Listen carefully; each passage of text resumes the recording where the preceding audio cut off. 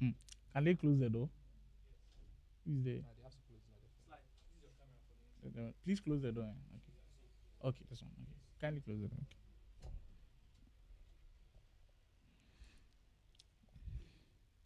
D-Max, are you on the Discord? Is he on the Discord? I don't think he has not joined. Because you give us signal. They've not given us counts down, so I don't know when we are starting. That's true, because you know behind. You just see yourself appear for TV. Mm-hmm. We're on Discord already. Discord I'm waiting for D-Max.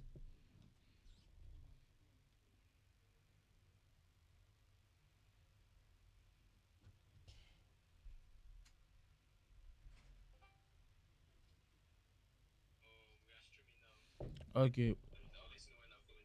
Would they? Okay. I'm doing the intro, so you alert me.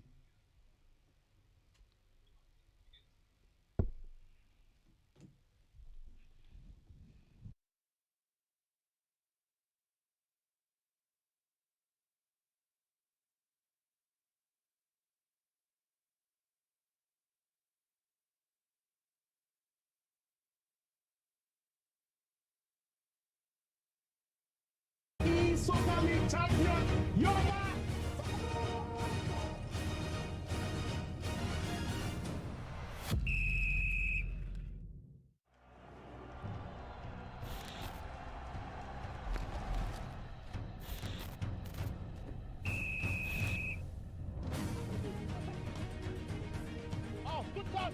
When they try to think about it, is it too far for him to think about? Man, Mbappe is not on. Well, it takes on as he's committed. Novis, they go back into the game from 12 yards score. And we're back way, don't touch it. The queen of the best ever national Esoccer League champion, Yemolee.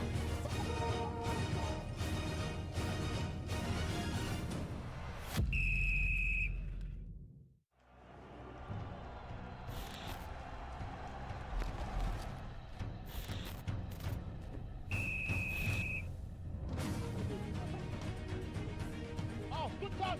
When they try to think about it, is it too far for him to think about?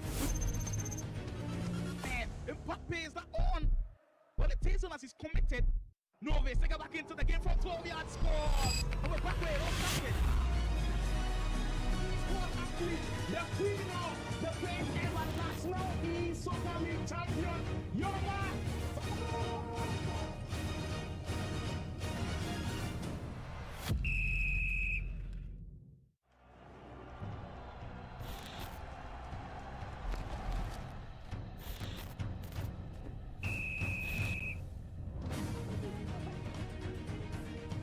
Good God! When they try to think about it, is it too far for him to think about? Man, Mbappe is not on.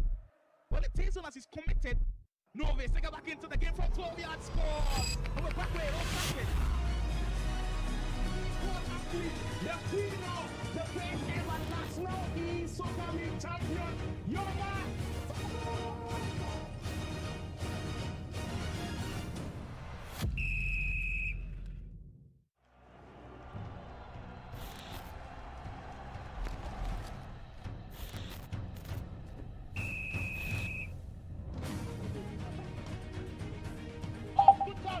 When they try to think about it, is it too far for him to think about? Man, Mbappe is not on. Well, it takes on as he's committed. Novis, they go back into the game from 12 yards score. And we're back way, don't touch it.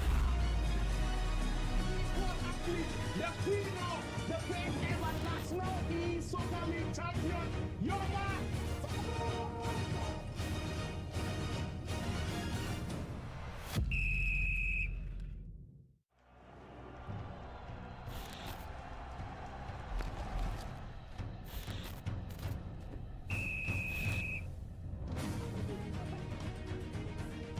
Good God!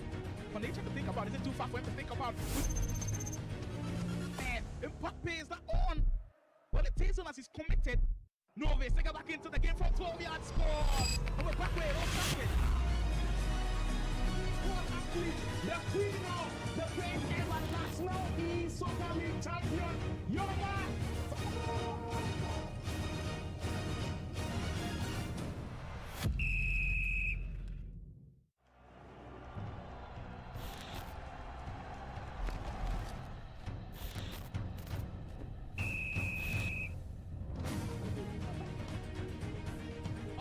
about? When they try to think about, is it too far for him to think about?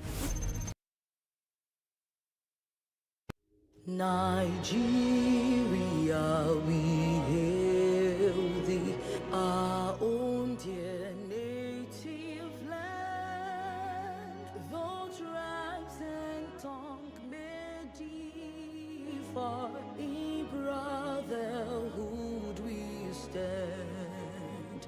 Nigerians all are proud to serve our sovereign motherland.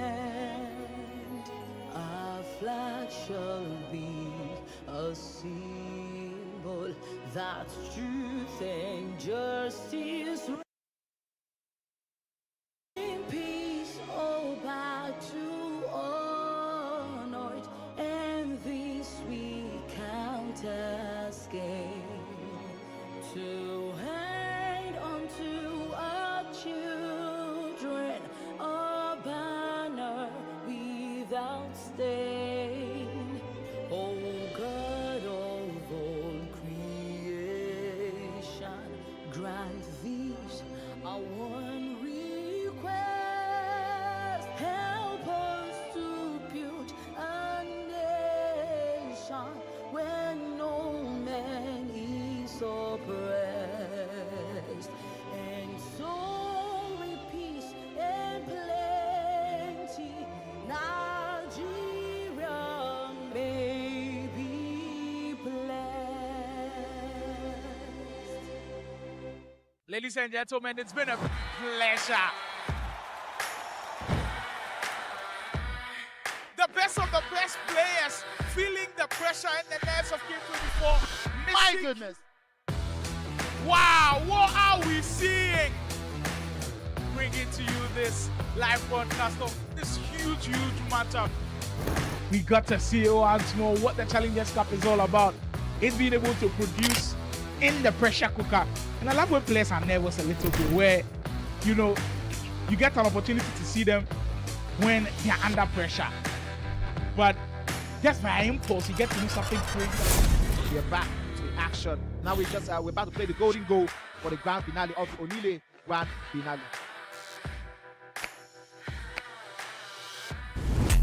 Oh, we're just having an update. Oh, that his father just found him without the back. He's not the back kids. Oh, yeah.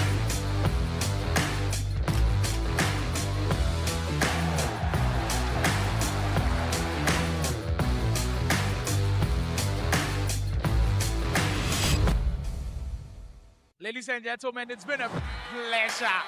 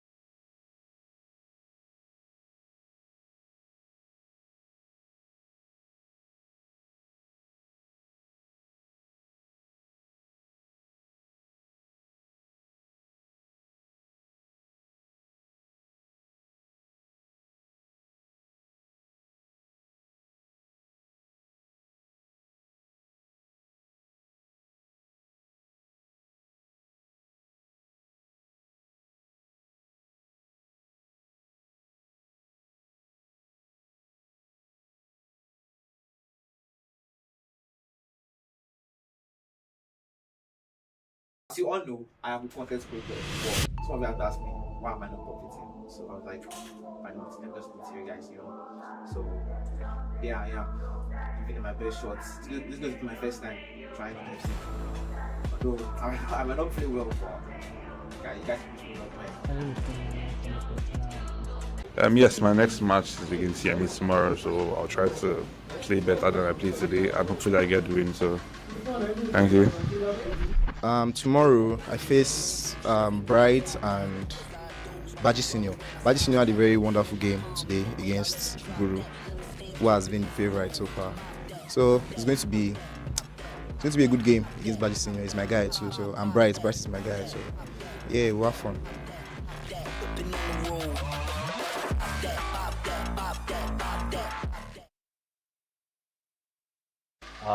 Now it's on to the next game, and I'll be playing my 2v2 partner.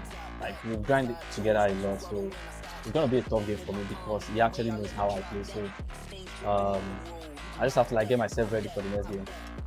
See you guys after. My next match, which is against Rhymes, I should be doing better. I'm looking up to my next match against my former teammate, Italian Mafia of Afro Panda Esports. Watch the stream, stay tuned. Playing Bright and KK. Obviously not easy games, so I'll just try and make use of my chances and kill the game off early.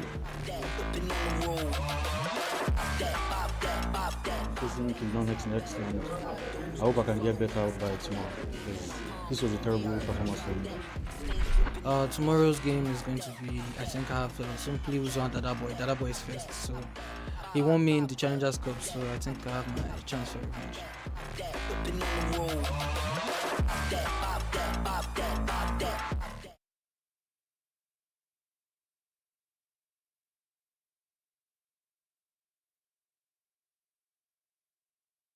And gentlemen, you're welcome to day 2 of National Esoccer Pro League. It is indeed a blessed day to be here, marvelous Sunday to be, of course, prime day to enjoy some EASC 26 action across the next few weeks. So it was a splendid day yesterday, and of course we did enjoy ourselves. Some of the results we saw kind of surprising, but I mean, we've come to expect it when it comes to competitive tournaments like this. And today we go again. My name is Slimore, and of course I'll be joined by the one and only Money here in the booth with me. Charlie Money.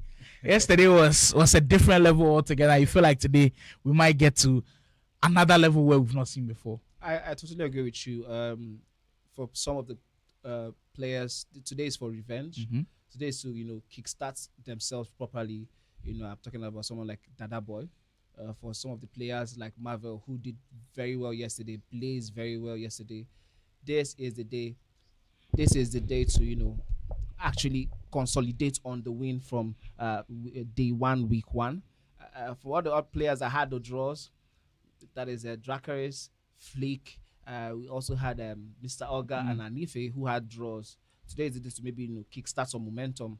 So I believe whatever we saw yesterday is just going to be like an ignition to what we're about to see today. Exactly. I think you said it perfectly. Some players definitely weren't happy with what they did yesterday. Absolutely. I think I saw a game with Josh earlier. You could tell that he wanted to do something differently today. Some players went on main broadcast yesterday, and we'll get the opportunity to see them. Rhymes, for one. I'm excited to see what he does. Marvel, he kind of went under the radar, but his scoreline definitely made a lot of waves. So today you have an opportunity to play in front of a large audience to see what he does with that one as well. But there's just so many exciting fixtures to look forward to today. Yesterday we told you it was just everybody playing one game. Today everybody's playing 2 games. Do you think it affects how they perform today? Sort of, in terms of the fact that you need more concentration. We spoke about it yesterday. In a 9-minute half game, you need a certain mental consolidation. But now you're going to have to do that twice in the same day. You cannot afford any drop-off. And we have the leaderboard on the screen. This is what continuation for what we saw yesterday. Blaze currently topping with goals, followed by Marvel, Rhymes, KK, Baji Senior, Wovation, who all have 3 huge points across differing goal difference, of course. Then the guys who had the draws, the Mr. Olga, Anife, Flick, and Draaris, 1 point apiece. Yeah, that's how the first half of the table did end yesterday, and there was just so much drama to go with. The second half of the table looked like this. Anife in that draw with Mr. Oga, that 7-7 draw, female 7-7 draw was insane. That's how come you're seeing 7 goals being scored by Anife. He ended with just a single point too. So Mr. Oga, of course, in ninth position with that point as well. I think those guys that played out the draws yesterday, there were guys that were disappointed from the draw, and there were guys that felt like they earned a point. I think for Mr. Oga and Draaris to definitely be a point loss for them, yes. Especially with them being in commanding possessions, and then of course they kind of dropped down a little bit. Well, we've got to where that this is the updated leaderboard, so this is what we are supposed to be working with Blaze actually topping the table, especially with how dominant he was against Game with Josh. Marvel, like I said, the most impressive player of the day. Even though maybe you didn't get to see him on broadcast, he beat Dada Boy, who were expected to be a very good candidate as of yesterday. He beat him by 7 goals to 0. He comes in second place. Rhymes, impressive performance from him as well, is in third place. Konx, Baji Senior, Wovation, Yemolee, they are the only guys with maximum points as we speak. Out of all of the players that had maximum points, who are you impressed with the most yesterday? I mean, I did say earlier, it has to be Marvel. I mean, players like KK and Rhymes also are definitely having that shout, because I think I've seen Rhymes after the Elite Cup consistently putting out content where he's grinding on EFC. I mean, so I think it makes a lot of sense for me to see him in pole position, even though this is just day 1 of week 1. However, Marvel really, because of the quality of your position, he really shocked all of us. But the second half of the table, this is the updated second half of the table. We have Flick on 1 point, Draaris 1 point, Khaled. There was no show yesterday, so that was a walkover. So at 0 points, Guru 0 points, Balok had 0 points. That one was a very, very impressive game against Yemolee. Bright 0 points, Tactical 0 points, Simply Uzo, Dada Boy, and Game with Josh are all losing with huge margins, 6, 7, 8 respectively. Yeah, but that was just yesterday. Today is a fresh new start. It's a whole new day, different matchups to look forward to, and possibly different performances from some of these players. Well, for our main match on the broadcast to kick us off, it's a perfect one. Rhymes against Tactical. Rhymes started well yesterday. Tactical didn't have his way against KK. He'll be looking to bounce back. We'll have Rhymes versus Tactical. Well, at the same time, concurrently, at the background, we're having Yemi and Bright. We're bringing you all of the updates as the game is going on as well. Then in the third match, which will be on the broadcast, I believe Dada Boy and Konx. That one I'm looking forward to. That could be tricky. Very, very tricky for Dada Boy. He needs to be able to bounce back, because if he loses again, I feel like maybe mentally it might affect him a little bit. And then of course, Mr. Oga and Balok also lock on. Mr. Oga just securing a single point from that Anife game. Balok will be looking to bounce back as well. Yep, and in the 5th game on the broadcast, we'll have Anife go up against Guru.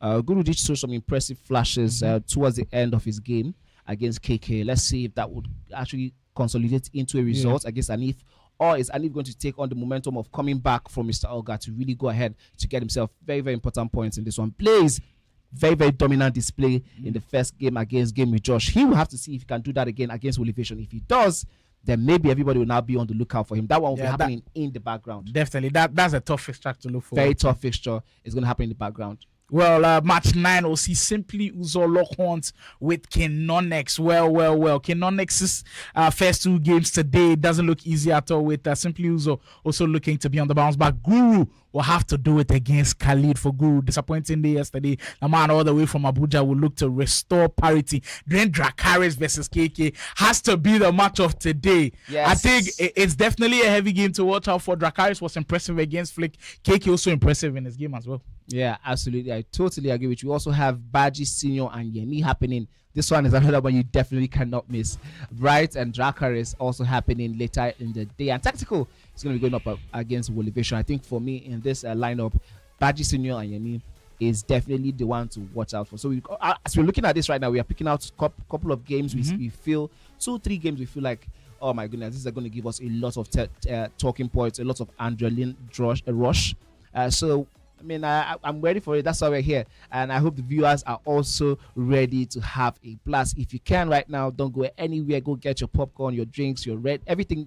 Charge your devices. Ensure you're not leaving your screens at any moment, because the entertainment is going to be back to back. Well, and just like that, we head into match 1. All of the chatter is done. We're heading into serious action. Rhymes taking on Tactical. This one we previewed already as a very difficult game. Tactical in his game against KK struggled a little bit, but for Rhymes, he started well, and we'll see if he can have 2 wins to start the series. So there we have it. Welcome to day 2, and we're underway for our first game on the broadcast. Rhymes, I believe, is in the all back from right to left in this one, and in the all white or have Tactical looking for a major bounce back after disappointment against KK. I'm looking forward to a couple of things from Tactical, especially. I think against KK, he didn't really have his defensive game on show. He's got to be able to do it against Rhymes, or else he might be in trouble, because we know with Rhymes, he's a very, very good attacking player, and if you give him a chance to operate, he might punish you. I mean, I agree with you, especially the fact that he wasn't able to cope with the press that KK did put on display yesterday.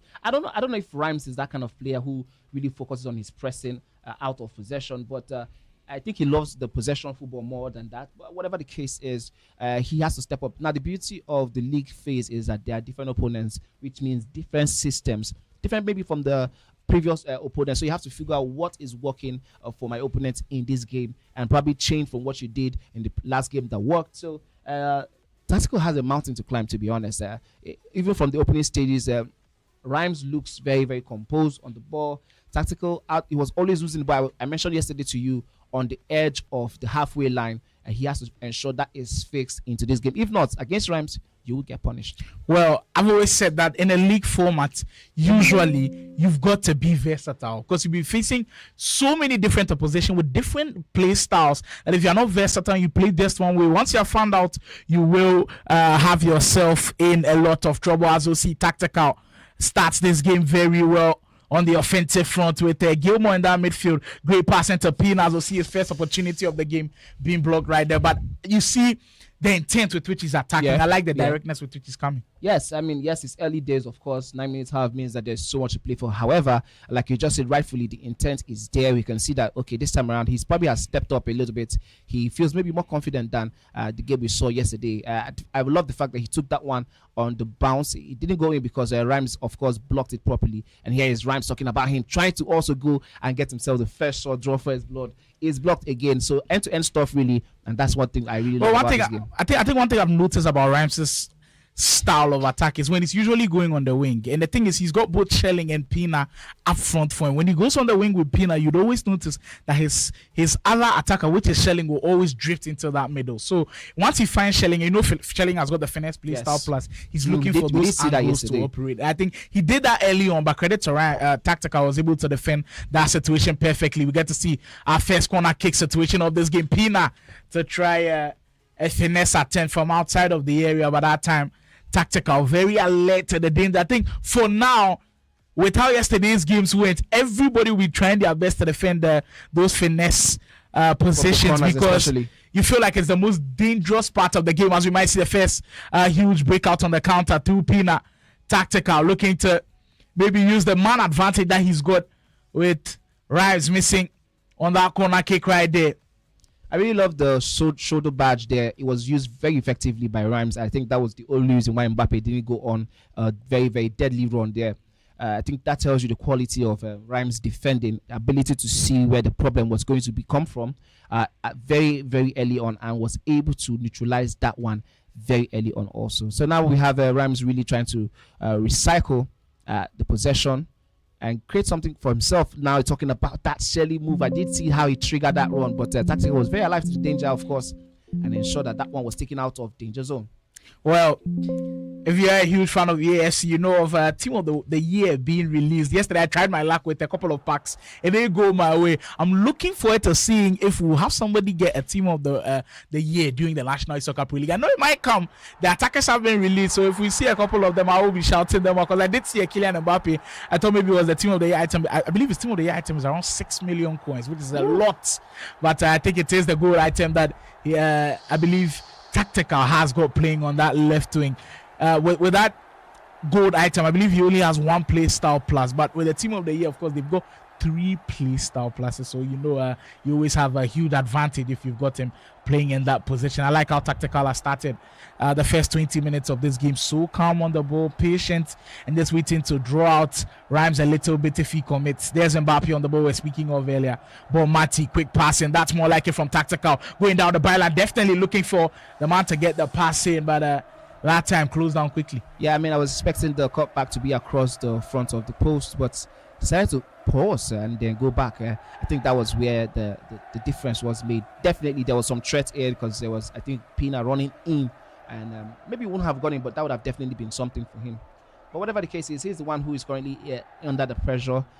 He knows what he's trying to see out, maybe try to catch Rhymes out of possession. I think one thing I would take from this opening 25 minutes also is that both players are really balanced in terms of their possession, in terms of their attacking. I think it's system cancelling out system. It's a lot different from what we saw yesterday against KK, where it felt like he was out of sorts, very out of sorts. And that's one thing I had to say.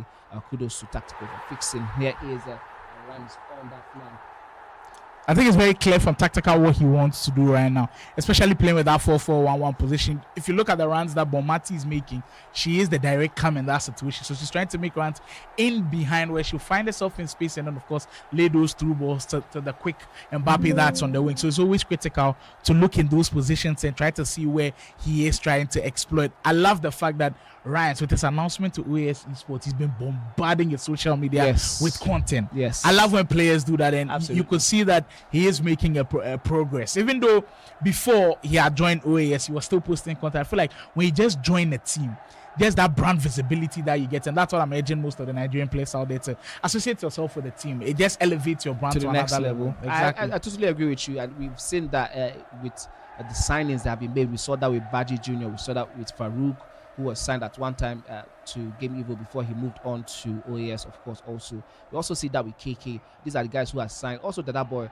is signed to, I believe, Outlaws yes. Esports, yeah. And then you can see that's one of the reasons why we see him at such a high level. My goodness, the goalkeeper. Wow, he would be biting his nails for not taking that chance. You've got to give massive props to Rhymes on that one, because goalkeeper movement has been nerfed. But one thing that still works is bringing your goalkeeper out early, and that's what Rhymes did, making sure the angle was so tight for Tactical to beat him, but Tactical still keeps pushing. This time to Mati. Oh, we know she's got a wicked left foot on there, but that time couldn't bend it in. We did get an update earlier. Yemolee taking the lead against Bright. That's also another matchup to look forward to. Yemolee did start well yesterday with his win against Balok, and he'll be looking to maybe secure 6 points out of a possible 6, and it could be an incredible start from Yemolee in that one. Rhymes, I'm sure now he is on red alert with the last opportunity that just did come off of that one for Tactical. Yeah, absolutely, I agree with you. And one thing that is for sure is one of these players has to take the lead in this first half. They've been too balanced out in the first half, so someone has to take the lead to open up the game. Both players are really not committing so much so much bodies to the attack. One person has to get the chance so that the other player would come out and possibly win.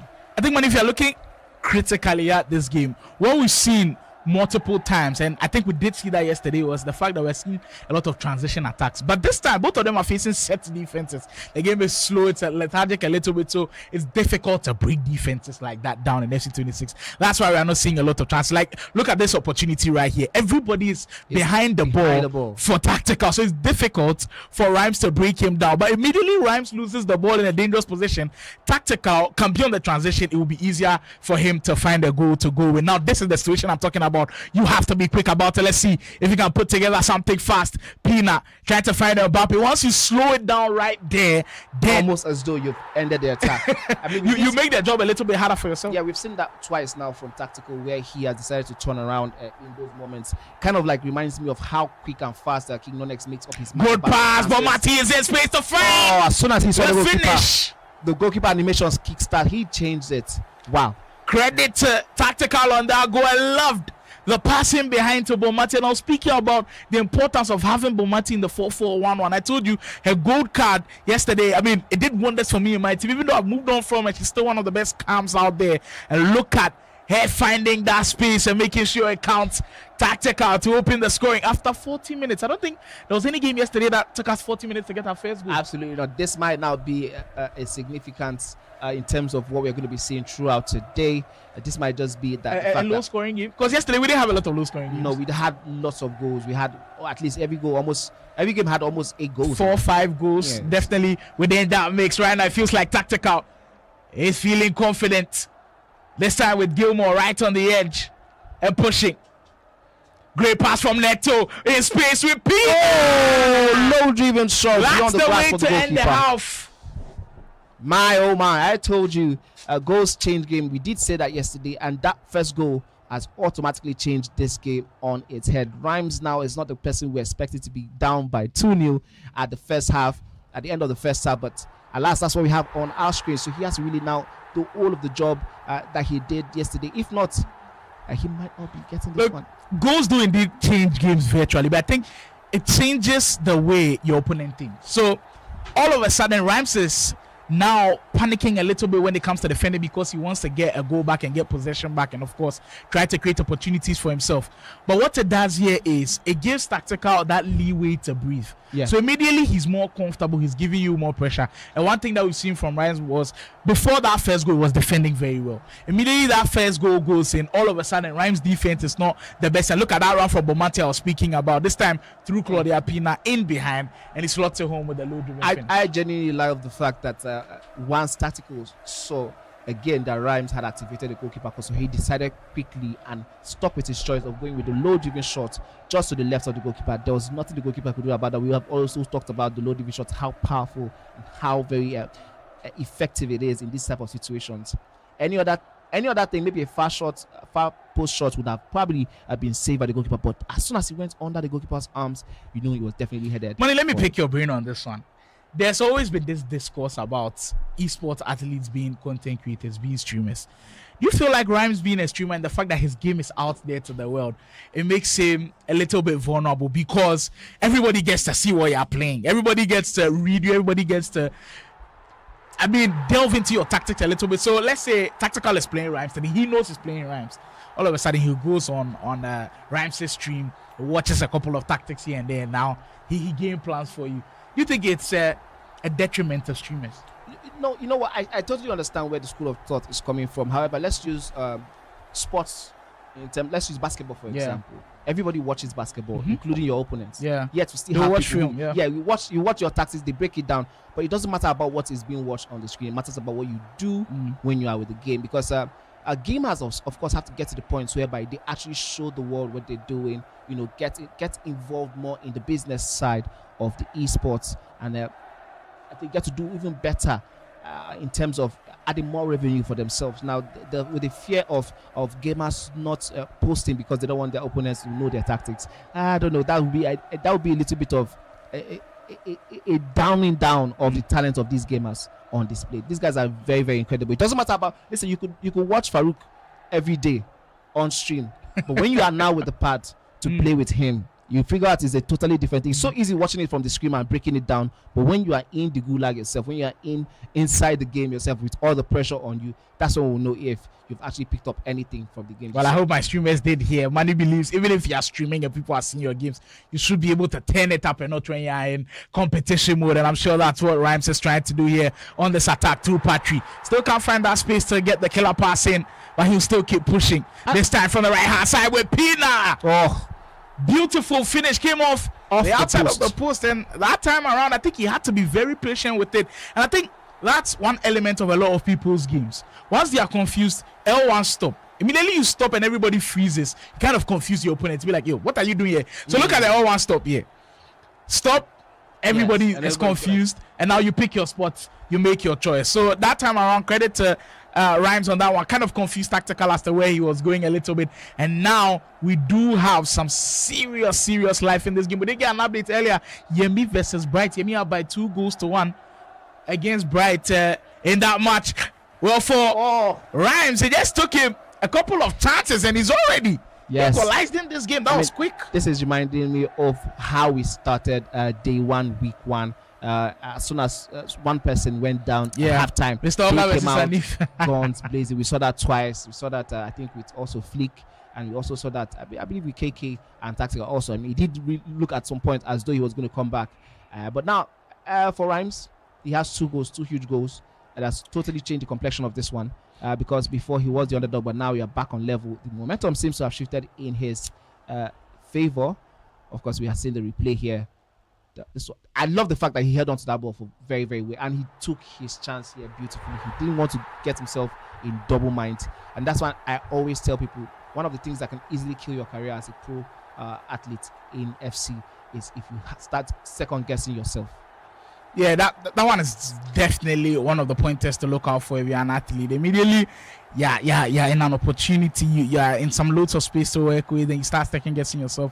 You put yourself in a lot of trouble as all of a sudden it feels like Rhymes has a different energy to him with the way he's attacking. Yeah, and, Tactical has got to be careful. These days, when you're out by 2-0, even in a 6-minute half, you're not safe at all. There's been multiple times where myself I'm playing champs or rivals, I'm out by 2 goals and I know it's still not safe. So how much more in 9-minute half? I think even Tactical himself, he knew he wasn't safe for that 2-goal lead. Unfortunately for him though, Rhymes has hit another gear and all of a sudden he's leading back. Great opportunity for Tactical to get the lead back, and that's how you do it. With Kylian Mbappe, no need to think too much about it. Pick your spot, and there you have it, 3-2. I want to commend Tactical for the way he has been picking his spots, especially once he sees the animation of the goalkeeper. It's like he's just waiting for you to make a move, and as soon as you make a move, he's changing it, and it's been buried beyond the goal. You feel like the new patch of the goalkeeper movement has made this possible, because before, if you wait too much of the move, you're in trouble. But this time, they can't be moving too many times. It feels like Rhymes might just be a little bit of Joga Bonito era in that one, but he loses possession of that ball, and now we'll see Tactical try to get away with it. That's just a well-worked goal, and the way you move the ball from side to side, perfect. You watch that run from Mbappe. That was a man on that was good, yes. That was good. And unfortunately for Rhymes, he did look like he had that one under control. But I think he mistimed the run of his defender, and Mbappe was left with nothing to do but bury that one beyond the grasp of the goalkeeper. That goal ensured that Tactical regained his lead in this matchup. 66 minutes on the clock. There's still so much to play for. About 23 minutes left on this one. For a 9-minute half, that's a lot of time to see even probably 5-4 goals if need be.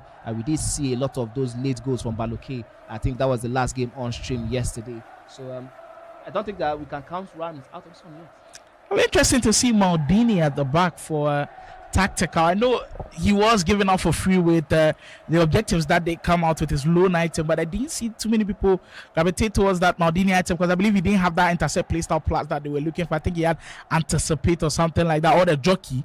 But it's quite interesting to see, of course, one of the legends of the game in that position. I believe he's paired him with the Pacho item in the back for Tactical. So far, I think they've done a decent job, but they've still got a couple more on their hands if they want to secure all of these 3 points. Mind you, Tactical is coming and reeling from a loss yesterday against the Challengers Cup champion KK. Desperately needs to get back on track with this 3 points for Rhymes. So it was a different scenario yesterday with him winning against Simply Uzo, I believe. Here comes Rhymes once more, this time with Diogo Dalot on the right hand side. That Thunderstruck item has always proved to be a tricky one to be a fullback. We're having a huge fullback discussion as to who the best one is. I also throw the question to you guys in the chat as well. Let me know who you think the best fullback on the game with. Is it the Thunderstruck Theo Hernandez? I believe he's still good. They just released the Marcelo SBC as well. The icon Marcelo is in the SBCs, and I must say there's a lot to work with that SBC. I believe he's got tiki-taka. He's got anticipate as well for a defender and a fullback. As he's got tiki-taka, he can make those long diagonal passes to your wingers as well, playing from left back. So now there are so many options for you with the fullback. So let me know in the chat who you think is the best fullback on the game. Knockdown for Rhymes! Oh, finally he gets his corner routine goal. He has been working on that one from the very first minutes of the first half.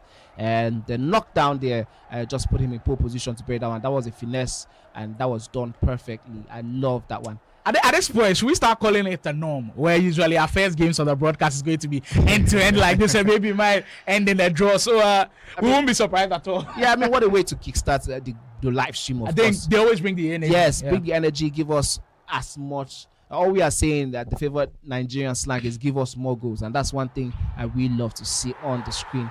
The broadcast is heating up. Tactical versus Rhymes. Look at that knockdown that led to that goal. Pina. As a defender in this situation, man, it's difficult to handle yourself, because when he crosses the ball for the first time in the air, he's already looking for the best player in the box with the aerial ability, so it's difficult to stop him already. Now I think the best way for you to defend that is find who he's trying to knock it down to. I was going to say that, right? I think you've already, unless it now starts switching it back, which these guys could do because they're that crazy, right? But as soon as you know he's going to go for a corner, he has done this over and over again. You should know his corner routine, and definitely you don't get to score direct headers. Well, look out for the corners again. Rhymes has got one more situation from the corner. Can he utilize this time around? We know what he's about to do, but can you stop it is the question. Corner comes in this time. Tactical wins the first hit, and that's huge for him. I'm sure he was kicking himself when he did concede from the corner this time. That's a little bit better with that situation. Maybe that was the last in concentration, because he did defend the first 2-3 corners very well. Whatever the case is, that one has gone in, so you have to go back to the drawing board and continue what you're doing. Don't beat yourself up too much. There's still so much to play for. Of course, it's 1 minute on the clock, about 9 minutes into this, plus whatever we get in extra time. But I think we have more goals. Ooh, that one would definitely have caused some problems for the goalkeeper. Another corner kick. These days the corners from Rhymes, you've got to start looking at them carefully. There he goes again. Can he win the first header? He does. Into Pina, sets it up perfectly. It is like scripted. Rhymes has worked on this, you can tell, and it pays off heavily. With about 8 minutes to go, he leads for the very first time in this tie. Yes, I love the fact that he stuck to what was working. As soon as that first corner went in, I personally believe he was going for those type of corners. He was trying to get those corners because he was very sure he could catch Tactical again off guard. Wow. This time around, he was very smart. Instead of going with the finesse with Pina, he passes to Bonamati, and she was left in literally no man's land. You can't leave Bonamati in that kind of space, acre of space. She will definitely bury it beyond your goalkeeper. With 5 minutes to go, Rhymes has made a huge turnaround. Well, from the other game, it has concluded. Yemi and Bright both share the spoils. 2 goals apiece. Bright registering his first point of the National Esoccer Pro League, and I'm sure he would definitely be delighted with that one. Yemi now on 4 points on the league standings as we go back and take concentration to our main featured matchup here. Tactical led throughout the whole of the game, about 80% of the game, but we say it's not about how you start, it's about how you finish. And right now looking like the OAS Sportsman is about to finish in glorious style with 3 minutes to go. Can he handle the pressure? Because we know the press will come from Tactical. Yes, I mean, he was really trying to manage the game, and he almost did that properly, but last minute attempt by Tactical saw him lose that possession. Now I think he was going to be going back to the game management system. I mean, he doesn't really care, and I don't blame him. 3 huge points. He didn't lead throughout the game, just up until the last goal, which he just scored. So if he gets these 3 points, it doesn't matter how he gets it, even if it's an ugly win. 3 points is 3 points. Well, for sure, there's only one thing on Rhymes' mind now. He has dug deep to make this comeback now. He's just a minute plus at that time to secure these 3 points with Shelling. He's standing around on the turnover. Can he maybe slot one more goal later, possibly seal the deal? Knowing Rhymes now, he's not going to take the chance at all. That time though, Tactical does well to win the ball back. You have one more opportunity. The ref gives about plus 2 minutes over the time. Will she get there first? She will. That time Neto outrun set. Tactical still on it. Chance no good. Can he make good use of this one? Bomati just heavy touch on that one. My goodness. And Rhymes will survive. He will secure another 3 points on the board. That reaction says it all. He was so close. He got away with one. Yes, he knew he was so close. At some point when he did the final pass in the 18-yard box of Tactical, I spoke to myself. I was like, this might not be a good idea. Yeah, I thought it was going to ball roll to the corner flag. Yeah, I thought it was going to go back, but I mean, this is the thing about being pros. Sometimes you just want to score those goals because you're now thinking about the fact that he's a league face, of course. Goals also do count. But in that moment, he made just one mistake and he was nearly punished for it. You could see his reaction. And we didn't get to see Tactical's face, but I'm sure it was one of disappointment that he wasn't able to take hold of that last-minute chance. That would have definitely changed the game. But yeah, I do feel for Tactical a little bit, though. He didn't play too bad against KK. But he really did well. Yet, he lost that game. He didn't play. I think if I look at large stretches of the game, he was a little bit the better player in some sense, because for about like 60 to 70 minutes, he led the whole time. But like I said, it's the way you finish, and this game can be so cruel at times. Credit to Rhymes, though, even though he didn't start well, he's shown the mark of a true pro where it matters the most. He made it count, took his chances through the corners, a lot of the slim margins. He was able to win those duels, and all of a sudden he makes us 6 points out of 6. But it's kind of difficult to comprehend that Tactical will finish these two games, which he didn't play entirely badly, but he's still on 0 points. Yeah, I totally agree with you. I feel for him, but the thing is that he now has to start finding ways to win ugly. That's what Rhymes just did right now. Rhymes won this game, but you could almost say he didn't necessarily deserve 3 points. Maybe he deserved 1 point. He deserves to share it.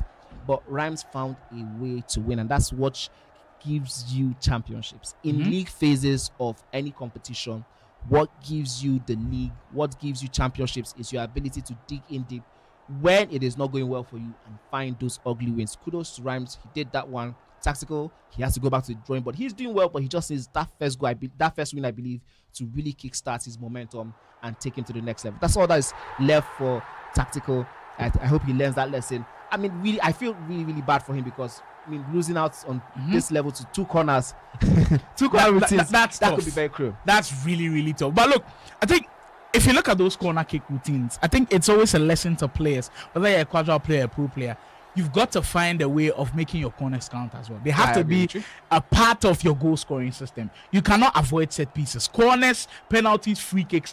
Immediately you have them, it has to be a huge opportunity for you to score. It reminds me so much of the great Nicholas Knighton. I mean, he might be your goat of the SCC. He makes sure that his set pieces always count. And I think one thing, we saw a different variation, especially with the second goal. Because the first goal, it was routine. First cross once the first header gets it, player lock, find space, finesse into this one. But he noticed that Tactical had read it a little bit. So the second one that he got, he just changed something. Changed it a little bit. He knocked it out to Pina. He didn't shoot immediately with Pina, found Shelling, finesse into the back post. So just practice it so many times, so you have so many variations to work with, and your opponent cannot just stop you. That's how good Rhymes was, and see what the margins has been able to do for him. That's 6 points out of a possible 6. Also, the match happening elsewhere, Yemi and Bright. I believe there's a huge point for Bright to start with. Yes, I mean, it is his first points in this scene.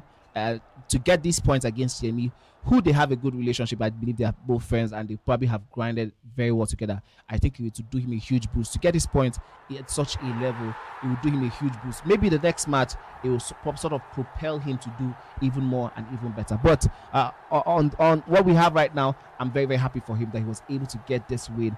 I think it's well-deserved. This draw, rather, at this point, is a well-deserved point. This should be able to propel him. For Yemi, he probably will be kicking himself. Yesterday we did see him win Balok, but he didn't put Balok to bed. You know, he didn't, especially in that first half. It was always tricky. It was very tricky. It was very tight. It was very close. And towards the end of the game, we saw Balok come back into the game like crazy. I think he switched off. It might be a problem. It might be an issue for Yemi because we did see the score updates at some point.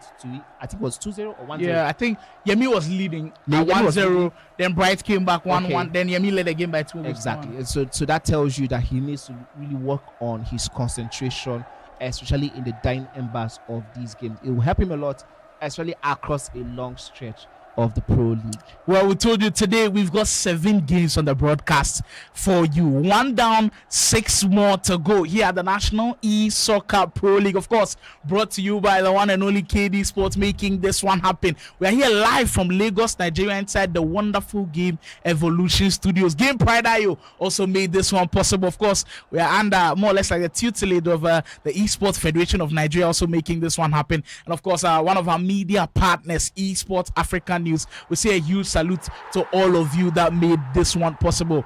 The more important thing to note about the National Esoccer Pro League scene is the fact that it was open to everybody. They didn't handpick or invite anybody. It was open where we had players from the Challengers Cup who you could register, and it wasn't even Ultimate Team. So even if you weren't familiar with Ultimate Team at the time, at least compete, you could get your opportunity to play. We also had the Onile Esports Championships for people who maybe were even familiar to the pro scenes, where we saw, of course, Balok went on to win as well. So this is a tournament for everybody to be able to sieve it out a little bit, get the top 8, and then of course we move on to the elite leagues. I hope you at home are enjoying all of the action. If you are indeed enjoying all of the action, if you're still not subscribed to the KD Sport YouTube channel, what are you doing, my friend? And we know you guys are indeed enjoying the broadcast as we see the guys barrage themselves in the comments. I'm seeing a couple of I'm seeing one comments that really, in there. really is interesting. Mhm. I think Kunle D1 is saying tactical is really good online. I think the land pressure is getting to him. We did talk about that. You mentioned that the fact that doing LAN tournaments is sort of a little bit different from online tournaments, as you know, you are. I mean, you're playing in the comfort of your home online, you know, no chilling, pressure. no pressure. But Now, this time, face to face with your opponent. You're seeing your opponent making faces. Yeah, no if he's screaming at your face as well, it could affect you. Remember earlier on in during the game, I did ask who the best fullbacks in the game is. He says, I still use Gold Valverde or Theo Hernandez as my fullback. Gold Valverde is still good at right back, but I don't know if he's the best, because these days the Thunderstruck item, Diogo Dalot is pretty good. I still use the Theo Hernandez, but not the gold version, by the way. I don't think the good is that good. The Thunderstruck one is pretty good as well. We thank everybody for, of course, getting in their contributions. I see Kunle up top telling me Carlos Alberto. You know what? Carlos Alberto is not a bash out at all, because he's got the most important defensive play style. Here's the funny thing. Immediately after his comments, he had a young gamer said Alberto is the worst. So different players, different experiences. I think the problem with Carlos Alberto is he's not the fastest and he's not the strongest. Yes, he's got an important play style, but he's not quick. That's the problem. He's just kind of a little bit too small for the bulky attackers. And if you have a Carlos Alberto coming up against Mbappe, I'm sorry, you might be fried on some occasions. I think a young gamer is saying. I swear he isn't. When Kunle said he's good at right back, he can't track Nico or Salma. He's just strong, and exactly, because the thing is, we've got wingers in SC26 that have got blistering pace. Yeah, off the top of my mind, those two come to mind. Nico Williams, Salma Parallelo. When you have them on the wing, when they are going, it's difficult to stop them. So you need rapid players, the likes of Theo Hernandez, the likes of I believe Diogo Dalot has got some excellent pace to him as Diogo well. Dalot yesterday make some huge comebacks and all of that. So if you don't have that quick fullbacks to get back and of course match the pace of the wingers, you're in trouble. We also see this one from I believe Haiti, if I'm getting the name right. It also says Gold Valverde is rubbish in his quotes. I mean, I wouldn't say he's that bad. He's still usable a little bit, but is he at the top? Is he the very best? I mean, I disagree a little bit. That's just my opinion on that one.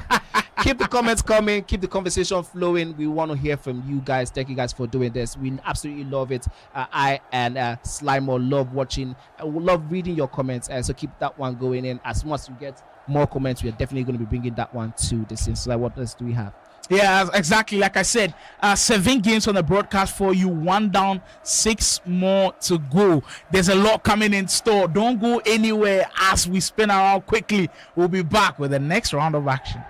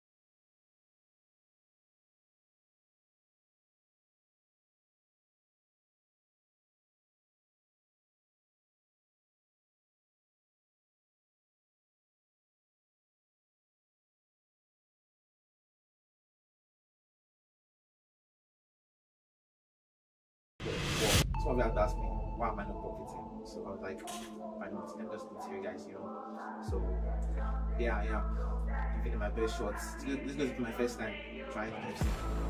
Although I might not play well, but yeah, you guys wish me luck, man.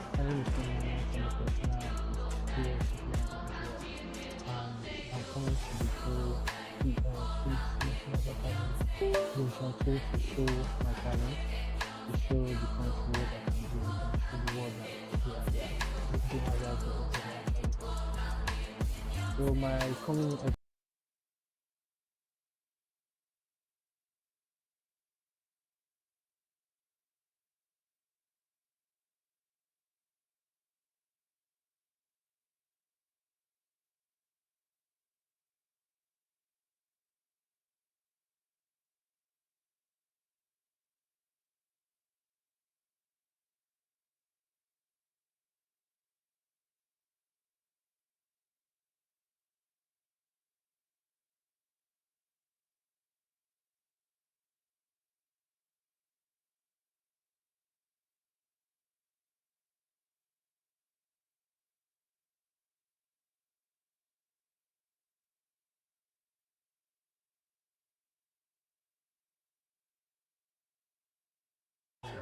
I choked because I was like number 4 on the table or whatever. So I don't know what happened, but then again, we have to like do more this time. I'm gonna like keep practicing, and then I know that if I play well, whatever happened last season is not gonna happen this season. Hi guys, Simple here. We're back again. We played KD Boys.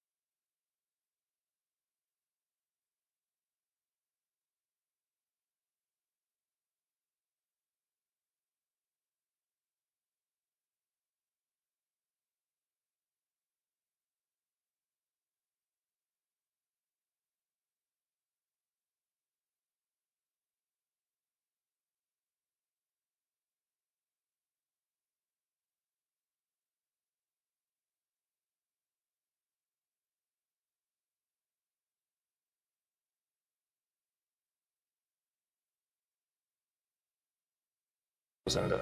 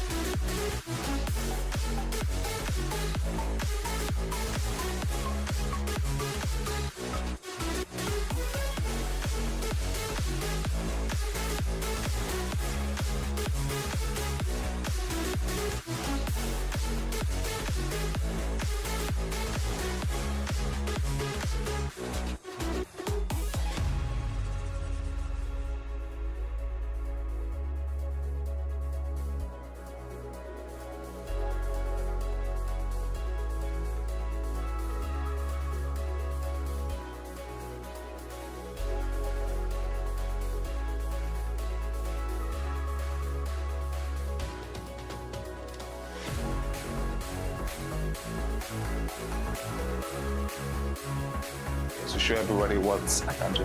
I believe I'm one of the best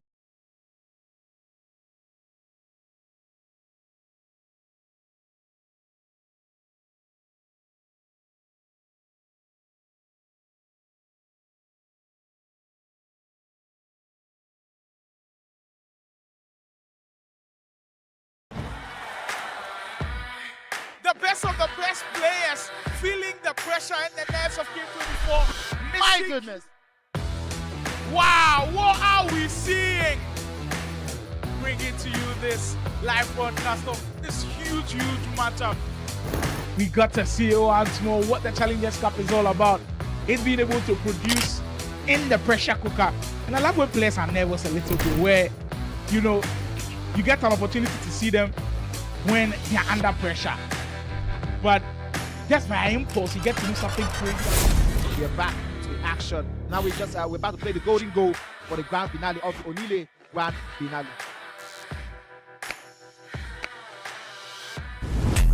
Oh, we're just having an update. Oh, it's more than just one, but not regret. You can see not regret this. Oh, yes.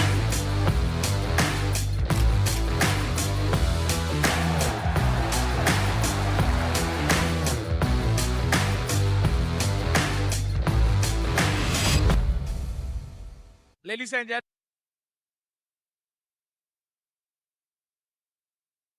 with us, we just saw the first game in day 2, week 1. We have more action coming in. 1 down, 6 to go, and we have Dada Boy versus Konx up next. That one feels like it might be hot. Oh yes. Especially with how yesterday went. 2 contrasting days for both of them. I believe for Konx, you definitely be happy with what he got yesterday. Securing all 3 points, that's important for him. But for him, I think the whole of the tournament, he has to overcome huge adversity because he didn't perform well in the Challengers Cup per his standards. So he's here to right a lot of wrongs. For Dada Boy, though, coming in with a lot of praise because he did finish top 2 in the Challengers Cup. You're expecting him to start well. Then all of a sudden, he loses to Marvel by 7 goals to 0. People, I didn't miss my lips. 7. And Manny and I were shocked in the studio. Absolutely. Listen, it was a crazy one. I have to tell you that one. But kudos to Marvel, of course, we've given him his flowers. However, for Dada Boy now, coming off that defeat, this one is very crucial. In terms of not just the points, but in terms of performance. You don't want to be in a scenario whereby you don't trust yourself after 2 games. The opening 2 games, very, very important. The first one, let's leave that one to, let's say, a blip in concentration, whatever the case is. As you can see on the screen, the initial matchups that did go on. Rhymes and Tactical Rhymes winning that one by a very, very close 4-3. Yemi and Bright ending in a 2-2 draw affair. Dada Boy and Konx up next. While in the background, we're going to have Mr. Oga versus Balok. Balok very impressive yesterday against Yemi. Didn't get the win, didn't get the points. However, I love the fact that he stayed in that game till the very end. And as soon as Yemi switched off, he scored 2 huge goals. It became a very close affair instead of a blowout like we initially thought it was going to be. Yes, I think his goal difference deficit is just -1. It is going to be needed in the long run. He's going up against Mr. Oga. He has to understand Mr. Oga right now is a wounded lion. After the event we saw yesterday, Mr. Oga definitely feeling like he threw away 2 huge points. It was some points lost. So he's going to be trying to gain as much as he can from today's game versus Balok. Balok is the guy who is sort of the dark horse, unknown quantity, because he just came from the Yemolee tournament, went straight down to this from 95 rated. I don't know. Let's see if he's going to be able to match. Let's see if he's going to be able to match in this one. We're just having an update that there's a walkover from the Mr. Oga versus Balok game. Mr. Oga apparently isn't on today, so that gives Balok very huge points. Wow, huge 3 points on that one, and for Balok, that'll definitely elevate him in the standings. And I believe it has been updated. Well, it hasn't been updated yet, but these are the live standings, I believe, with Yemolee currently top of the table. I believe if we do get the fresh update with Rhymes having just 3 points, it will be on 6 points after beating Tactical earlier on. So that's just to let you know what has been happening as we continue with the action. But we switch our attention to the main broadcast game, Dada Boy versus Konx. We've already given you the rundown as to where these two are at the point in their careers, at the point in this National Esoccer Pro League. Dada Boy versus Konx. Here we go. I believe Konx in more or less like a pink outfit. I don't know if it's an Inter Miami jersey he's got on there, but I'm sure that's the one that he will be rocking with. And for Dada Boy, it's very clear. I believe the French national team outfit in the red, white and the dominant blue shirt. So this one, very tricky game for both sides. I'm very eager to see how Konx does, because for him, there's been a lot of hype so far. I don't think he's been able to prove it yet, but the National Esoccer Pro League is able to make top 8. I believe he definitely makes sure that he silenced most of the doubters that did not believe how good he was, and he's looking to possibly start this game strong. Yeah, I totally agree with you. The opening stages of this league is going to really shape the way people look at him going forward. He has always been known as the Boyd region, as you can also see in the coaching chair. You can see Boyd is currently there with him. Probably just watching and there to cool him down. But this is the time for him to actually make a name for himself. We talks about Boyd possibly leaving the esports scene anytime soon. There is no better way for him to become a man of his own than in this tournament. If he can get himself to the elite division, that would do him such a huge boost. I have no idea why he went for that move, but I thought he had space to go in and take that shot. So do you agree? Yeah, you're seeing so many elements of being a very good attacker already in display. I'm seeing a little player locks in there. I'm seeing little directional nutmegs in there. I'm seeing beautiful moves that's already showing that this guy could really go on to give a lot of people a very tough time. 10 minutes in, it's already been Konx, who looks like he has put his foot on the gas and trying to put together a very strong attacking display. For Dada Boy, though, he's got to find a way to calm things down. Mind you, he did come back over that huge mauling of that 7-0 defeat against Marvel. So, of course, the Outlaws team is also looking at this game to possibly be a bounce back for him. Will it be one that could potentially give him his first few points in this game, as we see Pedro Neto? So far, I think he's becoming one of the more popular figures when it comes to the right-hand side. Most of the guys we've seen so far are using that Pedro Neto standard strike item. The blistering pace, rather, is going to be... And also the fact that he's got a finesse play style plus. Yes. So immediately you cut in, there's one thing on your mind. With Neto, he will always find the back of the net when you do indeed try for the finesse. First time we see Dada Boy make inroads into Konx's defense. This time with Bomati, tried to link up with Lamine Yamal on that one, but that time stopped in his tracks. And just let you know, with the first 15 minutes, I think the approaches to the game are going to be so important. For Dada Boy, I feel like this is a game where he might not have the most possession, because we know how aggressive Konx is with his press and holding on to the ball. So far in the first 15 minutes, it's been Konx so far. And I believe for Dada Boy, he's got to find a way of making sure that he utilizes opportunities when they do come. Maybe take a page out of Rhymes' book a little bit with how in the first few minutes Tactica was dominating things. But what this game has taught us is that you can't have all of the possession in the world, but if you don't use it, you could be punished. As we see Konx also try his own version of the corner kick routine that time. I was going to say that one because I saw him pull that move off twice, and I think he has put himself in good position. But Dada Boy has to be very wary of that threat from the corner kick. We did see it being used to deadly combination for Rhymes. He might just get to punish him if he doesn't take quick note of that one. Dada Boy making inroads into the 18-yard box. This is a good chance for him. I think this is the first time he's getting into these danger zones. He has to make, just like you said, he has to ensure he takes every single chance he gets. He might not have a lot of the possession, but if he can take his chances, he might just have a good outing here against Konx. Konx also, I think, has the mental advantage because he has his coach beside him, who is just probably looking on and just giving him that boost. Just being present sometimes. Your coach being present can just change the way you play. Because, wow. This one, a little bit of luck there because he got in the second balls. He got the second balls. You can see that quick conversation between him and Boyd there. Trying to have some quick changes, just like tweaks here and there in the way he attacks, in the way he shapes up.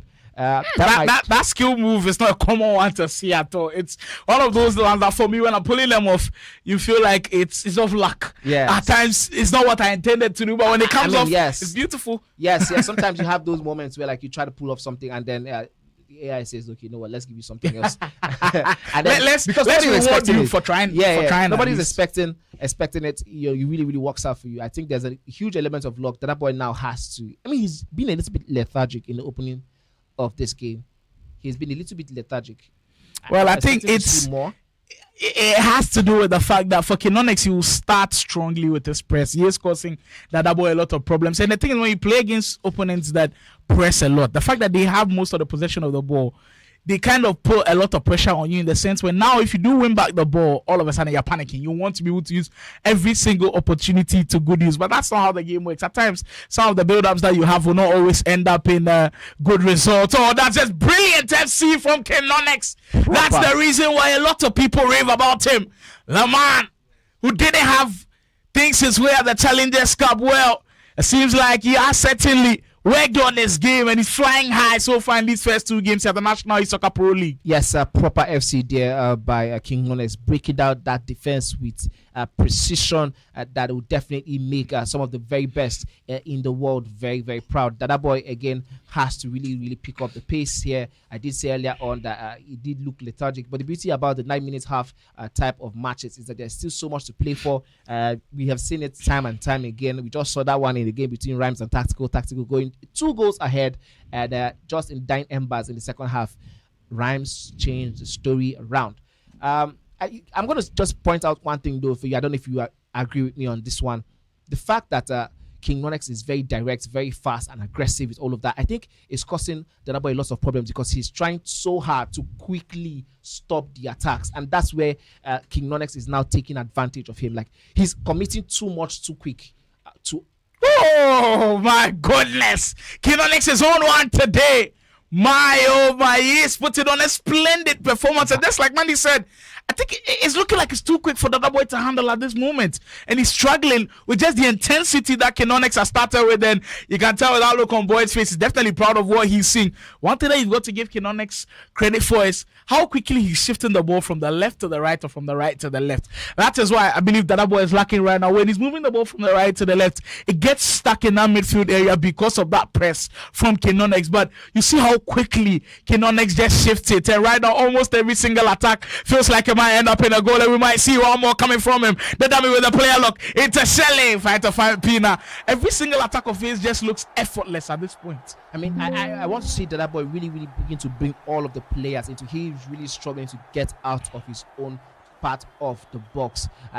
The half of Dada Boy is where all of the action has been happening for the most of this game in the past 35 or so minutes. He really needs to know how to begin to involve all of the players, including the midfielders, including the trigger the right ones, as just like the way he's seen his opponent do it, and he has not been able to slow this ball down. This might be an opportunity for him. He goes for that low-driven shot. He was an option for maybe a pass into the box, but I think he was also anticipating that Konx was going to block the pass, intercept that. So he went for a low-driven foul. It was a good idea because if that one had been anywhere closer to the post, it definitely would have been a goal from Dada Boy. That probably would have given him some confidence going into. I think the shot itself has given him some confidence. This is the first time he's actually getting anything towards goal. He didn't get on target, but that should give him some boost and confidence and say, okay, you know what, I can do this. Let's go again. Let's do that again and again. If he can go and do the same thing he just did right now before that led him to taking that shot, if he can replicate that again and again, maybe he might start getting lucky. I've said this time without number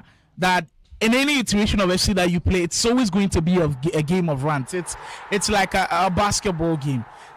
Your opponent is not going to dominate for the whole of the 90 minutes. You will have spells where you will be in control of what happens. It is only up to you to maximize your time with the ball. And I believe for Konx, he's done that perfectly, because when he has possession of the ball, he just looks unstoppable. I want to say this quickly because it's really, really is stressing me out from Dada Boy. He is overcommitting the fullbacks and the centre backs. He's drawing them out of position, and this is something that should be basic for anybody at this level. You don't overcommit. You have to have your center defensive midfielders do most of the dirty work for you, so that your opponents can meet some of, like you do call them, set defenses. Yeah. Like that's something he's not doing, and that's the exact thing Konx is using to tear him out in this one. Because you can see now, okay, maybe now the fullback, the left back is out. He now has an opportunity to get down the way. This is what he has been overcommitting to again and again and again and again. I wonder why he's going back to take that shot. I thought there was a chance for us just across the 18-yard of the goal. Wow. Well, possibly the best 45 in-game minute spell we've seen from any player here at the National Esoccer League Pro Division. Konx has put on a spectacle of a performance. This is indeed one that we'll call an attacking masterclass. Every single attack of his has been calculated. Oh my word, it's just been a joy to witness this display as we wrap up what has been a one-sided first half. Konx, look, we'll give him his flowers on this one. I believe he's definitely clearly been the better player in that first half. For Dada Boy, though, like you said, the decisiveness just isn't there for him. And when he does have the space to operate, it kind of feels like he's taking too much time with his decision taking, not closing him down pretty quickly. But this is going to be a difficult learning curve for a young guy like Dada Boy within the scene, because he's not been in the Nigerian esports team for a very long time. He's still kind of new to. I believe he was introduced like the last couple of years. So playing in a LAN event like this is going to be a massive learning curve for him. Even if he doesn't start well, he's got to have people around him, guys that whistle great advice in this year and say, you know what, you didn't start well, but that's not the end of the round. That's not the end of the business for you. There's still more games to go. You've got to find a way of just working yourself and pick yourself up, because if this gets to him, the rest of the games could be difficult for him going forward. I agree with you, especially with the fact that this is a marathon. We have so many more games to play. You can still lose a couple games, like we just saw with Adefola. We said that yesterday about Adefola in the elite division. He lost lots of games, especially in those spells, in the middle of the spells in that elite league. But he was able to find a way to get himself promoted to the next.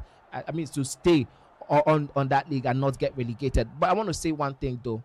I think it's very interesting for me with the way I'm seeing this attack, blistering attack from King Konx. I think against any player right now in the pro leagues, this attack would cause problems. No, this attack would definitely get some goals. Any person, against the KKs, against the Marvels, against the Rhymes of this world. Right now, what we're seeing on display in this particular 45 minutes will cause problems. I don't know if it's going to cause a win, but I definitely know it's going to cause lots of problems. You reckon there will not be any game where Konx fails to score a goal? That would make me very surprised. Like I will probably be gobsmacked if I say that, because this man is playing. I love the fact that he's very direct. He knows what he wants to do. He's not second-guessing any move. Every pass is going the way he wants it, and every single time he sees that there's a space that has been blocked, he turns back, gives another pass, or does a quick skill move to get himself into, just like he did right now, get himself into everything space. Everything is just flowing. My goodness, I say it. Look at his coach, even so surprised with what he is saying. I'm so sure that boy didn't expect this free flowing state of football, even though he came today to coach him. What a display we are seeing right now. Well, Konx definitely playing at some of the highest level we've seen here at the pro division. It's just in flow state at this point. Everything he puts up seems to be working, and right now you can only feel for Dada Boy a little bit, but like we say, here you cannot rest on your laurels at all. Even if things are not going your way, mind you that goals are going to be important. He's already lost that first game 7-0. He cannot afford to lose by a huge margin. Even though it's already 5, he has to find a way of cutting into this deficit, or things will go from bad to worse. And this is just 55 minutes in, and the way Konx is playing, it feels like he's smelling blood. Doesn't want to stop at all. Look at him, still sending more runners up front. There's no mercy in this one's eyes. Through Pina, trying to get that comeback, and he's so just delicate with what he wants to do. There's no pass. Look at that situation with Pina there. He doesn't have too many options in the box, but wriggling, turning. Exactly. Like other people will just maybe just check a little bit and pass. Yeah. But he knows that there's not so many options there. He'll turn and find a better option for himself. That's indeed some incredible FC from Konx as we are heading towards the half-hour mark in this matchup. Well. We told you this one was going to be interesting. What I'm surprised about is the hand-to-brain coordination for Konx. Is incredible at this point.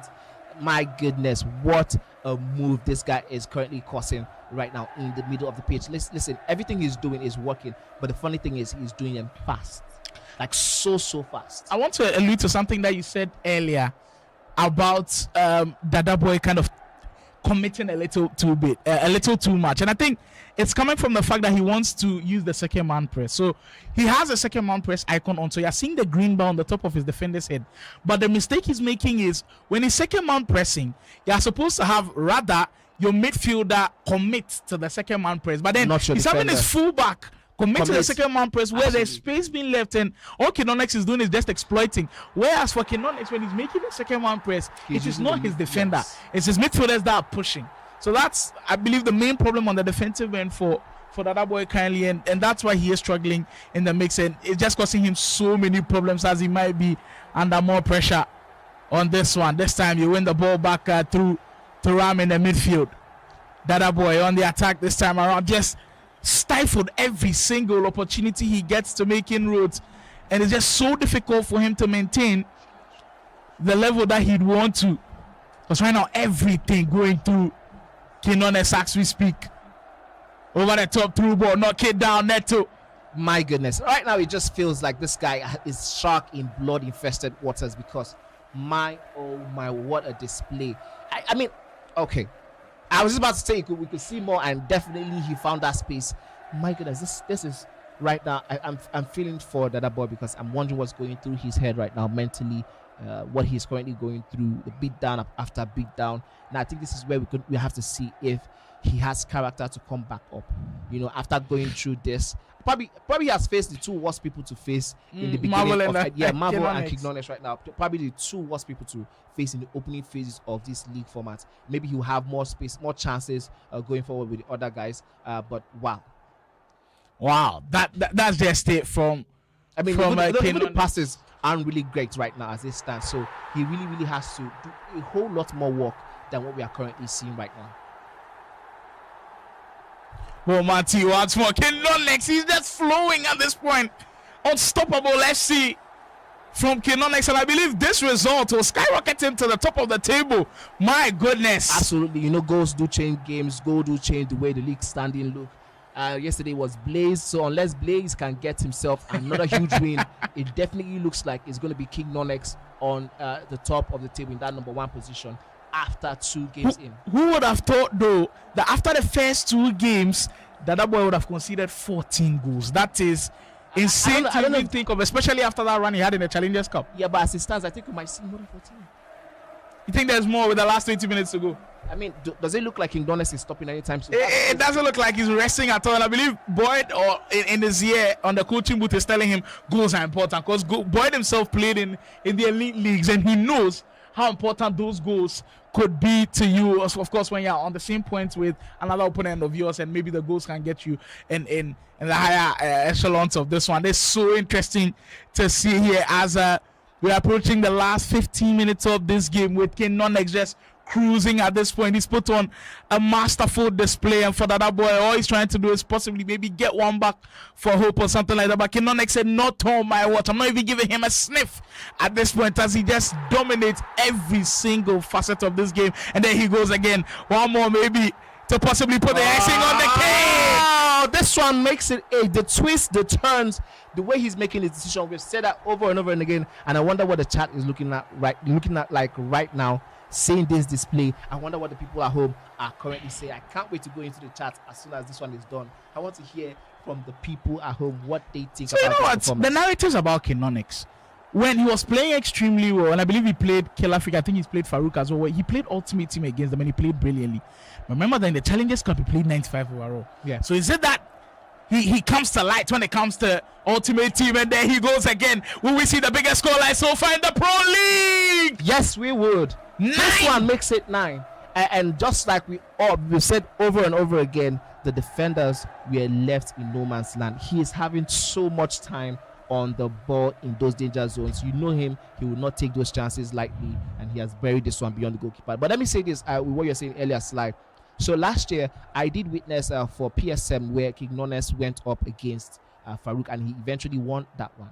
It was a 95 rated game. Yes, that was a competition that he won last year. So I think that was why everybody was sort of confused when they saw him struggling in the Challengers Cup in another 95 rated tournament, because we know this man is actually that good, give or take, across all modes of the game. My goodness, this is just torture at this moment.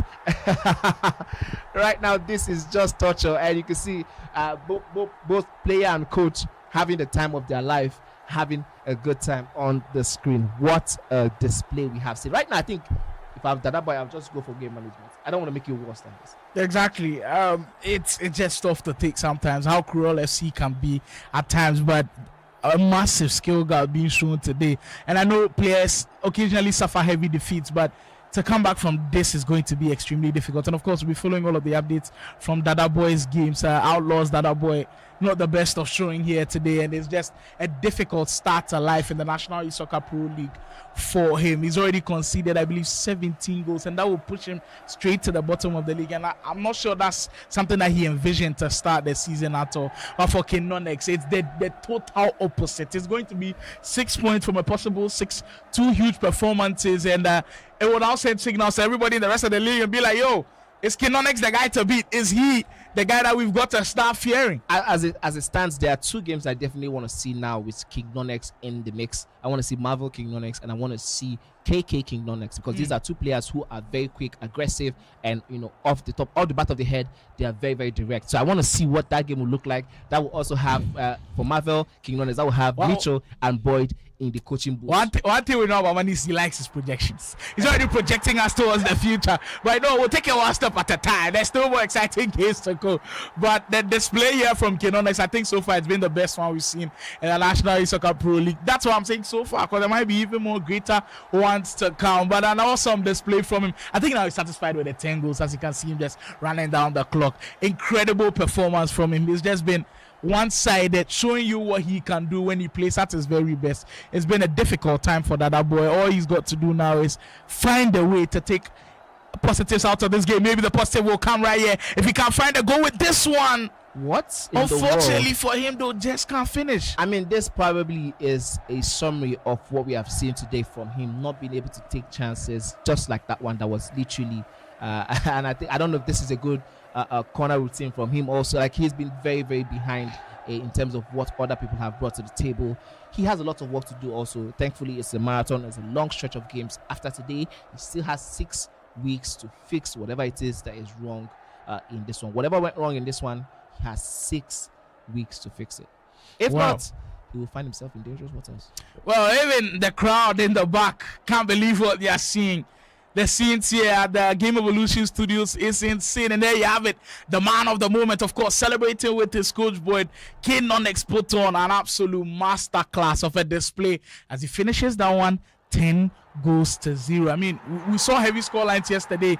We didn't know people were going to top it in day 2 already. That's the craziness that comes with the National Esoccer Pro League. And I hope you're enjoying yourselves. Look, prediction lines are going to be open after this game. So right now, you can be looking towards the next games. If you head on to our social media platforms, any of them, TikTok, Instagram, X, you can go on there, predict the scoreline of the next game, and if you do win, you get to walk away with some cool prizes courtesy of KMix Sports. Who would have won this one? Prediction? I don't think anybody would have gone for 10. There's no way. even last year's Octopus Money is not getting this. No, absolutely not. Yes, we're going straight into the comment section, and someone is saying, I make sad self for Dada Boy. Them are back Dada Boy in the chat. Charlie, who be this wonder kid guy? I tell you, he is just not just a wonder kid, he is also a whiz kid. He is so good. Go play him at Arnold Simmons. I think some people are saying, if you want to know who he is, go and play him. You will lose against Dada Boy at Arnold Simmons. I mean, so there's one thing about watching pros on stream lose that makes you feel like they're just average, right? I think this is more of a take your flowers, Konx, than Dada Boy isn't good enough, right? Because Dada Boy did so well in the Challengers Cup, and in other competitions we have seen him in, he has really proven to sort like he knows his onions, right? So for Konx to be able to make him look bang average today, it tells you that man really dominated the display today. Well, I think it's clear. I mean, I like what you said there. It's more of a give the praise to Konx moment. He played exceptionally well. It's not the fact that Dada Boy is good. Maybe he's going through those rough spells that maybe, of course, every single player in this world goes through a rough spell. So maybe it's a rough spell for Dada Boy. But this is a praise Konx moment. In these first 2 games, he's been head over shoulders, like above everybody. He's been the clear best player so far, and he's shown the level of dominance. Keep the chats coming in, keep the comments coming in. This one from Yati, that's the latest one. It says minus 14 in 2 games is crazy. It is indeed crazy. It is actually. If you had told me before the start of this tournament, 14. I think it's minus 17 goals. That's a lot of goals to consider. If you had told me earlier on that Dada Boy would be where he is right now, I'd have definitely bit your hand off and said, that's definitely not happening. But sometimes that's the reality of the world. Some of the things that we want to happen doesn't happen. It just doesn't happen, it can come with surprises and all of that. But that's what the National Esoccer Pro League is all about. There's the surprises. There's the fact that things that you think I give in. Like players are supposed to win games. Oh, this guy's supposed to. All of a sudden, hey, you know what's funny? It's not happening. Prior to this game, we did say on chat that this was one we were looking forward to seeing Dada Boy really come back and show his stuff, and we were blown away with King Konx instead. We did know he had that quality in him, but we just didn't expect this blowout from King Konx. But shout out to King Konx. Take your flowers. You have 3 huge points, and I'm sure at the end of this round, we'll probably see him go right to the very top. Those goals are going to do him a huge favor. He has 10 now, and I think he did have 4 or so yesterday. Yeah. So that should be taking him to anything within 13 or 14 goal difference. That will help him in the early stages of this competition. Don't forget, we might start counting some unbeaten for some of the players after today. Last year, National Esoccer League, remember somebody went on an unbeaten run. In fact, 2 people went on an unbeaten run till the very final day. Will we see another scenario here? I think Farouk did lose at some points, but Farouk never lost last year. But it was 2 draws. He had 2 draws, but he never lost. He never lost. He went on to win in his final game, which went on an unbeaten run. Kelafik also didn't lose till the final game against Farouk Manzo. So will we see another scenario like that? Will the script writers, the EA gods, position the National Soccer Pro League like that again? If there's going to be guys who are going to be unbeaten, already Konx has written his name in that bracket. Marvel still unbeaten as we speak. Rhymes unbeaten. KK unbeaten. All of these names to watch out for. But we saw players who were able to turn their seasons around. Baji Jr. had it difficult for him at some point, turned it around. Guys like Boyd, who's in the house today, also turned the season around. Adefola almost went out of the top 8, turned it around. So the story is not concluded yet. That's what the narratives is all about. We hope you're enjoying all of the action. We hope you will be joining the KD Sports family, and of course, consider subscribing to the YouTube channel. Just 2 games in, and you feel like there's been so much to talk about. Just 2 games in, and the contrasting styles in both games. The first game so close. Rams had to make a huge comeback. Last minute we saw a little bit of drama. Then the next game, a huge massive blowout. One side. Yes. Like huge upside from Konx, and it started right from the onset. Minute 1, Konx. Like every single thing that he was doing was always working. When it came to his player lock, the movement of them was crazy. And the thing is, not just the player lock. When the player locks the first time, he sees that, okay, you've noticed it. He fakes the player lock a little bit. He'll turn it off, turn it on again. All of a sudden, it confuses you. I'll confess here, I played against Farouk Manzo in Foot Champs. He did that thing to me. I was like, yo, what's this? Like, so many things happening, and you just can't keep up with what's going on. So it's crazy. For me, the one thing that was very, very key for King Konx was his skill moves in the 18-yard box. These were the ones that created the most spaces for him, because at some point it felt like, okay, Dada Boy was going for the tackle. One skill move, Dada Boy is in no man's land, is left with the goalkeeper, and once he is in those position, is beyond the goalkeeper's grasp. There's nothing you could do about it. So that being said, I think I can't wait to see what the next game is going to give us. We told you guys from the beginning of this broadcast, you have to go nowhere. You have to stay glued to your devices, as we'll be bringing you guys back to back of this entertainment from FC. And so still stay with us. We still have so much more in the building. I think by the end of today, we'll come back to this one and be like, yo, what did we just witness? What did we indeed just witness? And this one to open us up for the first week of the National Soccer Pro League. I'm delighted. I said that they were serving us a proper New Year's gift, and this is a nice welcome to come back into the proceeds. And this year already, if you see the package that Game Evolution, KD Sports, all of these top esports organizations have for you, you know you have to lock in. You know you definitely have to be able to lock in to get a chance to compete. But it's been a wonderful scene here, and we hope you guys are indeed enjoying yourselves. We appreciate every single one of you, from the comments to the likes on social media. If you still aren't on social media, head on now, KD Sports, Game Evolution. All of the updates are indeed there for you. Make sure you are not left out. Also, you can join in the prediction fun as well. You can check on our site now to see what the next game is. Head on to the social media platforms, predict, and you stand a chance of winning some amazing prizes, kind courtesy of KD Sports. 2 now down. We've got about 5 more to go, and you can tell with the build-up with the other games happening, with how everybody's moving. I think when Konx went back to the players area, everybody was looking at him like, yo, what's going on? what's going on now? What's going on with you, I think that is the one thing we're going to be seeing across these league phases. We're going to be seeing moments of display of brilliance from each and every of these players. We're going to have, I believe we're still going to have a lot of upsets. So far, we haven't had now, I mean, we did think Marvel and Dada Boy was an offset, but right now it's no longer looking like an offset. It's looking like, okay, maybe this guy has not really clocked into gear yet. But I think we're still going to see a lot of upsets in this one. A lot of moments where you see the players cheering, just like we had on the final day of the Elite League, where all hell nearly broke loose. as soon as I remember that one vividly. That was crazy. That was a craziness in the studio. So whatever the case is, still so much action to go. I believe we're going to go on a quick break. And when we come back, the action is still hot, it's still ready. Ensure you're going nowhere. Ensure that everything you need for the next couple minutes is beside you. As you're going on break, you can quickly go, get refreshed, and come back and join us for the next one.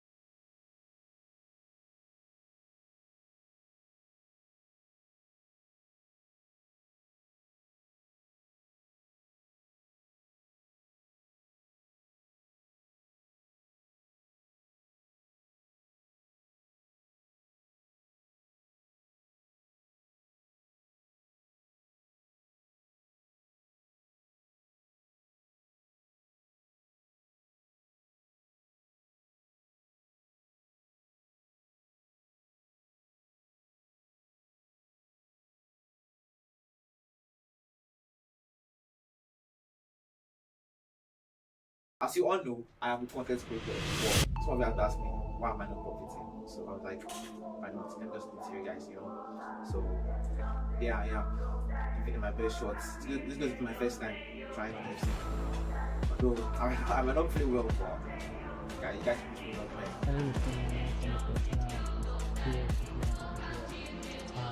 I'm coming to the show to show my talent, to show the country what I can do, and show the world that so my coming, I came into the open slots after the calendar stuff. My biggest regret in that calendar stuff was actually losing the last chance to make the top six in the second leg. After winning the first leg, I lost the second leg. Yo guys, it's your boy Rhymes, and I'm back at the National Esoccer League. So you guys know we took Elite Division last season, and I'm back to come and give it another shot and get back to Elite Division. I don't feel no pressure. I feel like if I play at my best, I'm one of the best players in the country. So definitely, I'm going to go all out this time around, because that is where I belong. We were relegated from the Elite Division last season because I feel like I didn't really play well, and I choked because I was number 4 on the table or whatever. So I don't know what happened, but then again, we have to do more this time. I'm gonna keep practicing, and then I know that if I play well, whatever happened last season is not gonna happen this season. Hi guys, Simple here. We're back again. We played KD Boys for this time around in country. I participated in Division 1 last year, or playing against the best of the best. It wasn't easy, but this time around, I've seen some amazing players who registered for this particular, who are in this particular division actually. And then it's going to be fun, it's going to be thrilling, and we're going to try our best to finish top because came from so it shouldn't be a problem. Hello guys, it's Tactical, and I'm here for the National Esoccer League. I came to the Challengers Cup, and it's my first time in this tournament. And for those who don't know me, I'm a gamer from Port Harcourt. I've been gaming for 6 years now. Started playing FIFA in 2019. So I've actually won a couple of tournaments, but I'm looking to make a statement in this tournament. Hi guys, my name is Yemolee, a Nigerian FC Pro player. I came into the Kate Esports League via the challenge.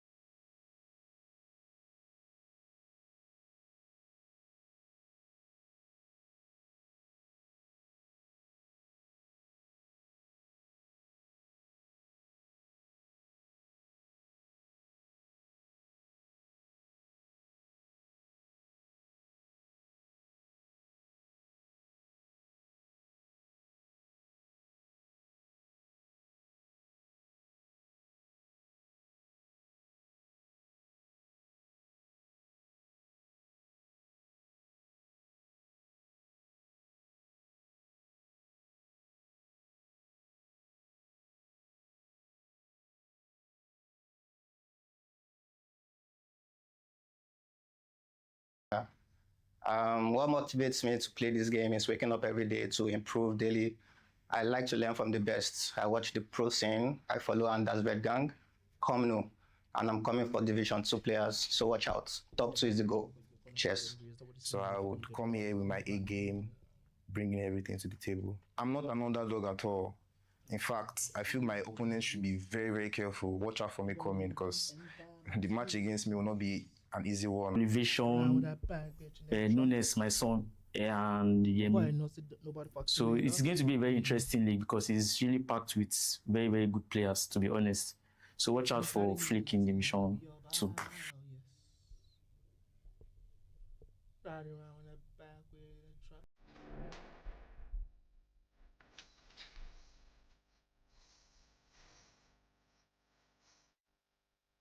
You love playing video games?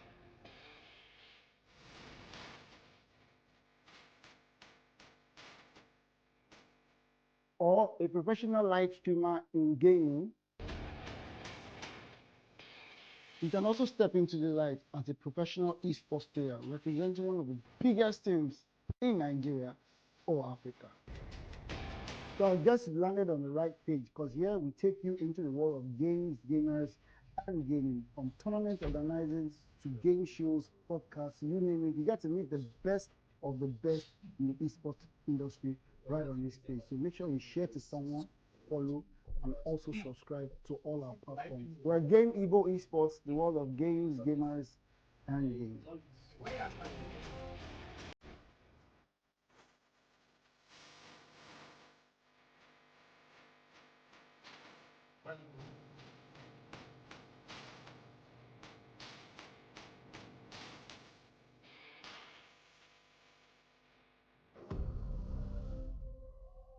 Time to wake up to a new reality. Ladies and gentlemen, it's been a pleasure. The best of the best players feeling the pressure and the nerves of Game 24. My goodness. Wow, what are we seeing? Bringing to you this live broadcast of this huge matchup. We got to see once more what the Challengers Cup is all about. It's being able to produce in the pressure cooker. And I love when players are nervous a little bit, where, you know, you get an opportunity to see them when they're under pressure. But just by impulse, you get to do something crazy. We're back to the action. Now we're about to play the golden goal for the grand finale of the Onile grand finale. Oh, we're just having an update. Oh, his father just followed, but not to back. He not reflect this. Oh, yeah.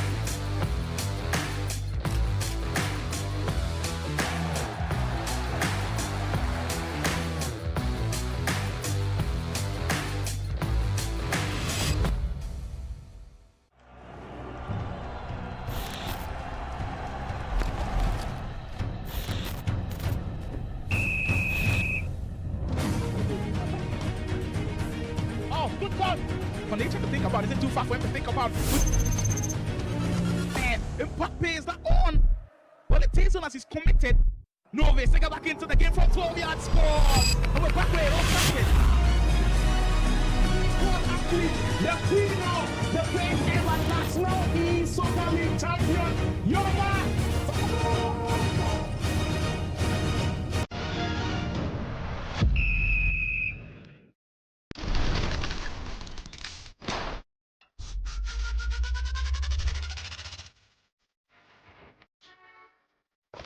$10 million in prizes are up for grabs.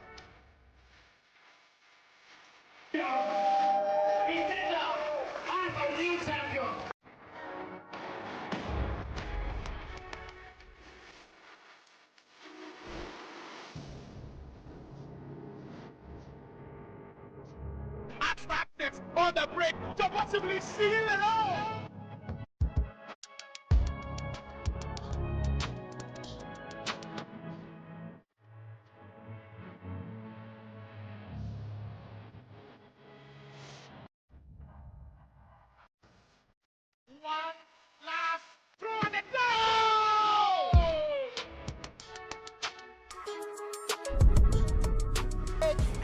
in perfection, and Chooks with the Akuma look on his face. Oh my God.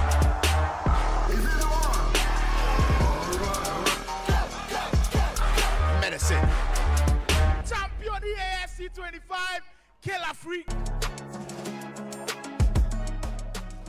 From everyone that competed today, whether you won or lost, your presence today has contributed to the growth of esports in Africa. Let's keep the spirit of Cage24 alive, share, post, and have a good night. Thank you.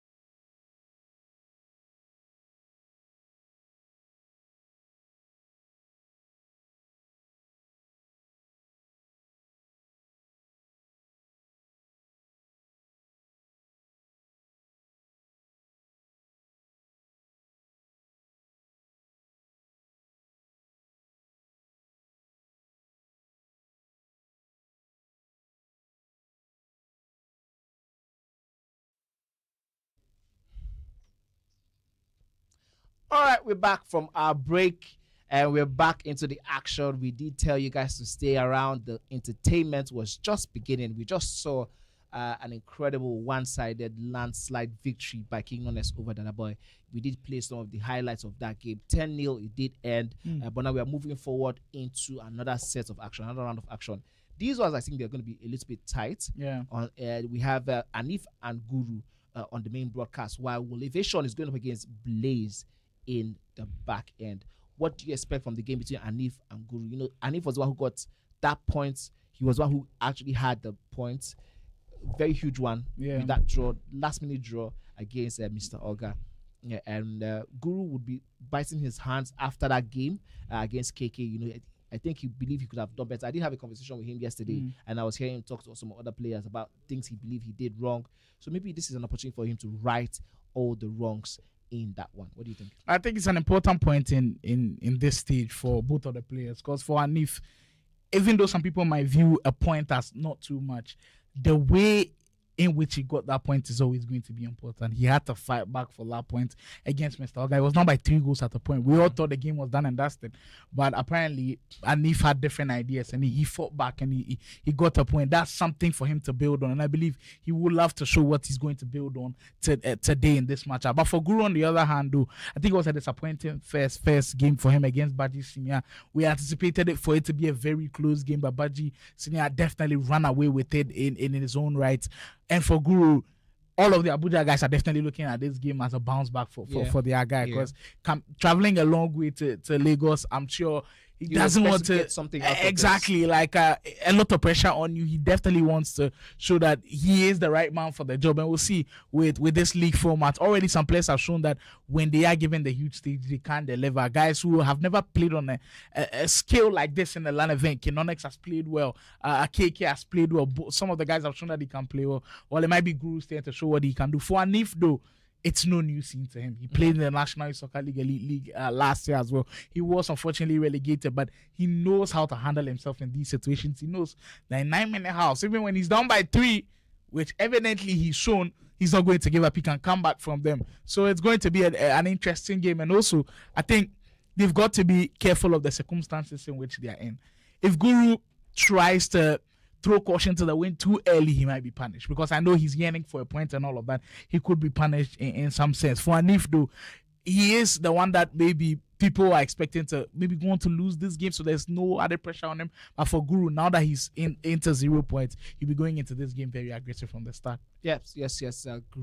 Great insight into that one. We're waiting for the leaderboard on the screen, but before that comes on, we also have Blaze and Wovation in the background. That one is very interesting. I think for Wovation, who is one of the older guys on the scene, he'll be looking to make a name for himself, but he's going up against a red hot Blaze. We did see Blaze also blow out game with Josh in the game we did see on the first broadcast yesterday. He was very direct, very quick with his decision making, and he was very, very clinical, at least from what we saw yesterday. Are we expecting like an end-to-end type of game, or are we expecting a little bit of a slow one from that one? Might be a little bit slow in my opinion, because I believe both of them will respect each other a little bit. It might get cagey, it might get a little bit tight on some end. For Blaze though, he will be coming in with a lot of confidence, beating game with Josh in that manner. I believe it ended like what, 9-2, was it 10-3 10-3 scoreline. It was 8 goals. Exactly. It was a huge goal margin for him, so he will be coming into that one confident. Wovation on the other end, like you said, he just has a different style of play as compared to everybody. The way he breaks defenses down is just up to him. I remember the Challengers Cup, he was using Newcastle at the time, where he just was crossing to Votamade, always finding a way to score. Yes, that was. I mean, in Ultimate Team, we know crosses don't work too much. So what kind of tactic will he be using this time to find goals? Corner knockdown routines. Well, it all just makes up for the beauty and the expectancy with which this one is concerned. So indeed, it is something to look out for when it comes to Wovation. It's all going down here. Game Evolution Studios, the National Esoccer Pro League, as we head on to round 3 of the action. We hope you guys are enjoying yourselves. Of course, keep the comments coming in. Who do you think is winning the next set of matches? We did say that for Guru and Anife, it is an important point in their stages of course, this Pro League and all of that. Who do you think is winning, Guru or Anife? You can let us know what you think in the chat as well. Of course, Wovation and Blaze will also be doing action elsewhere. Back to the Dada Boy versus Konx game. I know for Boyd coming into this one as a coach was definitely a huge boost for Konx. Does that set the tone for every single player out there to say, you know what, maybe the coaches do have a role to play in this, and maybe they give us a huge advantage psychologically, tactically, and all of that. Now we'll start seeing a lot more of the players deploy their coaches. I mean, you're very correct in that sense, because I think that's one of the things that the guys are going to be looking at. Now, if you don't look at that as an advantage, you definitely don't know what you're doing at this point, because we did have Mitchell earlier in the studio, and we did hear Mitchell say he's going to be in the seats for Marvel going forward. And I think if these guys who are currently already winning and are red hot are getting extra help from the coaches, I mean, if you are struggling, you definitely need them. But we're going back into the game now between Guru and Anife. Guru in that white kit, all white kit from right to left, while Anife in the all black and gold stripe kits from left to right. Guru now, he had that opportunity to make that pass. I wonder why he waited, but he was able to slot that one beyond the goalkeeper's grasp. Another slow start from Anife. That's questionable defending from him. Used the offside trap badly on that occasion. I think with the offside trap, I said this time with our number that if you're not perfect at it, make sure that when you're performing the offside trap, your opponent is not facing you. Once he's facing you, he can see what's ahead of him. So immediately you hit the offside trap, you'll be able to beat it. But the perfect way to use it, if you're not an expert, like myself, I'm not an expert at it. So what I always do is I wait for when he's recycling the ball and his back is staying to the goal. So he's recycling, his back staying to the goal, quick spam for the offside trap. Yeah. Push the defenders forward a little bit. That one he can't see that I've done it. But some people that are very good at it can still do it with the opponents faced at them. If you're that good, then fine. But if you're not that good, what just happened to Anife can also happen to you. As we see in the first 10 minutes, Guru is able to register the first goal of the game, and I'm sure that will calm him down a little bit. We saw a little bit of a fist pump from him. You can tell that will calm him down a little bit. Because the way yesterday went for him, I'm not sure he really liked the tattoo, and for him, I'm sure a lot of grinding went into performing today as you get his second bite at the cherry of Anife's defense. That time though, Anife does his homework with the defending. Yeah, I mean, I love the fact that Anife is seemingly not fazed by that goal.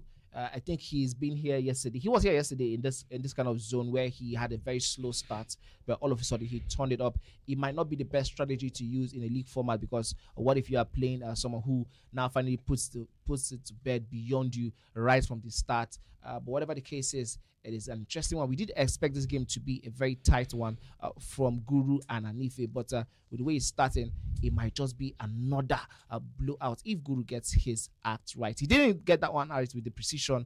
I was totally off it. We were talking about that, I think, in the Yemolee game yesterday. Where I don't know if that was the Yemolee game, where we saw one really, really terrible use of the precision shooting.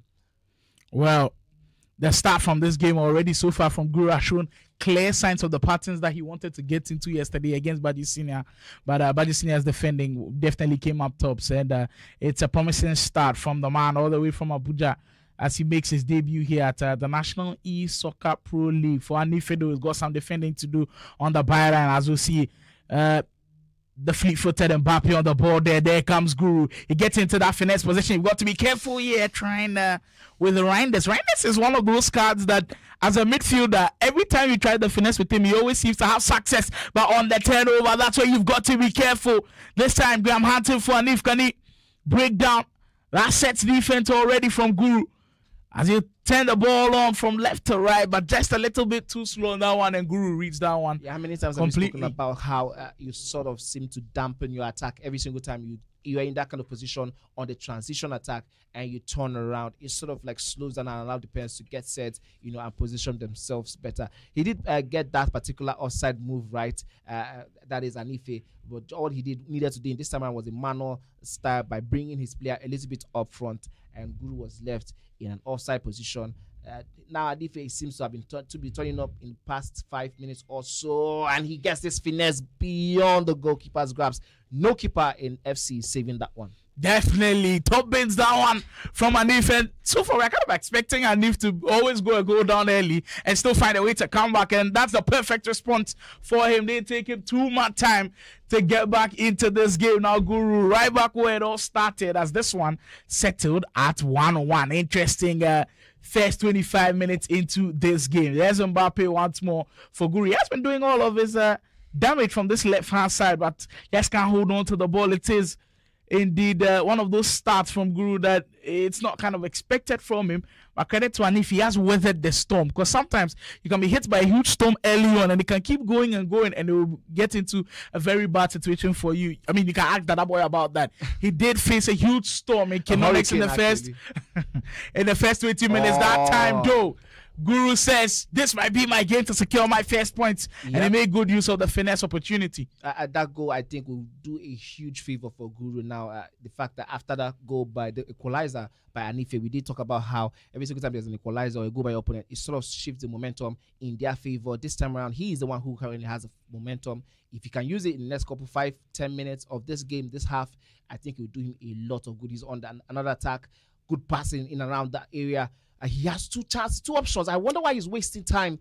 And what could that be? Caught between two minds, exactly. Yes, second guessing himself. You knew he had like 3 options to pass, but then try to player lock the one in the middle to get him in a better position. And when you do that at times, that's the problem I believe you had a game with Josh yesterday, where immediately you're focusing too much on where the receiver will be. Then you give your opponent too much time to kind of commit into the tackle, recover a little bit, and then win the possession off of you. So Guru caught between too much. I just love when we get these types of scenarios where it's a no-brainer for us as casters here, because of course we are seeing everything on our screens, but when you're holding that controller, so many things can be going through your mind. Yeah, it really is a different ball game.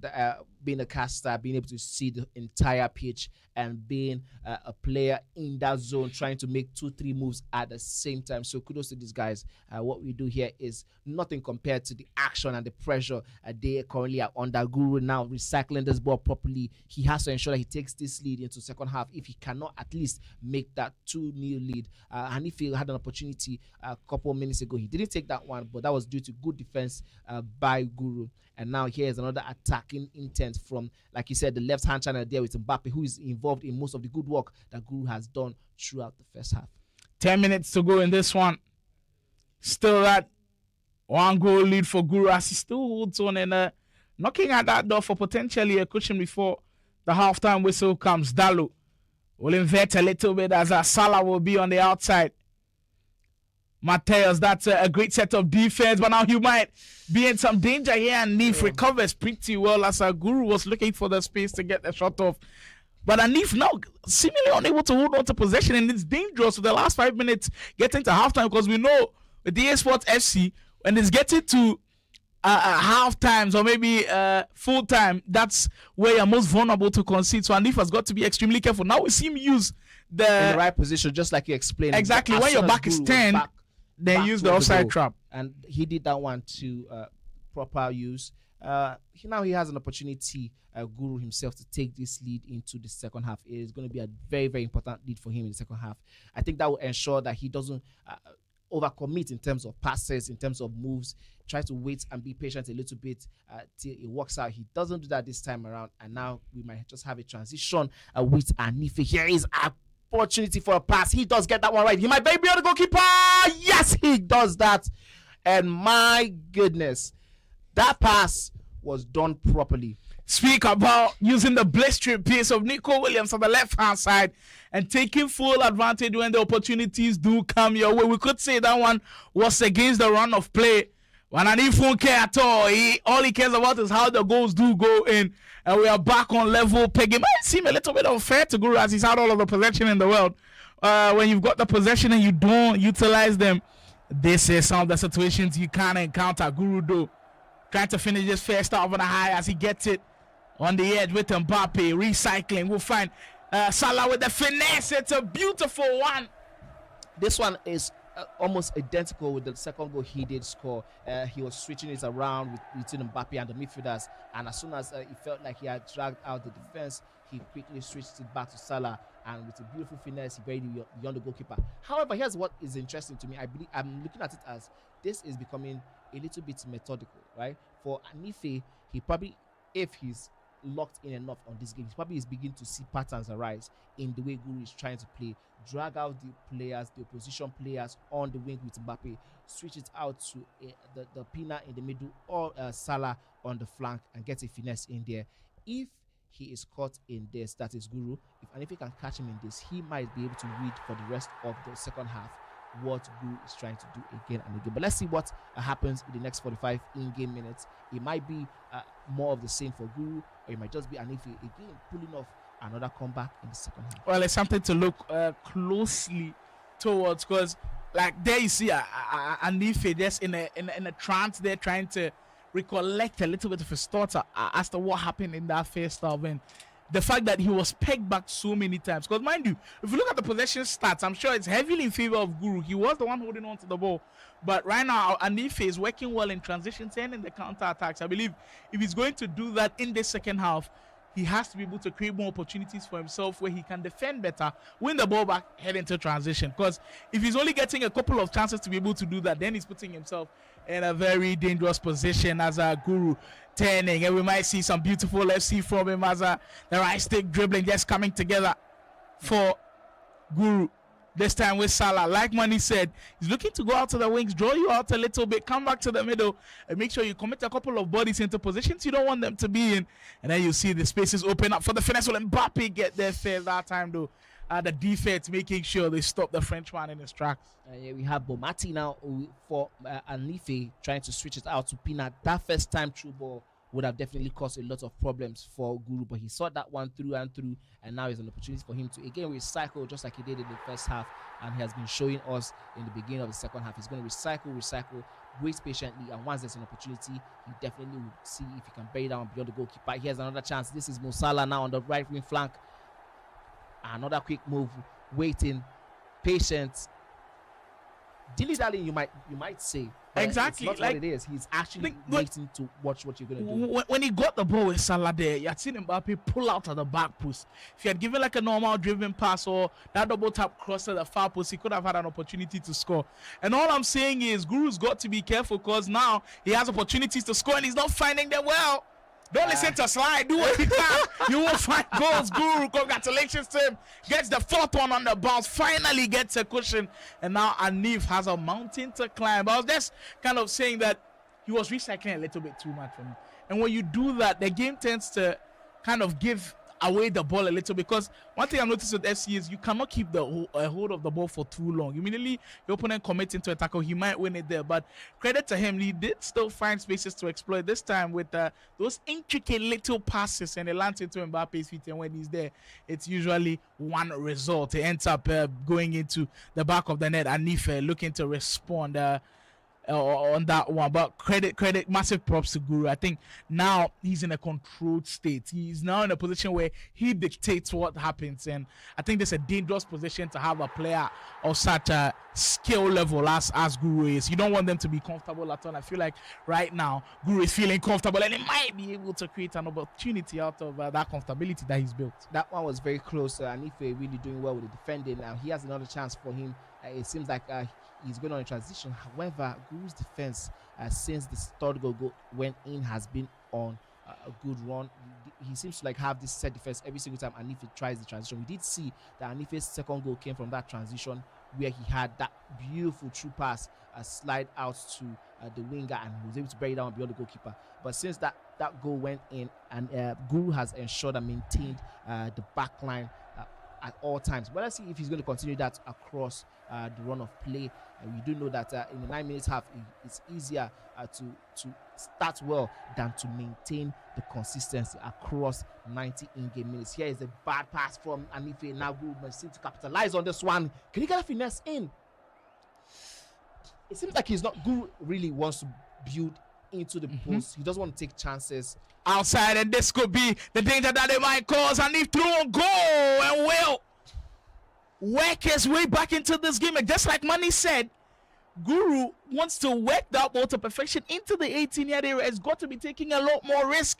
And now all of a sudden, in a game where you look comfortable, Anife finds a way. And look, huge props to Anife, because if you're in a game where you're defending 90% of the time, when you get your opportunity, sometimes you can panic. That's not been the case at all for Anife. Immediately he gets it, he finds a way to score them, and he's in that possession. We know he loves to be in again. Look at that quick transition passing we are seeing from him. It might well end up in another goal. He's going. That was at the right moment. That was so quick from, and I like how decisive he is with it. He's not going to stand for a moment to try a skill move or two. He wants it to be quick to try to catch you off guard. But credit to Guru. I think he read that one so well. I mean, if that one had gone in, that would probably be my favorite goal for the day at all, because that one was well done from back to front. But I believe the final pass was just what. Pass in the middle. Chance for Anife to oh my. Counter attack at its finest. This man does know how to hit you on transition. And while Guru was playing a little bit of the very, very cash, I believe that not taking so much risk, Anife has been able to hit him. I mean, there's some of the goals Anife has scored today have come from out of nothing.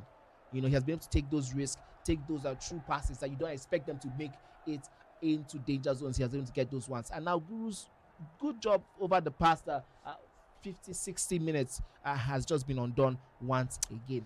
Well, will Anife be our Rufai of the National Soccer League, where every single game of Rufai was dramatic? Yes, because if you remember Anife's game earlier on against Esoccer yesterday, it was dramatic. It ended 7-7. Will we see another result like that already in the first 17 minutes? It's panning out to be like that. 20 minutes to go. Guru has just giving up a precious 2-goal lead, which he's now concerned about, because he still has no points to his name, and he might be just rooted at the bottom of the league standings. Anife now with possession of the ball through Zinchenko. Fabian through the middle, definitely some confidence oozing through Anife's play right now. And you don't want confident players to get in the groove. Oh, setting up for the finesse though. Yes, you saw that the precision shooting mark. Yes, pop up right. I think he already made his mind up on what he was going to do, and kudos to Guru for recognizing that threat and taking care of it early on enough. But Anife really has impressed me with his second half performance. I didn't expect that to happen, especially what we saw yesterday against Mr. Oga. He does have the quality. I think he's just starting a little bit slower than all of the other players he has played in the very, very embers of this game. My goodness, against the one of play, Guru gets himself back. That was so tight of a space to work with. That's what the best players do. When they are cornered, they still find ways to operate. And for Guru, that's a big goal for him. Against the round of play, to be honest with you, it was Anife who had 10 things around. And then saw the possession start 61% to 39. We told you how much of the ball Guru had. And for him, I believe his inability to execute in the 18-yard area almost cost him. But we get to see a replay down your screen. They're so tight of a space. Ball roll scoop. One time into the low-driven shot across the goalkeeper, and he usually has one end result. Massive goal down as he regains the lead. It's been back and forth to find this game. Yes, the ball roll scoop turn is not the skill we have seen consistently across, and I think that's one of the reasons why he caught Anife off guard, the way he did that, and quickly switched it into a low-driven shot. That one really had Anife lost for words. But I think Guru will take it. It's 5-4 now in favor of Guru. He now has to defend for the rest of this game while Anife is trying to knock on the door and get some answers. Maybe a first pass. The interesting thing with that 5-star skill move with the ball scoop 10 is Pina is the number 9 for both of the teams, and there's so many versions of Pina. We've got gold card Pina, player of the month Pina, winter wild card Pina. You can even evo your Pina to a level, but her gold card has just 4-star weak foot 5 stars, 5-star weak foot 4-star skill move. Player of the month, I believe the same as well, but her winter wild card has got a 5-star skill move, and I believe that's what Guru is using. Then that's why he was able to perform the ball roll scoop to work. So just to notice the intricate details, then which Pina you've got in your squad and what moves you can pull at certain times. So a massive kudos to Guru in this situation. But you know, Anife, he's not letting down anytime soon. We saw him make a huge comeback yesterday against Mr. Oga. Really put together another performance like that, but just loses possession of the ball, and Guru have an opportunity to go on the counter. This could be a huge moment for him. Surely another goal certainly puts this game to bed and secures first 2 points on the board for him. This time on the right hand side with Salah. Poteyas for Guru. They're taking maybe a little bit time off the clock. I didn't expect that with the spaces that he had in behind. I mean, he hasn't taken any risk throughout the game today, and I don't think I was surprised with seeing him trying to recycle again. This has been a game of recycling possession for him, but Anife might just show him why it's been a game of transition for him. That shot would have definitely made it into the top bin of the net, but Guru said that I have that one on lockdown. Here's Guru again on the flank with Maldini. I think at this point it's definitely game management in Guru's mind. Definitely doesn't want to commit too much and lose the ball, but he's got to be careful where he is. I mean, that's where he'd want to be, right on the corner side, frustrating your opponent a little bit. Maybe the dark arts of FC a little bit being utilized by Guru right there. They might just open up the space. Survives that one. Check comes out and makes a huge save and keeps Anife still in this game. Guru down the byline, another opportunity to put it to bed, and that will be that.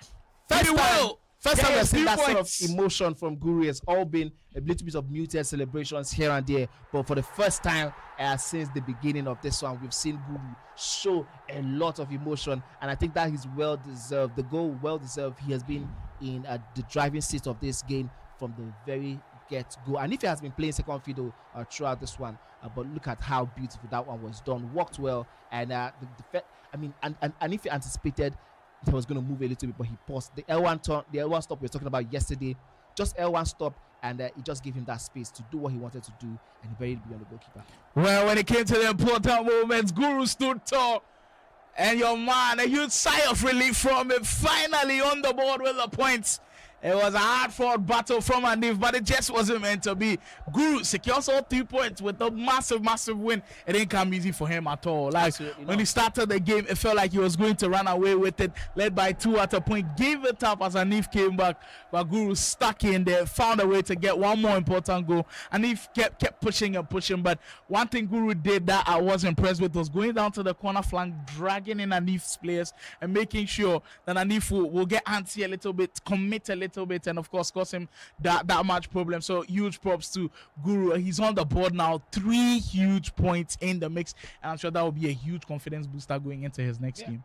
Yep, huge confidence boost, especially with this type of game where at some point he felt like he had lost the plot, but he was able to come back after again and again, to get that lead. And the last goal was the one that cemented it, because if he had not scored that goal, he probably would have been under huge pressure. We did see yesterday when Draaris was trying to do the game management and he lost it out to Flick, and Flick was able to punish him. I was expecting that to happen again with the way Anife set up his transition and the press. And when he was dancing around the corner flag, it didn't happen. It turned out to be in Guru's favor, and he got the all-important goal that cemented it for him. That 3 huge points for Guru. For Anife, I think he's back to the drawing board. He didn't play so badly, but I think now he probably has to look at his defense because that's been the place where he has been let down a little bit. I think the thing for Anife is he's come to understand that most of the players that he'll be playing here at the National Soccer Pro League are going to dominate possession because of the way they press. But the thing that you've also got to have in mind is even if you want to invite pressure, it's just natural. Even in life, there's a saying that pressure bears pipes. No matter how much you can soak in, your defense at a point in time will be open. There'll be a ricochet here, the ball bounce around, second balls flying all around. Even the last goal that we saw from Guru, there was a little bit of a loose ball in that, and that's how come Guru was celebrating that heavily. Yeah. So you cannot afford to give your opponent that much of the luxury. Yeah. At least let it be balanced a bit and make him kind of work for it. But I think it was too easy for Guru to hold on to possession, and that's how come Anife is suffering from this defeat. Yeah, he has to really go work on the pressing. That's Anife. He has to go back to the drawing board, work on the pressing to avoid giving the opponents that amount of, like you call it, luxury with the ball consistent, and then hope and depend on the transition and the counter attacks. I mean, he's done that very, very well. He's been very decent with it. Yesterday, we saw him use it to perfection against Mr. Oga. However, he could get better. He could do better. I mean, I think if he adds the pressing out of possession to his transition attacks, he probably will be a name we'll be looking at towards the end of this competition. Be like, okay, this guy turned his story around and is doing very well for himself in terms of the points, in terms of position on the league. He just stuck with 1 point after 2 games. It's still a long way to go, so I don't expect that that's the end of his story, but so much work to be done, I believe, for him.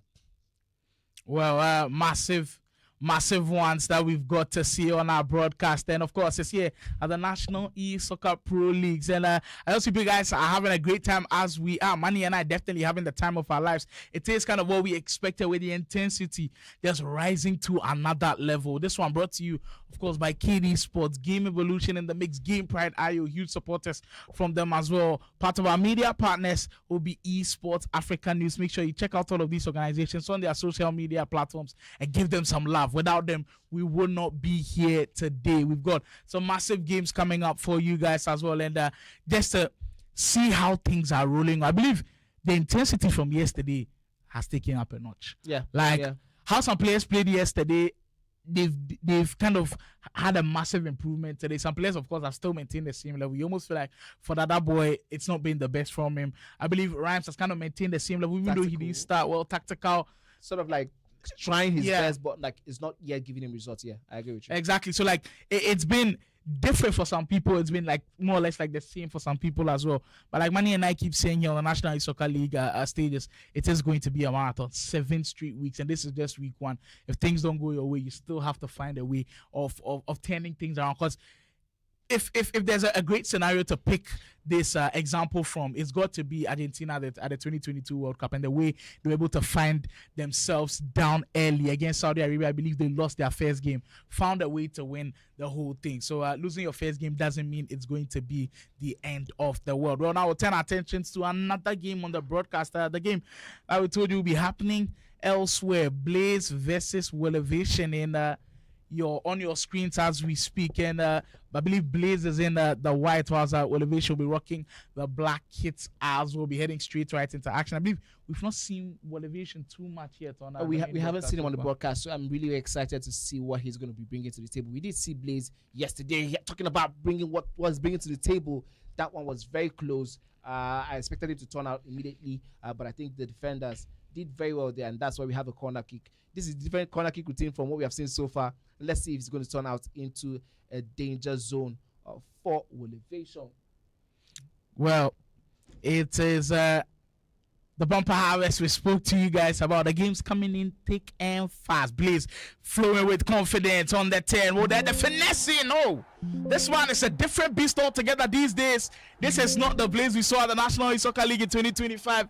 It's a whole new year and it's a whole new man.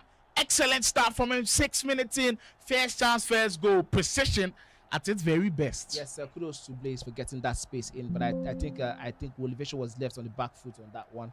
I was expecting some defensive moves from him because you can't allow Blaze that kind of space in your 18-yard box. He definitely is going to be burying beyond the goalkeeper. But New Year, New Blaze, I guess. I think he took it very personal. That's why we can see it's a bit different from him right I like that one, New Year, New Blaze. Because I believe everybody does it. We'll go to church on 31st night to say, okay, New Year, New Me. Yes, maybe Blaze did go to church and say, you know what, New Year, New Blaze. Blaze again now on that flank. Trying to get himself another goal. I think another goal is going to be very vital for him. You know, he's the one who had the highest goal difference as at yesterday, which was he was topping the standings after day one actually with that massive performance against Game with Josh. Wovation though trying to restore parity in this one. That's a good pass. I believe another item that is quite interesting. I've seen a couple of people rave about how good she is. Oh my! What a goalkeeper touch! I think Far Reach Plus. I believe it's a Vicario in goal is a promo item. The Spurs goalkeeper making a huge save out of that one. You don't want Blaze to be in transition, and there he goes. Great defending from Wovation to put him under pressure as he loses possession of the ball. Like, we're just seeing different versions of some of these players, and I'm just excited to see the growth and development of them. Like somebody like Blaze in his first ever LAN event kind of struggled a little bit with the pressure. First ever LAN Ultimate Team event with the National Soccer League. The pressure maybe got to him a little bit, but the fact that he's used all of that time to go back to the drawing board and work on himself, we are seeing a different player pick up a controller now. It's just so exciting to see. And if he can make his way back to the elite division, I believe that will be some of the very best storylines that we've got. He's that's it again. Oh, I love that player lock to get the player into space. Pina definitely not missing from there, and he took his time also. You know, some of the players would have rushed it, and maybe the goalkeeper might have been able to get that one, but he was able to wait and get himself into the space with Pina, whereby she was definitely not missing out. 2-0 to Blaze, and I think he's starting off this one the way he did against a Game with Josh. It might just also be in his favor that he's facing opposition like Wovation and Game with Josh in the first 2-3 games of the competition. But kudos to him for taking advantage of that fact. These are no small players by any means, but of course they might not be as tough to play as people like King Konx, the KKs, the Marvels, but whatever the case is, you only get to play the people in front of you, and he's really doing well with what he has been offered so far. Yeah, you have to deal with what is in front of you. So far, Blaze is doing the job. And if he wasn't on a lot of people's list, if he wasn't on a lot of people's list as a contender to finish top 8, well, you've got to start changing your mind about him. That could have been 2. Oh, and it is 3. The game rewards him with a perfect rebound and no smiles from Blaze at all. It's lock in, focus, and make sure that you get the job done. Yeah, I did tell you. I did say earlier today that he's another player that is very direct. He only wants to smell goals. He doesn't care about recycling too much. He can see the spaces. He wants to go into those spaces, and he wants to bury the goal beyond the goalkeeper's grasp. Wovation probably in a shock right now at the way and the pace at which the game is currently being played. He has to do better. He has to go back to drawing board and maybe try and figure out how he can slow down this particular game. You know what? Whatever church that Blaze went to on the 31st night and the kind of blessings that he's tapped into, I tap into those blessings as well. Because this is different. A different guy we are seeing, different class, the way he's moving the ball around so confident, and look at him go. Just a sight for sunrise with Kevin Chana on the left hand side. Blaze showing you that even if you have a bad run of form in a tournament, it's not the end of the world. You can still turn things around, and doing this against Wovation definitely is a testament to working on your game and producing on a high stage like this. Kudos to Blaze. It's been a joy to watch him in these first 25 minutes. Wovation though has some work to do. I believe that with him, even though Blaze is dominating, it's not been a showing that will call a defensive masterclass yet from Blaze. So there are spaces for him to exploit, and he takes one of it, and he makes good use of it. And now we might have a game on our hands. I said clearly that Blaze's defense hasn't been as compact as the others. His offense is what has been cooking. So for Wovation, that has got to give him confidence that, you know what, there's still a way to work around this defense and probably create great opportunities for yourself. Yeah, I agree with you. Wovation has drawn first blood of Blaze. I think that would probably make him look and say, you know what, I might be doing bad with my defense, but I think if I can turn up the heat with the attack, I might get something more out of this game, and there would have been an opportunity for Wovation there, but Blaze quickly turned that one around. Good use of the player lock again to get himself into space, and that's what I've been saying consistently always use the player log to get yourself into space, and that one was a beautiful worked move from Wovation to get himself the first goal of the game, as he is currently on 3-1 with Blaze. 30 minutes in, we have seen 4 goals so far. Blaze doesn't want to rest on his laurels, it seems, and somehow manages to retain that possession. Maybe a little bit of a forced pass there by Blaze, and now we have a quick transition from Wovation. This one might be a problem for Blaze if he gets this one over the line.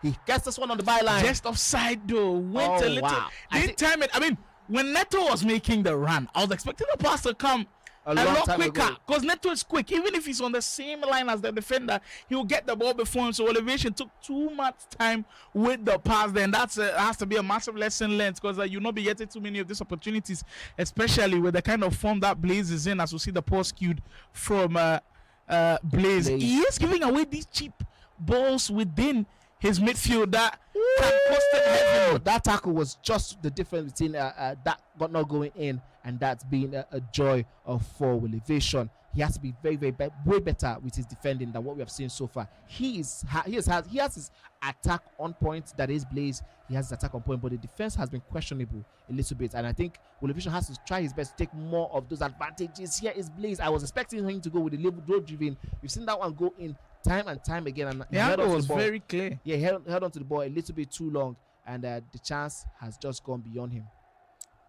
For Blaze, he's got to find a way of keeping his foot on the gas, because Wovation has shown clearly that he can create opportunities for himself as we taper towards the end of this first half. Blaze, though, still has that commanding 3-1 lead. But these days, it's not so commanding. With these 9-minute house, leads are not safe at all. We've seen 3-0 leads blown. We've seen 2-goal deficit blown. Like, it's crazy out here at the National Esoccer Pro League. Nobody is safe out here. Final 5 minutes to go. Patrick Gujari on this one with Wovation working something out as you get more guys into play. Just lost out of possession of that one, and I think for Wovation, he's got to calm things down. I don't think it's up to panic stations yet for him to be giving risky passes like those. Still play the way you play, break Blaze down the way you'd expect to do to him in some scenarios, and maybe possibly you might find another goal in this one. But I think one thing that Blaze has got to work on is the fact that where he's giving the ball away is dangerous. Yes. I don't mind you giving the ball away on the edge of your opponent's box, because that one, the opponent has a lot of space to cover. He gets to your side. But if you're giving it just right on the edge of your area or in the midfield position, you're asking for danger, really, to be honest. You are. They're playing with fire. Yeah. For someone who is Wovation's caliber, you do expect that once he gets into those positions, he would score those goals. And once the goals go in, the complexion of the game would immediately change. That is the place where Blaze definitely don't want to be in. You don't want to be caught in that. But that's the end of the first half. For Blaze, it was a good job, well done. But there's still so much to come in the second half. We've seen, like you said rightfully, lots of 2-0 leads being overturned in the second half. So for Wovation, it's an opportunity for him to really go out and attack, take some risk. We did say that earlier on. He has to take risk, try and see if he can get himself into the game. For Blaze, he has to really go back to the fire he started the game with. It died out a little bit in the dying embers of the match. I think after the 30th minute, I didn't really see much of those fire from Blaze. He has to go back to it, because this lead is not safe at all. Well, here at the National Esoccer Pro League, it's been shown clearly that the only safe lead out there might maybe be a 5-goal lead. Yes. Because at this point, 4, 3, 2, 1, yeah. Hold your rule. Unless there's like 5 minutes to go, you're leading by 3. Okay, maybe we'll give it. Even 5 minutes to go, you're leading by 2. It's still tricky. We saw what Flick did yesterday against Yes. It's tight out there, and for Wovation, all I think he's got to do is just keep saying to himself, it's not all over, and keep motivating yourself in that sense, because in these 9-minute houses, it can be a bloodbath at times. That one half can go against you. The next half, you could totally turn things in your favor. I believe if he's got to pick inspiration, it's got to be from Rhymes' game earlier on with tactical. First half, Rhymes not really at it, played okay, but in the second half, he turns it up a notch. All of a sudden, he has to overturn the deficit and he's leading. Yes, and here is Wovation with the initial attack in the second half. Here's a chance. buries it beyond the goalkeeper. I told you, if he starts this game with a lot of fire, he might be able to get something out of Blaze. Now Blaze has to go back to the initial fire and energy he began this one with, because he seemed to have died down a little bit, and now he's been punished. We said it time and time again, a 2-0 lead is not a lead in a 9-minute half, especially with the pro leagues where you have the individuals who are very, very much capable of doing a lot of damage as soon as they have any sniff of a chance. Blaze now, I believe he's a little bit destabilized. Even he showed when that goal went in. He has to go back to the grassroots, go back to the drawing board, and start doing things better and better. Wovation was down 3-0, by the way. He's clawed his way back, and after smell a comeback, he's worked another finish. It's wonderful. It took him just about 20 minutes to get back into this game, and after 50 minutes, we're back level pegging. Blaze, for all of the praise that we've given him, his defending has been nothing to write home about, and he's under siege once more as Wovation created another wonderful space. Look, Blaze's offense has been good from yesterday and today, but his defense, it's a no. And if you want to survive in this league, your defense has got to be on par with your offense. Credit to Wovation, though. He's turned this game totally on its head. And with all of the momentum in the world, I feel like he can cause Blaze a lot of problems going forward. There he goes again. So far, his use of the player locks have been incredible to watch. We get to see how that all-important equalizer went to this. That interplay, 1-2-1-2 move here. Finish into the back post. And there you have it. Wovation leads 4 goals to 3. Wow, the interplay. That was quick. Very, very quick. The interplay has been there from the first half, but I think now he's beginning to find out dents in the defense now, so he's beginning to find out where he can actually go to and get that space against Blaze. Blaze has blown away a 3-0 lead, actually, because he was initially 3-0 up from the first 10-20 minutes of the game, and now Wovation is back. What a comeback this will be if this result stays anything similar to this, because it seems like Wovation is not resting on his laurels. He's really going for it. He's left in a dangerous position and he buries this one right. Oh my goodness, what a way to come back. That man is a man who is locked in and he has sniffed blood and he's a shark on the hunt. What a game this has done. We didn't expect this one to be a very, very cagey affair. End to end, that's what we expected. And my goodness, I don't think we expected this to be this good.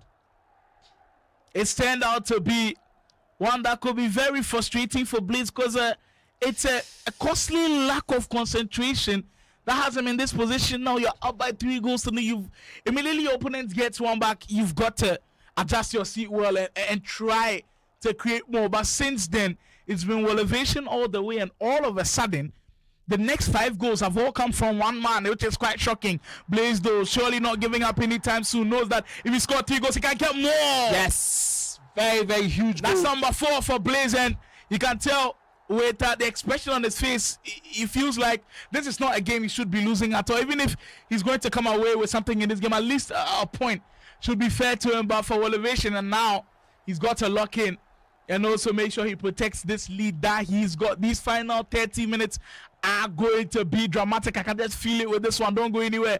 Still live on the KD Sports YouTube channel with Blaze and Wovation throwing some heavy punches at each other right now, and it is the defense that's suffering from both of the high-powered offenses. Yes. I also noticed from the beginning of the second half, we had a lot of frustrated moves from Blaze. He seems to have worked that one out after that 5th goal went in, and you know the way he scored the 4th goal, he was able to be a little bit patient and working out. He worked that one properly and he was able to get that goal. Now he has to do that again and again and again as Wovation takes a very what's this? It's okay. I thought that was going to be a penalty as soon as I saw that animation from the players and the coaching staff there. Now Blaze has another opportunity. He is on the ball and the other pass doesn't go for the pass, doesn't take it. And this time around, I think he has made it a little bit hard for himself. I saw 2 attempts, 2 options for him to be able to pass ahead of time. Goes for the knockdown corner routine. And I think it is blocked by his own player. My goodness. That time, the attempt stopped in its tracks. But now Blaze feeling himself a bit as he works his way into another promising position. Pina. For Wovation, that's more like it. He's in space. Mbappe with the effort. Vicari with another huge hand to parry that one away. We're entering into crunch territory with the final 20 minutes of this game. This game certainly has had so many twists and turns, and now it feels like Wovation has to find a way to hold on to it, because Blaze, every single attempt that he's got looks extremely dangerous. That's a great pass. Is that onside from Pina? I kind of suspected that one a little bit. Pina was way ahead of all of the other players. I kind of suspected it was going to be on offside rather, and the referee rightly calls that one. And now it's an opportunity for Blaze to again go. Since the first goal went in, it's been a little bit more of Blaze, more composed play, more composed passes. Now he just needs to get the goal that would, sort of reward him for all of the good work he has done in the past 20 minutes. The time is far running out for him. Even though it's 9 minutes, half each, he still needs to start getting those goals as quickly as possible. I think this would be a great example of having a coach, having somebody to calm you down. I mean, if Blaze did have one, he would have told him from the get-go that, listen, your energy is dropping. You need to do better. Blaze doesn't get that pass. I don't know why he is not taking those chances by passing the ball to the people in the better position. Definitely that should have been a pass down to Pina. What do you think? Surely there was the clear option for him at that point, though. The kind of pressure that he's under, I'm not expecting him to be able to pull it off regularly. Wow. Oh, right now we are getting to the point where things are heightened, the expectations are heightened, and we'll see some hands shake a little bit. I've been in situations where I've seen some of the most experienced players even panic in these moments. For the Wovation, though, you have to find a way to lock in. And look how Blaze is pressing, but he's pressing so lightly. He hasn't committed fully yet because he knows there's still time, and if you do commit too aggressively, Wovation might punish. Speaking of Wovation, that's a great half-turn with a bad pace to run away from. Another goal here will surely give him so much confidence. Beautifully worked, patiently built up, and he gets himself that goal that would give him a lot of that room to relax and breathe going into the last 10 minutes of this one. He also has a post queued, and I think with this one he's going to be able to take some steam off whatever it is that Blaze might be trying to build. Of course, Blaze finding himself in a very terrible place, blowing a 3-0 lead. We did say that earlier on. 3-0 leads are not leads, 2-0 leads are not leads, and you can just see right now on your screen that playing out. Wovation coming from 3-0 down to possibly winning by 6-4. If this result stays like this, that is a huge statement for Wovation. That will give him 6 points clear or of the chart. This was a game between two players who had won their games on day one. Now all of a sudden we are taking off, we are cutting out names that will go unbeaten potentially for the whole of the league. All of a sudden Wovation might be able to end today with maximum points out of the potentials that he's got. It wasn't the best start for him, and we told you it wasn't the end of the world for him. That's a man who recognizes that his opponent's defending might just not be the best, and I called it out earlier that Blaze's defending for me was a little bit suspect even though he was attacking pretty well. The defense was giving there might be spaces to exploit, and a huge ovation to Wovation, because it's not easy to adapt in game. I always say that you've always got to have multiple plans in a game, and I think the plan A that he came with kind of wasn't working for him, so you have to switch it up a bit. Sometimes people go with, especially what the defense throws at them. So let's say I'm playing against Money's playing me aggressive defense. All of a sudden I've got to react quickly, and I can't do that because I'm not able to think on my feet and switch up. But the great players always find a way to adapt to the situation and change, and Wovation has done that so many times. He's not playing to the tune of the defending of Blaze as Blaze keeps committing, but all of a sudden Wovation now with that all-important cushion of a goal looks like he might be on the trail to securing 6 points out of 6. An incredible start from Wovation, who also did show some glimpses of really good FC at the Challengers Cup as he pushes once more through Abili. Another crazy tackle. At this point, Blaze has got to be finding perfect sequences. Could this be one of those as he makes inroads into the attack? Player lock comes into space, go past Neto. He was in an interesting angle there, could potentially go for the finesse. He does. Goes with the weaker foot instead, because normally Pedro Neto comes from the left and then finesses. At this time went to the right a bit, and not surprising that one didn't go in. So I think my issue with Blaze, especially in the second half, has been with the fact that he has been times and places where he's not taking advantage of the spaces in front of him. We did see him get into that space on the stronger foot of Pedro Neto. I was expecting either a finesse, just like you said, or a low-driven shot to the left of the goalkeeper. That would have definitely put the goalkeeper in problems more than he did. But he decided to turn back and use the weaker foot of Pedro Neto to finesse, which was not going to give him the results he desired. And after the second, third goal had gone in from Wovation, I think he just sort of lost the plot. So he has to really, really work on his mentality. The mental aspect of the game is something that we have talked about again and again this time around. That was questionable defending from Wovation on his own end, because when he moved the Keza to his defenders, it kind of caused him a couple of problems right there. But I believe where he is now, with just a minute plus added time to go, he is heading towards putting those 3 points in the bag. It's another outstanding performance from Wovation. Had to dig deep with this one. Was down 3 goals. If you weren't here earlier on, it looked like it was all going to be doom and gloom for Wovation, but that's how to turn things around.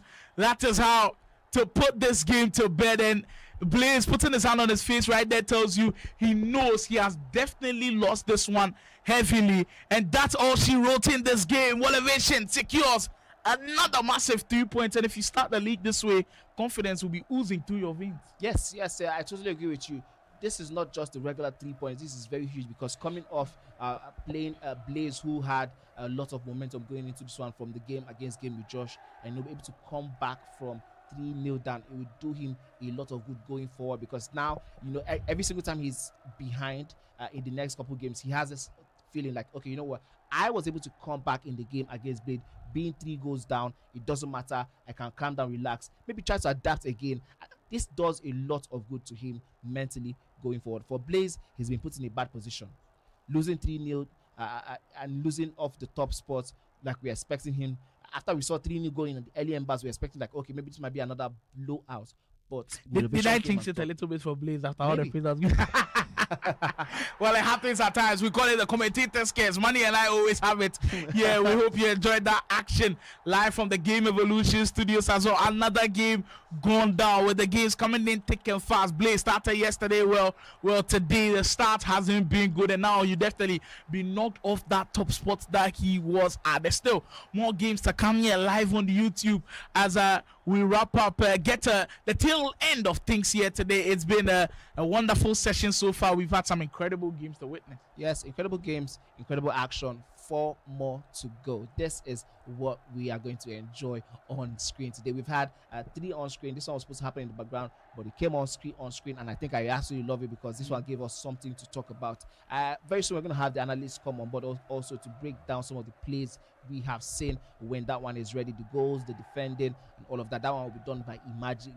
I cannot wait, especially to see him break that one down. But we've done 3, and now we are going for 4. I tell you, so we're about to go to the halfway line with the next line of action. So it's one you should be able to stick around for. Like we say, don't go anywhere. The action is coming in thick and fast, quickly as possible. So we're going to go on a short break, and when we come back, we're going to give you guys the next action.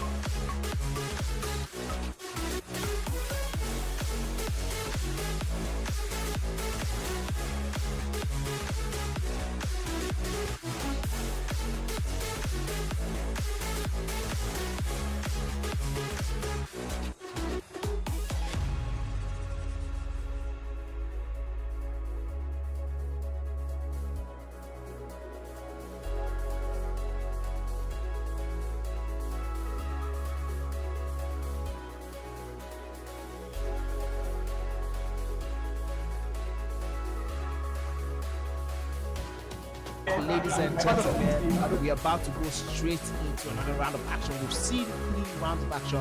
We're left with 4. This is the middle ground of all the games today. We're about to have on screen Marvel versus Flick. Marvel's game tag, of course, is Son of God. Interesting name, but let's hope he gets to do well against Flick. This game is going to be a very interesting one for me. Attack versus defense, goals versus tackles. Literally, that's what it's going to be like. So I'm very interested to see how both of the players will perform against each other. As you can see already, the game just kicked off.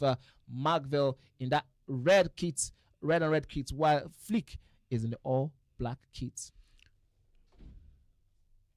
I believe Marvel actually is in that red. Yes, indeed, Marvel is in that red with Flick in the all black for this one. So if you are joining the broadcast for the first time, this is the National Esoccer Pro League scenes. If you still don't understand when we say National Esoccer League Pro League scenes, what we are trying to tell you is last year we followed, there was the National Esoccer League. Well, that was for the elite division, the best players around. And we got our top 8 relegated, another 8, and that other 8 are playing against a different set of 8.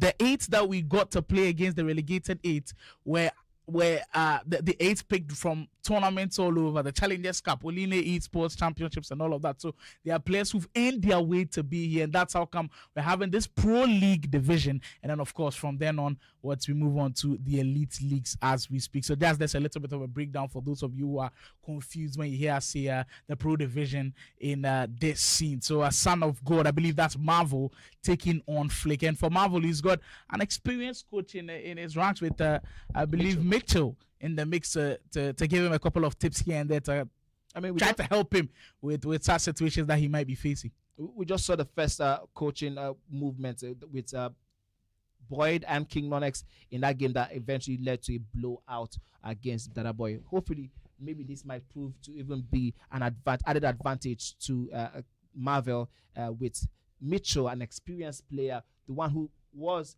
in the early division last year, so he knows what it means like to play at such a high level. I think that will help him. Now here's a chance for Marvel, another knockdown corner routine. He gets him the goal, and his kick started this one the way he probably would have wanted it with his coach. These days, it looks like corners are going to be the way to go if you want to score in big games like this. Like in tough encounters, see what Rhymes did with his corners. In tough encounters, the corners can bail you out. If you are hearing me on the broadcast now, where you are playing your champs or your weekend league, if you are playing against your friends, utilize your corners. It will frustrate them a lot, and that's what Marvel has done right there. As Flick was looking for an early quick response, Vinicius' attempt though stopped by the goalkeeper, but he take good use of the corners. But for Flick's way of playing the corners, playing it short, I'm just not a huge fan of it, as you can lose possession and be hit on the counter. Like I prefer just learning the corner kick routine, cross it to your tallest player, head it down with the player lock, find space and maybe get a shot away. As Flick now has some defending to do with Marvel pushing right on the edge of the area, always dangerous to know where he kind of turns, and that's where if he cuts back, That is where having 5-star weak foot players are always dangerous, because all of a sudden you don't know where they're going to hit the ball towards. Any angle. And now you found one thing. You're playing guessing games, and those things can always be dangerous when it comes to FC. I totally agree with you. But talking about the corner routines, I mean, at this rate, we probably be calling it Arsenal FC. Yeah, because I mean, it's been being used to huge advantage by these players, and I think it will be very dumb for any of the players not to take advantage of this. I don't know if we should call it a meta of this. It has to be able to be called a meta, because the number of scenarios with which these corners can give you goal scoring opportunities are becoming too high for it not to be something that is in your arsenal if you want to call yourself a pro player. If you've got a corner kick situation, you have to maximize your effort. And the way Flick executed his corner through the short passing is not the best at all. Marvel do on the counter. Advanced roulette. We haven't seen it so far in the National Soccer Pro League, but you know who? It was a signature move last year. It reminds me so much of Farouk Manzo. That was his go-to move, and actually, in the most important game last year against Kelafrik, that's what he used to get his most important goal to secure him the championship. So it's kind of nice seeing that skill move still in the mix. Yes. And I did have a conversation with Konx just before we began this game. We asked him what his favorite skill move was, and he told me it was the advanced roulette. And he also tried to break down how to perform the skill moves. It's kind of move that like takes defenders unaware. Yeah, exactly. Like you get to see a different angle as the corner kick routines we were speaking of earlier. Knock it down. Your player will be in pole position to shoot, and there you have it. Easy as ABC to be able to execute. The main difference between the advanced roulette and the roulette, especially the execution, is the fact that with the roulette, you almost feel like the space with which the roulette creates is a little bit smaller as compared to the advanced roulette. So when you're one-on-one with the goalkeeper, with your defender, you're trying to change direction quickly. The advanced roulette could be your go-to move. And I'm sure if you're following any of the creators here today, you get an opportunity. Speaking of chances, that was the best one that's fallen to Flick. Yes, that was the best chance so far, and I'm very, very disappointed. I think he's also disappointed with himself that he didn't take that chance, especially at such a level. You could see some whispering going on between the coach and Marvel himself, trying to ensure he doesn't overcommit, but which is what he did right now that led to that chance there by Flick. But here is Marvel on that run. Marvel has selling, and he sort of delays. We've seen two scenarios, very similar scenarios, where Marvel has pace on the wing with the courtesy of those through balls, but the execution hasn't been the best. In games like these, if you're not taking your chances, you could be punished. Look at that huge opportunity from Flick. Did everything well, barring the final chance here. You've got to make the decision. Absolutely. Far posts, scoring this one, and that one definitely will head for Flick. But for Marvel, won't care at all. So close to making it too. Yes, so close. Kudos to the defense there for putting the player under immense pressure and not letting Marvel get away a proper and decent shot on target. That would have been a very, very deadly one for Flick. Now Flick has to quickly recover back from that loss.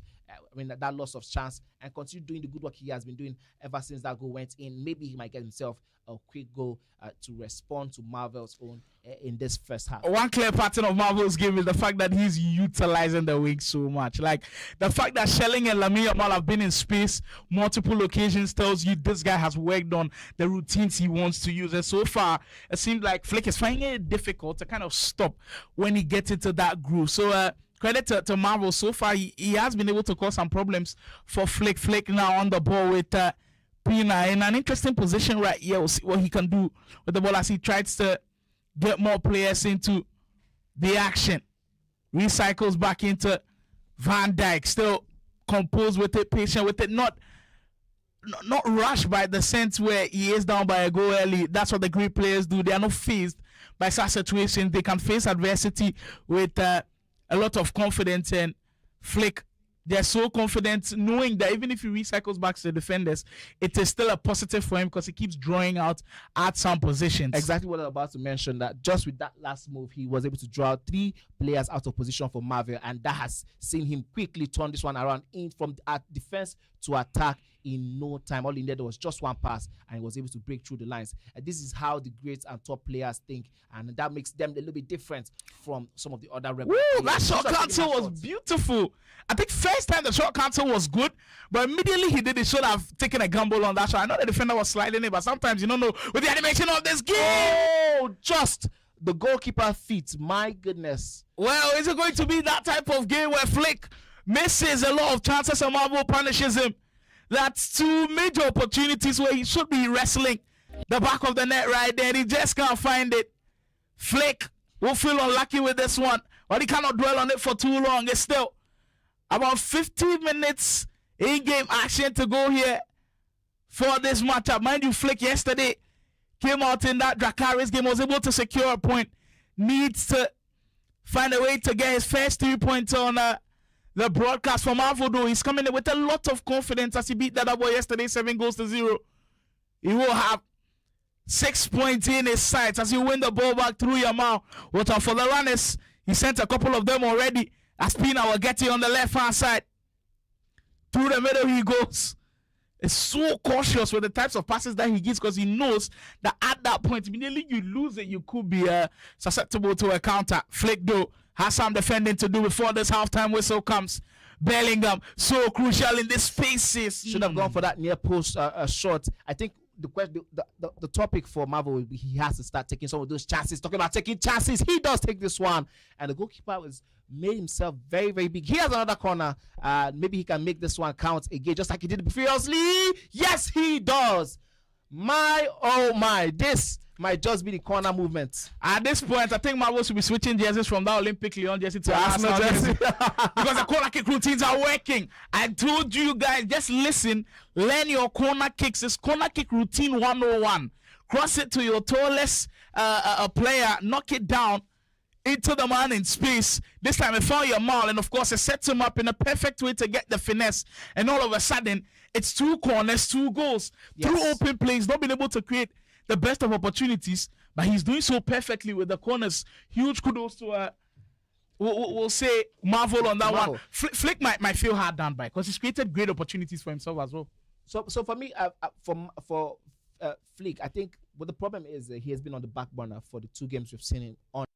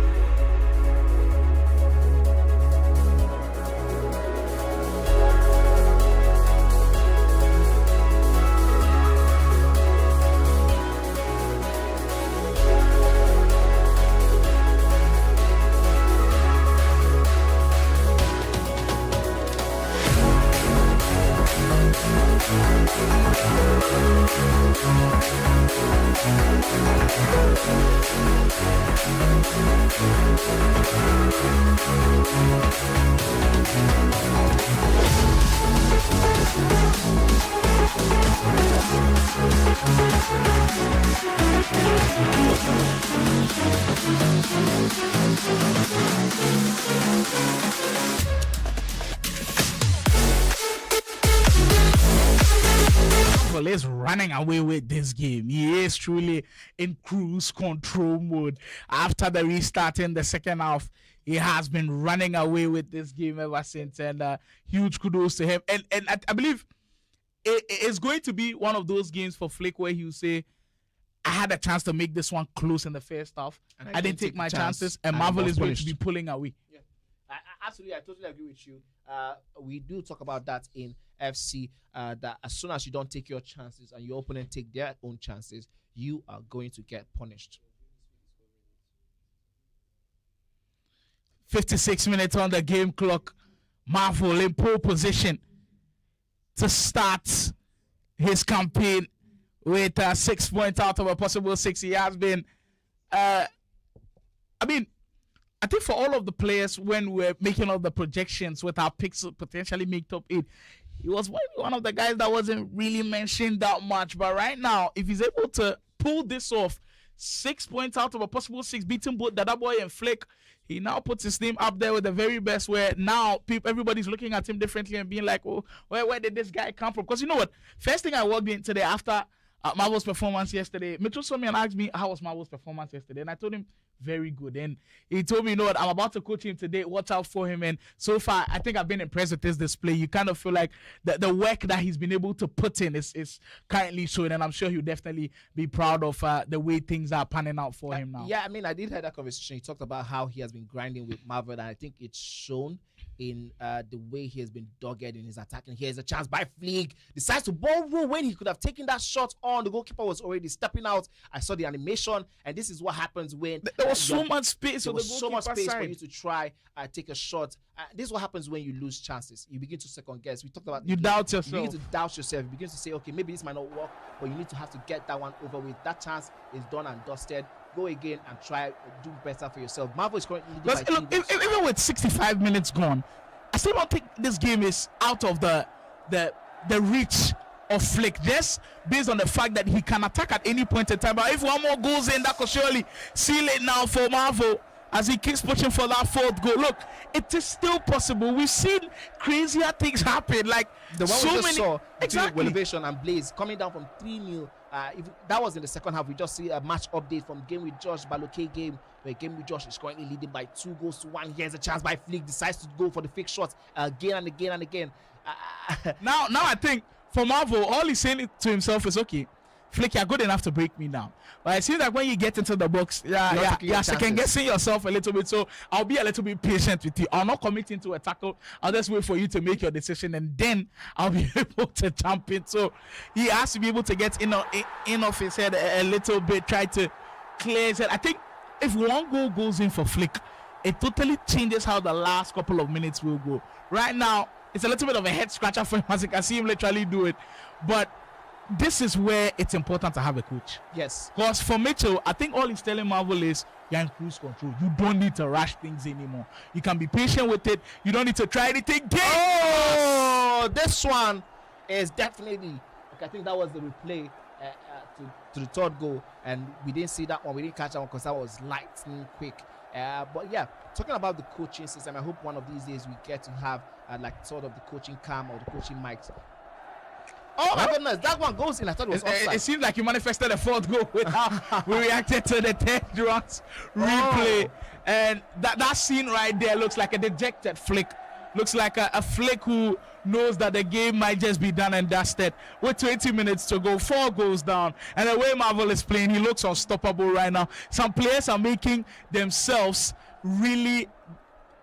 They're separating themselves from the rest. Guys like Konx, guys like Flick, guys like KK, Rhymes, they've all shown that they want to be at the top of the pile, and so far within these first 2 games they are doing extremely well. Another chance missed by Flick. He has a corner opportunity. He doesn't take advantage of the corner routine, which we have seen being put to effective use time and time again by all the players who have done very well for themselves, the Rhymes and the Marvels of this world. Here is a good chance for Marvel to punish him for not taking advantage. Oh my goodness, this is beautiful. Goes for that finesse. I think the angle was a little bit too tight and the goalkeeper was in poor position, but it does seem like every time we go to the corner, it might just be another opportunity. It does feel like this point, like the corner as a penalties for Marvel. Exactly. I love the fact that he has mastered the corner routines to this point. I think that's one good thing he can take going into the other seasons and the other weeks. When I see this, it tells me somebody who has taken the game very seriously. Because I'm telling you, you can't just wake up one day and master this corner kick. You have to do it over and time and time. You have to be practicing it with friends, in training with G's. You're playing rivals, champs. You're doing it over and over again. It now becomes muscle memory, and that's what I saw from Ryan. And I was really impressed with him. I want to know who the goalkeeper is for Marvel. I think every single thing Flick has thrown at him has been met with either a punch away or something else. My goodness. Fake shot after fake shot after fake shot from Flick. This one might just be the one. And he refuses to go in. Absolutely insane. That's crazy. What does he have to do for him to get a goal? I think it's all black in the post. He's got far reach plus. He's just stopping him. What does Flick have to do? Flick can't believe what's happening right now because he did everything right. Well, maybe now that may be the moment. My goodness. What does he have to do? Short cancel after short cancel. Got the premium opportunity to shoot. Didn't get the shot away. And the post this time comes to the goalkeeper's rescue.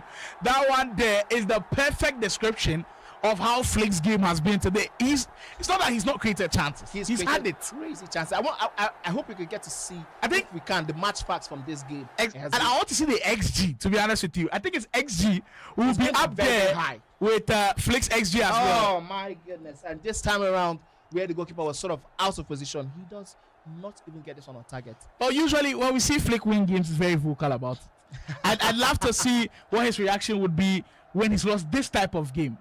A game where clearly he could have had a goal. Oh, Marvel! It's a direct opposite. For Marvel, if he's created 7 chances, he's taking 5. Yes. For Flick, the number of chances is missed. And I wouldn't be surprised if we see an XG of Flick so close to Marvel's because he's created. Again and again and again and again, he's created these chances and he's not taking them. And I think that's the opposite story, just like you said, for his opponent Marvel. And I think that might affect him in other games today because it does seem like he has done everything right, but it's just one of those days the FC gods does not bless him. Good use of that body movement there by the attacker to just hold up the defender, and was able to bury that one. That time, the forgetting move, the lofted pass still coming into play. As Marvel, is he really forgotten? What an incredible 2 games he's had. Right now, I believe his goal difference is on like a +12. +12. 7 goals in the first game against 2 very difficult opponents. Dada Boy and Flick, he might just go in higher, good. But he decides to play around with this one. He definitely has to be scoring those goals. Another goal for Marvel will really do him a lot of good in terms of where he places him. Don't forget, King Nunes getting all of the goals, 10 goals earlier today against Dada Boy means that he's also going to be highly placed today. So he has to find more goals. That is Marvel. Every chance is going to count. He just wants, if he can get himself in the first position today, it will do him a world of good. Well, we did get updates earlier that game with Josh was out by 2-1 against Balok. Game with Josh, also his campaign did start quite poorly when he lost to Blaze in that one, and I'm sure him starting well against Balok will be important to him. Balok also didn't have the best of start yesterday as he lost to Yemolee, and it's a game that will surely be keeping tabs on. Of course, we'll be giving you all of the results when that one comes to a close. But Flick here today, it's just been difficult for him to even put it beyond the goalkeeper. That's what it. I think that's the summary of today for Flick. He has not been able to put the ball beyond the goalkeeper. I think that the scoreline is maybe not the greatest reflection of how this game has actually gone. The game. This is a move I've wanted to see all day. This is what I love to see. Trolling at his finest. Marvel having a little dance in celebration to the goal he just scored that made. Balok has turned things around, by the way. That's 3-2 in favor of Balok. Josh, we saw, was leading 2-1.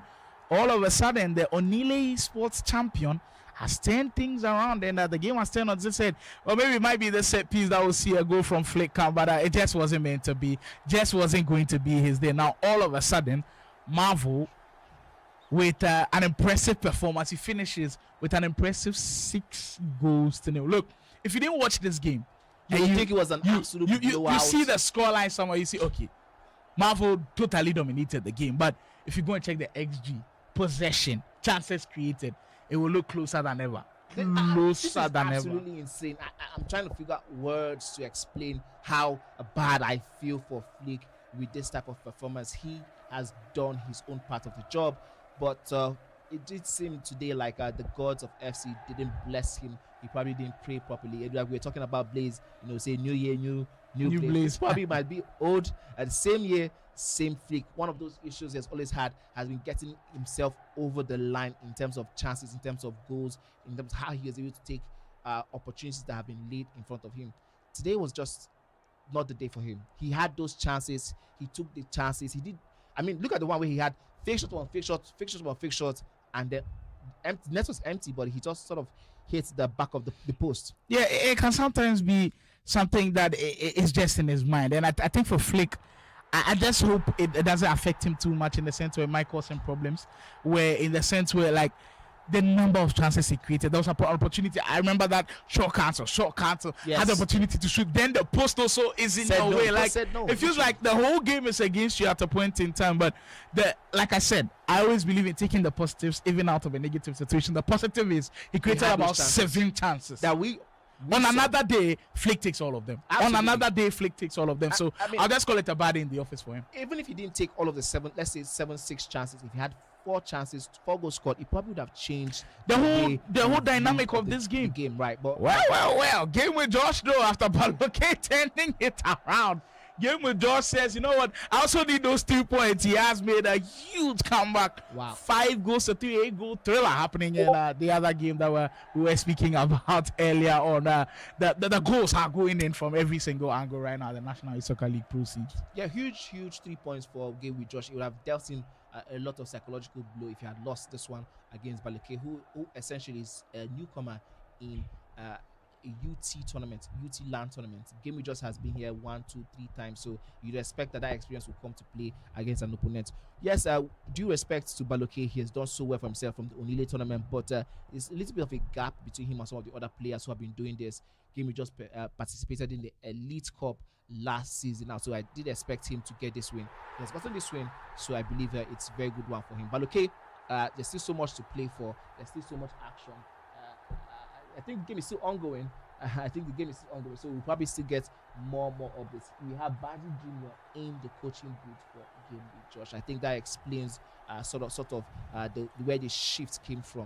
When you have a player at an elite level, players are going to represent Nigeria across other tournaments, in your coaching booth, speaking words of wisdom to you, it probably also helps calm you down and gives you different dynamics to the game. Yeah, it does help in some sense. We've seen so far, it seems like all of the players with coaches are winning. Yeah. I mean, Mitchell in the booth of we saw earlier on, Marvel picked up a win. We also saw Boyd in the booth of Konx also pick up a win as we join into the last 20 minutes of this one. Game with Josh needing these points desperately as he still pushes Balok. Yesterday we saw an unorthodox squad from Balok. His squad was different from everybody else. I saw an Osimhen in the squad. Gold Osimhen. I was so shocked. So shocked. Interesting. Well, that's not a card that we usually see. Game with Josh to lead by 3. He will. That might be the all-important goal to seal the deal. You could see a huge sigh of relief from his face. I mean, that 6th one now, we'd give him 3-goal difference, sort of giving him a lot of comfort and taking the pressure way off his shoulders. That being said, he still has to lock in. There's still about 15 more in-game minutes to play. We did see in the game between Balok and Yemolee that in the last 10 minutes of the game, Balok turned the heat up. Yes, he didn't get the all-important equalizer, but he was able to pressure Yemolee consistently. This one is the one that gives the 6th goal, I believe. So we're waiting to see. I think the pause was queued by Game with Josh. Yeah, they're currently in the pause. I'm sure Balok needed that pause as well. And for Game with Josh, it's also important for him to pause it at this stage, because if there's any possibility of Balok gaining momentum a little bit, maybe he cools it down a bit with that pause, kind of changes the flow of the game a little bit. Maybe also go into more of a defensive shape and try to hold on to the ball in these last few minutes. These are going to be important minutes for Game with Josh as we are heading towards the last 15 in-game minutes of this one. Game with Josh needing all of the points on the board yesterday. Definitely one that he would not have been happy about, especially after losing to Blaze. Yesterday I highlighted something I believe was important for Balok. Some of the goals he has conceded, most of the goals he has conceded between yesterday and today have come from the 60th minute, which means that he hasn't really been training for the 9-minute half of the game. Wow, talking about that, he probably said, hold on, I still have something in this one. He scores the 4th goal for his himself in this one. That makes it 10 goals between these two players. Terrible defending, if you ask me, from Game with Josh, allowing that amount of space and not being able to lock it down. Now he has 2-goal lead from 3. Well, probably changes the way he's thinking. It will show the type of resolve and the resilience that he's had, but he's got space to work with as Balok will win the ball back. Trying to push on here with Olise down the right hand side. If he gets one more here, we will be heading into a very nervous last 10 minutes of this game. And we know what the pressure can do to some of these players. Even some of the best players do struggle under the types of pressure. Royce go past the fine pin. I was trying to get that turn around Musiala, but the Bayern Munich man coming back and making a defensive stance. Now, these are important moments for Josh. The decision whether to remain on the flank and try to take time of the game clock or potentially pushing for one more goal. It seems like Josh was going for the latter, and I believe everybody will be questioning why, because he did immediately give possession back of the ball, but credit to him, he's been able to find a way to win it back. Yes, he is winning back, but he has to stop taking such risk, especially at this crucial moment of the game. This is the best time to start managing your game and see how you can close it out. These 3 points is very, very important, more than the next goal you're going to score. I mean, we did talk about how goals are very important in the league's phases of the game. However, for a player like Game with Josh who needs points, you have to prioritize points over goals. He's through on goal. Maybe to get that 3-goal question earlier on. It's just amazing stuff from Game with Josh. You've got to put this game to bed. You cannot leave that window of opportunity. That's a risky tackle, and he comes away with it unscathed. That could have been a penalty on any given day. Could that be that moment that turns around for Balok down the byline with Royce? Cuts a back defender is there to make a huge block as Game with Josh gets away with that one. Yeah, Balok tried the cutback earlier on, which gave him the 4th goal. And he tried it again, and I don't fault him for it. He did give him a goal. He might give him another one. Yes, it does. And Game with just has himself to blame. In the earlier chance we saw, he just took a pause before taking the shot off. He definitely should be 7-5 up now. These days, the low-driven shots are becoming so confused, because when the first iteration of FC26 they come out, everybody shoots far post with low-driven. You just saw with near post the near-post low-driven efforts still scoring, and now all of a sudden, massive pressure on Game with Josh to be able to hold on to this lead to secure 3 points. He loses possession of the ball. There goes Balok. It could be dangerous as he sends bodies up front. Marco Royce on the ball, gets away from his marker with some pace into space, getting the pass to go down. And well, the final opportunity of the game just spent by Balok there, as he just can't find the execution he was looking for. Josh now holding on to it with Shada. For dear life, let's add for dear life. Just a minute of added time to go, and Josh in space, surely finish it.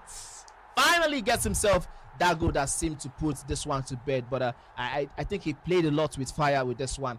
There were many instances where he gave Balok a lifeline, and that's not what you want to give a player who has so much to prove in these kind of moments. Balok again looking for that cutback that has been so effective for him. He might just get himself another goal. It might be consolation at this moment, but the referee says this is the end of the road for this one. Game with Josh running out 7-5 win in this one, a 12-goal thriller. He does seem to be in those games where he's having lots and lots of goals. Well, it was a cool mouth fest in this one, but at the end of it all, it was Game with Josh who secure an all-important 3 points with him. It's his first 3 points in the National Esoccer Pro League. Those ones are going to be huge for him as he secures it down. That's more and more games coming as we go. Manny and I here, of course, like we told you, we are your tour guide, just giving you all of the gist and the info happening elsewhere. Right now, things are getting heated in the studio. The players are getting a feel as to how the league will be going for the subsequent weeks. And right now, I believe we are getting to see some of the true colors of some of these players. And even though it's week 1, some people have established where they want to be in this league. Those who want to finish at the top are clearly making their mark. Those who are kind of in the middle of the pack with all of these draws and all of that, we're also seeing them. And those who have yet to secure a point, we're also kind of seeing them with how the leaderboard is shaping up. Yeah, I agree with you. For Balok, it would look like a bad day at the office, but for someone of his quality, I think he has to take a whole lot of positive from this game. We have done 4, we have 3 more to go. Stay tuned, don't go anywhere. We're coming back with more and more FC action.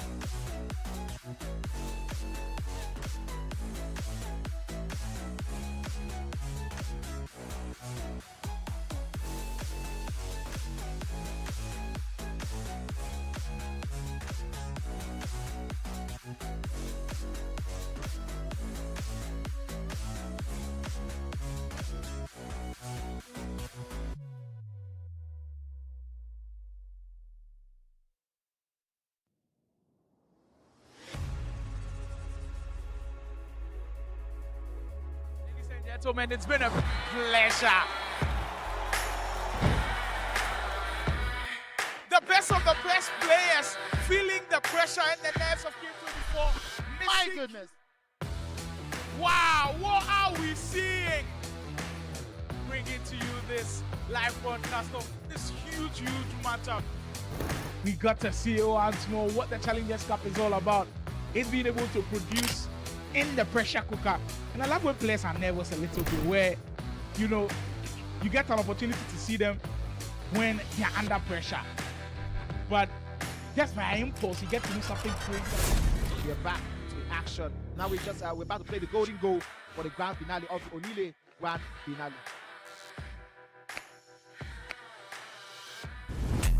Oh, we're just having an update. Oh, his father just found him, but not to regret. He does regret this. Oh, yeah.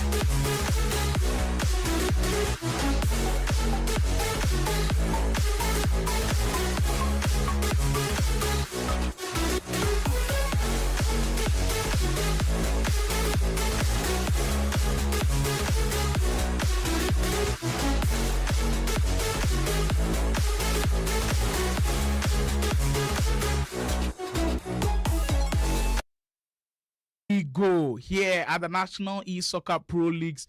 The first 5 rounds of action has surely shown that some players have worked on their games. The way they've played has just totally been different. But these next upcoming games will tell us so much more about some of these players that have been playing. Right now, at this juncture, we've got another tough matchup coming up. Yemolee taking on Baji Senior. It's not an easy game at all. Absolutely. You almost feel like where we are at, Yemolee already dropping points today. I think he drew an earlier game today. Baji Senior, we haven't seen him today yet. And, of course, he has his younger brother supporting today. Yemolee drew in that 2 draw all with Bright, 2-2 with Bright. And I think that has taken a little bit of dent out of what he is doing. Look at have the leaderboard currently as it is.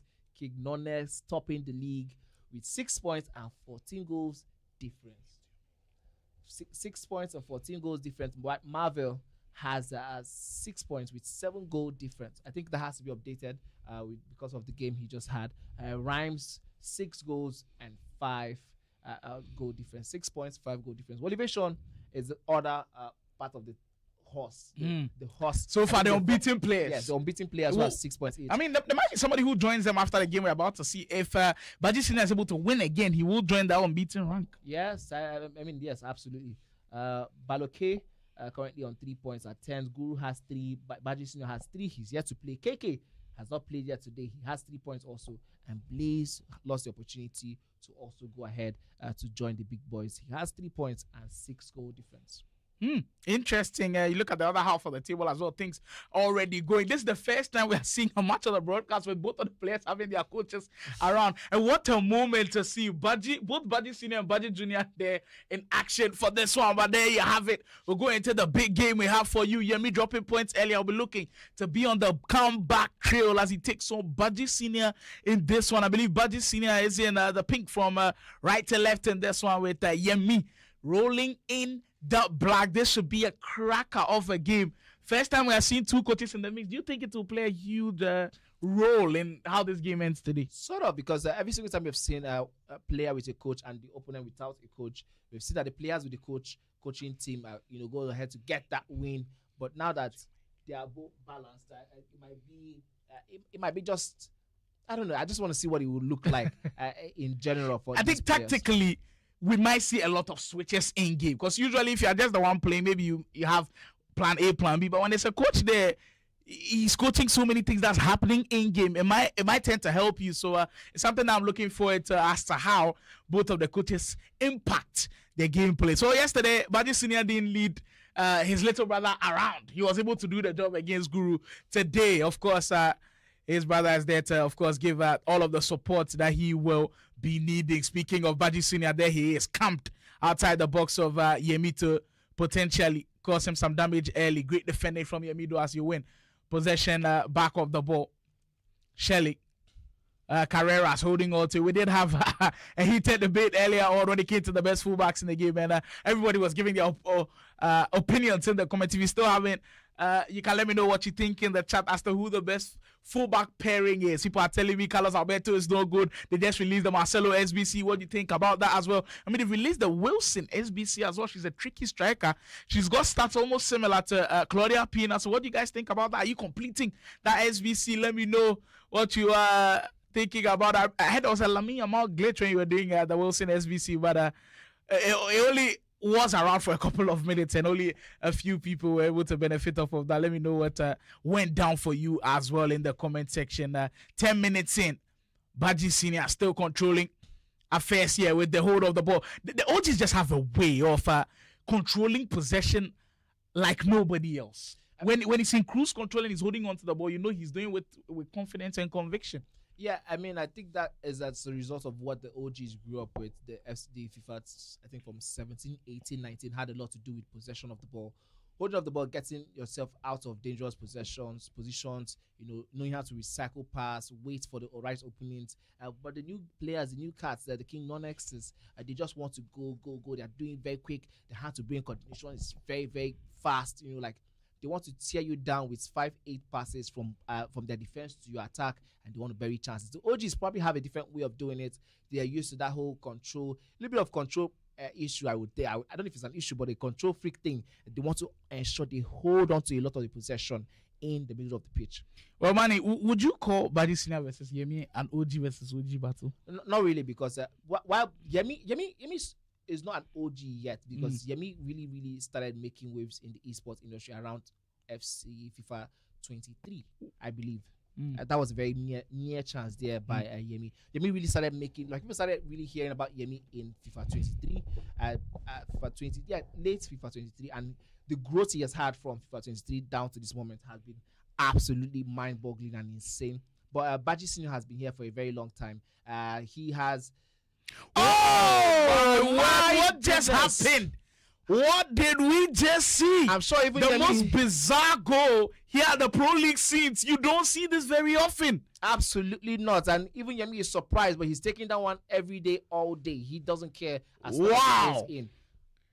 Well. If we thought we had surprises, well, this one is the biggest surprise of the day. That goal, I'm trying to comprehend what happened there. Is it that you know when you pass back to your goalkeeper, and I think you have your hand on R1, R2, goalkeeper tends to ignore the ball and let it pass through his legs. I don't know if it was a pass. The situation was so weird. It felt like there was a tackle and it sort of deflected beyond all the goalkeeper. All of a sudden, that goal changes everything. Yes. Yemi finds the second. We talk about how goals change games. The complexion of this one has totally been changed, especially with the fact that the first goal came in under questionable circumstances. Possibly that has switched the way we're looking at this one. Draaris Bright FC happening in the background. I think Draaris currently has the lead.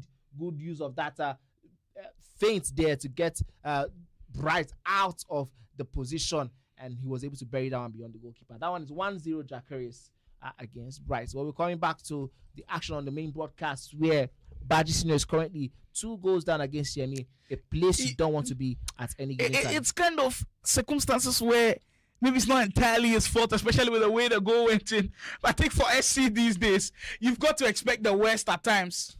You've got to just imagine the worst at times, but it's just difficult to kind of cope with how some of these bizarre goals might go in. But if you want anybody who can maybe deal with this situation, you'd want an OG.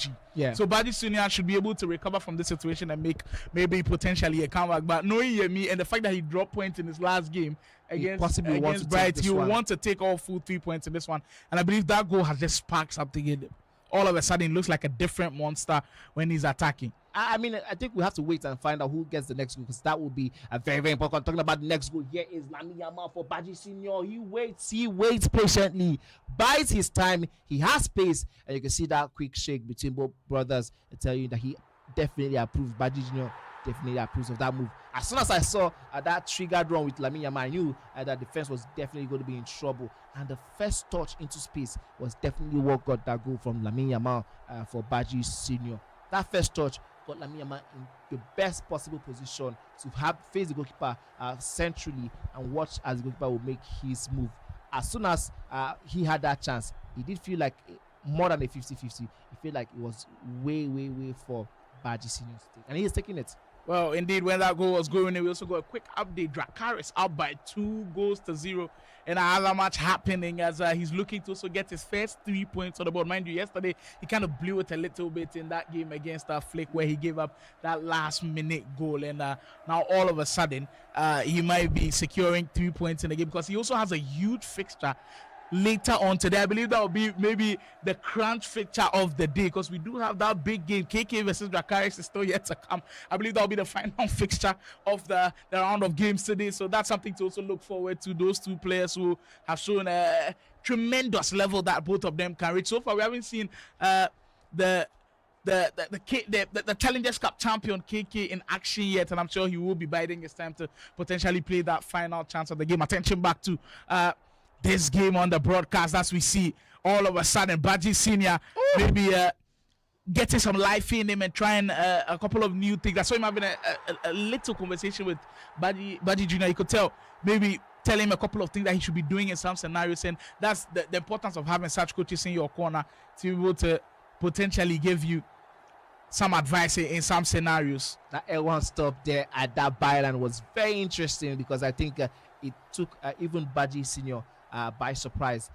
We are very, very weird way to retain possession by going back all the way to your defense. It does help him retain the possession, so I believe Yemolee has that one on lockdown. There's still so much action happening around the goal mouth, but Baji Senior survives it this time. It's an impressive showing from Yemolee so far in these first 37 minutes. He's been cool about the way he wants to attack. But like we said, there's so much time with the 9-minute house. You cannot afford to be losing it. Well, we told you Draaris came here and he only meant business. Oh my, this guy, the way he's finding his goals through the player locks, it's just beautiful to see him play. Draaris, the Afro Panda esports man, wants to secure his first 3 points of the campaign, and it looks like he might be on track to do it kindly. Up by 2-0 in that matchup. Giving you all of the updates when it keeps going. I believe it's 3 actually, as he gets one more to go down. Bright facing a heavy defeat at this point. Yeah, I mean, going up against a wounded lion in Draaris, who was really in a nail-biting situation yesterday, which was day 1 of week 1 against Flick. I think that's probably the worst position you want to be in, facing someone like that, Bright. But he did have a good outing against him. Coming back from a couple of goals to get a draw. It might play out the same way if he is able to figure out what is not working for him. The fact that Draaris also had a... Yemolee! Oh my goodness, this Play one some so shots, close. FC right there. Yes, the that's going to put the icing and the finishing touches on that one. Goalkeeper making a huge save. Corner comes with speaking about how deadly these corners are. Can Yemolee take full advantage of them? He's got Bellingham on the edge. I love how I did see Baji Senior shape up against Yemolee in this corner. He has a lot of pressure on the man who currently is going to have that the icon, the cursor, and I think that's the best way to defend against this corner. He puts a lot of pressure on the man who's going to do the knockdown. So at this point, defending the corner 101 from Monday, he's going to be writing a book for you guys. Don't focus on the man who's going to be heading the ball. Focus on where the end product is going to be. I mean, that's what Baji Senior has done twice now, and he has given him. I mean, people should be taking pointers off from this, because the way the corners are going in these days, if you are listening right now, that's the way you should be defending. Forget about who's going to be heading the ball first, because usually they cross the ball far away from the goal. So even if he tries to head to score from there, it's going to be far away from the goal. He cannot score. So he's got to pass it. Let's try to, but sometimes it's a little bit of guesswork, because you don't know where he's going to knock it down to. That's the thing. For what I just saw Baji Senior do was the guy who was crossed to, the guy who was going to do the knockdown, he put so much pressure on him. That meant that the knockdown itself wasn't as decent as it would be, and then as soon as that knockdown happened, he immediately maybe this is a best moment to immediately apply partial pressure. Partial press. As soon as the knockdown happens, you activate your partial press, and what this might spread out your defenders evenly to a little bit of the team press, or maybe the offside trap to push your defenders up the field a little. I don't know about the offside trap, because you could just get punished. Money and I are just we're in the laboratory right now trying to mix up something. So but if you guys are in the chat and you know of a way to stop it, you can let us know in the chat. You know what? That's something I'll be trying in champs this weekend. Maybe I'll try the offside trap. If it works, don't worry. Next week, right here, we'll discuss it again. We go into the second half of this one. Yemolee still leading by 2-1 as he looks to potentially get the third. We see another to finish it off. Yemolee has been clinical in this game so far. You've not seen too many chances missed in this game. Yes, the crazy thing is that I think Baji Senior anticipated that move, and he did try his best to put his defender in position to get in front of that one before Yemi. But the roulette itself just positioned Yemi for such a wonderful finesse shot, and that one was definitely going beyond the grasp of the goalkeeper. He had nothing he could do about that one. 3-1, Yemi is going to be beating a huge sigh of relief. He has regained his 2-goal lead, but we have said it time and again that the 2-goal leads in this competition mean absolutely nothing. I admire so much players like the Yemis of this world that cannot exist. The fact that they have so much in their arsenal where at every point in time they always have something up their sleeve that they'll be able to pull off, and all of a sudden they'll give you trouble. First time 2 ball, Yemi to lead by 3. That'll be my goodness, he loves the goalkeeper. I do love a very good lob. I don't know why, but it gives me so much joy to see. I think yesterday they starved you too much. Oh, they starved me yesterday. I was starved. I was begging, asking for those lob goals. But the interesting thing about this is the way the goal came ahead. I think we have a penalty, and this one further takes Draaris' lead, I believe, to 4. If he scores this one, buried beyond the goalkeeper, and that is 4 in favor of Draaris, who also has his own coach right there in the studio with him. Talking about the goal that Yemi just scored, he had a player locked Pina, brought her back, and before he brought her back, he had already triggered the run of Nico. Yeah, I think in that moment, Baji Senior didn't see that and slept on it, and that first time through pass was absolutely deadly. For our viewers who are listening to us, see how Mandy was able to sit back and see all of those runs. When we give him a controller now, the question is, can he track all of those runs? They are tough to find and figure out. Yeah, I mean, yes, it's one thing to see it. It's one thing. It's a whole different thing. It's a whole different thing to stop it. I did talk about the hand to brain coordination. Sometimes your brain sees it, but to execute it on the controllers, your hand cannot. At a different level. That's why they're in the hot seat here, and we're also in our seat. Absolutely, we'll speak about it. Yeah, we'll talk about it. Yeah. But the move itself by Yemi is something definitely I want to try out. I think it gives a different range. It gives you options. The fact that you can lock a player offside, and then the opposition thinks that okay, this is done. Bring him back, trigger a run while you're bringing him back, and do a one-time pass. I am definitely going to try this out. I think this year is the year where he has listened to the community the most. Yeah. Where they've made changes upon changes. I believe when the game did come out fresh, people complained about the dribbling being too heavily overpowered. They kind of nerfed it a little bit. People said goalkeeper movement is overpowered. They nerfed it. People said kickoff glitch is overpowered. They nerfed it. And now there was a point where people were making an agenda against the player lock. And now the question was EA going to still listen to the community and take out the player lock entirely? Well, they haven't.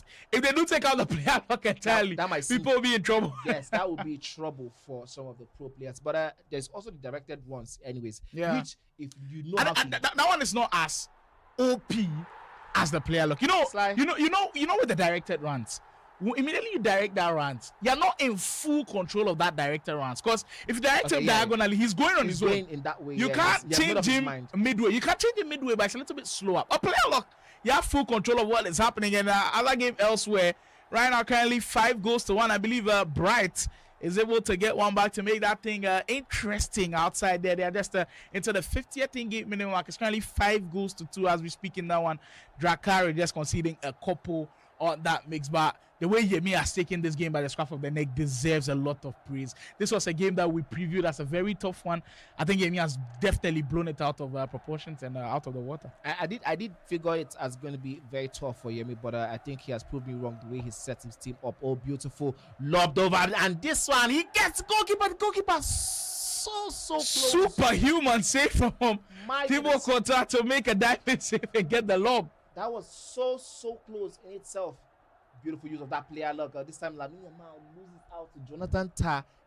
Once he gets that physical battle, is Jonathan Tah every day, all day. Huge position to be in if you are Yemi, because look at the way he locked this one. And just look at the goalkeeper make a massive leap. It's crazy. So good. So good, and I like the fact that he went to the over the top through ball. We are so used to the ground through ball. So over the top through ball has come up a distant memory. Just again, it works.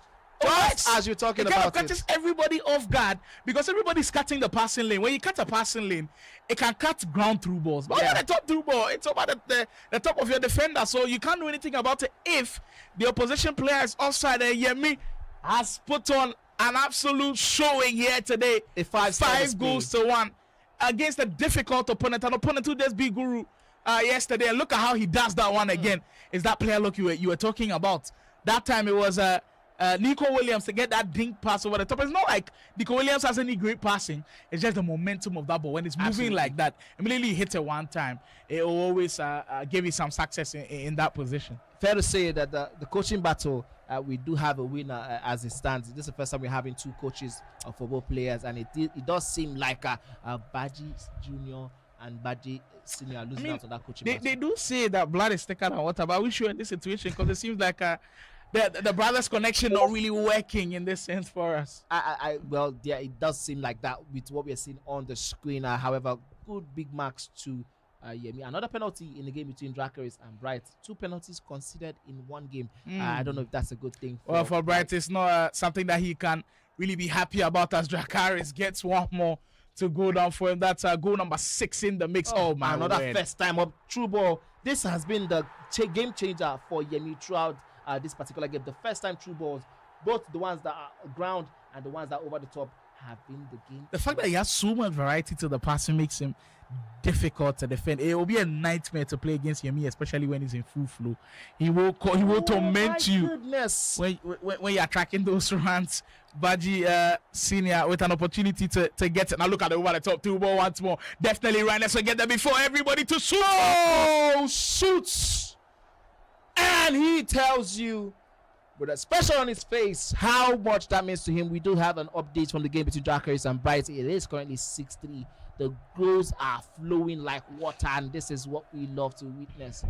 My goodness, it's so crazy because I think the struggle for Baji Senior was to adapt to the variety of the true passes from Yemi. He has not been able to do that, and that's why he is being punished again and again. He did have an opportunity to score a very, very interesting goal, but I think he skilled himself out of that one. This one was very decent, but it might be a corner kick. It is a corner kick.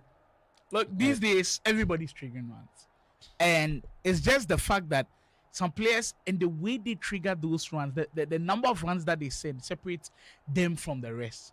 The likes of Yemi, like the number of runs he's sending, and you feel like Baji Senior is finding it difficult to keep up with the number of runs that are going. And the fact that Yemi, for him, is not a decoy run. He's still going to find a way to find that player that's made the run. And I think it is possibly one of the best displays we've seen so far. I really enjoyed Konx's first half against Dada Boy today. But I think Yemi also, across the whole 80 minutes that he's played so far, has been extremely impressive. Almost everything that he's tried has worked. Even the ones that haven't worked, they has ended up being a huge opportunity for him to score. It's just the goalkeeper that has been superhuman that has saved a couple of them. This has been definitely one of the best attacking displays we've seen so far. Look at him go again. First time true pass.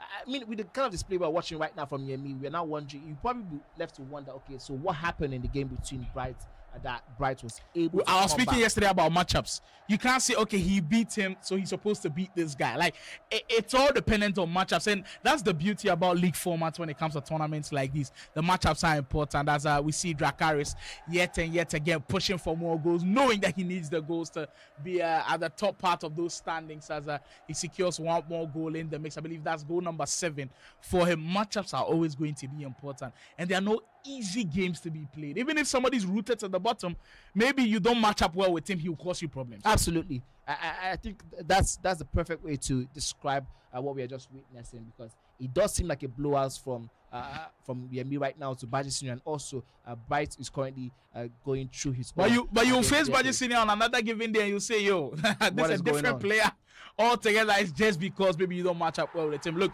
maybe Yemi is beating him with all of the runs. If you are playing Baji Senior, what shows that you can make the type of runs that Yemi is making? What shows that you can trigger those types of runs and do indeed find them at the rate at which Yemi is finding them? I think it is indeed insane. I believe right now Baji Senior has understood that, you know what, the game has gone from him. He cannot afford to concede more goals, and you definitely he's really trying to take the one sting out of the game. Yes, and shoulder. But I also want to look at it in the aspect of systems sometimes cancelling out systems. The system that Yemi set up today sort of neutralized Baji Senior and made it look at like an average Joe Schmuck, on the job. So that's one thing I think. I think you're spot on that one, because we've spoken about how much the OG loves possession, Baji Senior. Yeah. I think it's when he's building possession and he's building it just around the 18-yard area, he tends to commit some bodies a little bit, because with possession, you need people to come into play for you to play your passes around them. The thing is, when you commit like that and you have great transition players like Yemolee who can play the fast through balls,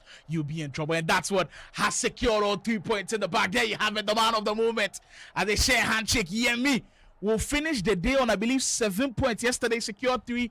Earlier on today with a draw with Bright. That will take him top of the table with, of course, one game played ahead of the rest. Impressive showing from Yemolee. Him winning these types of games will go a long way to potentially give him a spot in the top 8, because it's not going to be easy. So when you're playing the difficult games and you can win by this margin, it's a good one to have in your back pocket. I totally agree with you. For Baji Senior is back to the drawing board, trying to figure out what went wrong in this one and how you can quickly adapt going forward to such quick counters. Because the beauty about what we are doing right here is the next opponent is definitely going to watch how did you fare against your last opponent.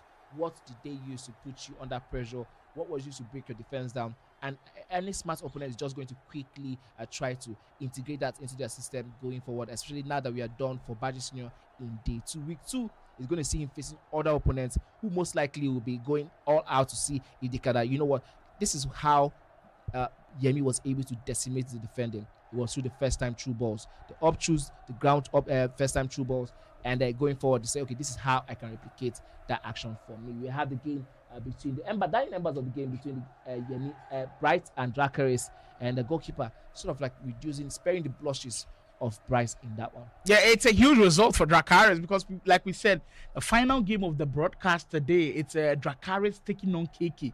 So, Manny, knowing that Draaris has got such a huge game, he's got to secure these 3 points, because we don't know how the outcome of that Draaris versus KK game will go. So he needs this one as a one that buffer, yeah, exactly, a buffer for him to go into that game with a lot of confidence and potentially face KK with the best that he's got. So impressive showing from him. For Bright, though, still just that 1 point to his name after 2 days. I'm sure it's not the ideal way for him to start this league, but like we said, some people do little drops of water make a mighty ocean. A couple of points here and there could help him make some huge splashes elsewhere. But massive props to Draaris. He's definitely had a great display in this game, a great showing, and he will definitely take this one into that final game as a huge one as he takes on KK later on in the broadcast. It's been a massive show, and I think his style of play also is different as compared to everybody else. His form of attacking has some interesting patterns to it.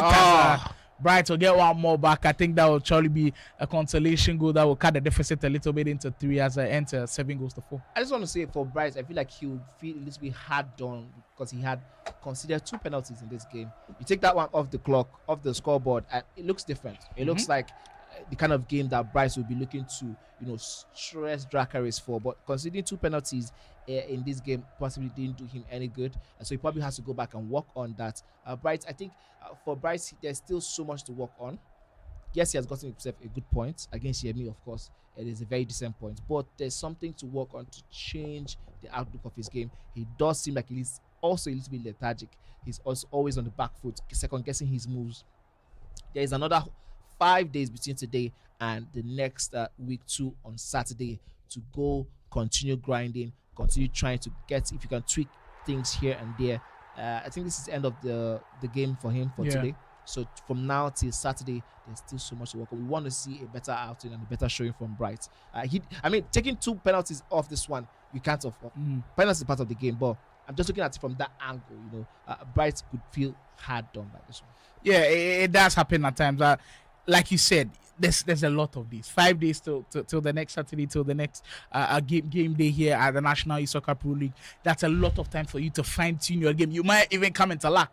What if all of a sudden during this week Bright packs a team of the year item, and all of a sudden he has a 96-95 overall P9 Mbappe. He will cause trouble next weekend. So something must change. But I believe the most important thing is his gameplay. He's got to go back, watch the tapes again, try to work on his own gameplay, and I'm sure he'll come back a much better player. Well, we are gradually getting closer to the end of the broadcast today. It's been a wonderful time. There's still a couple of games here and there to finish up. So make sure you don't go anywhere. This is still the place to be. Like we said, here on the National Esoccer Pro League scene, the way we've put everything together is insane, because once the games are coming back to back like that, it's not only a test of how good you are.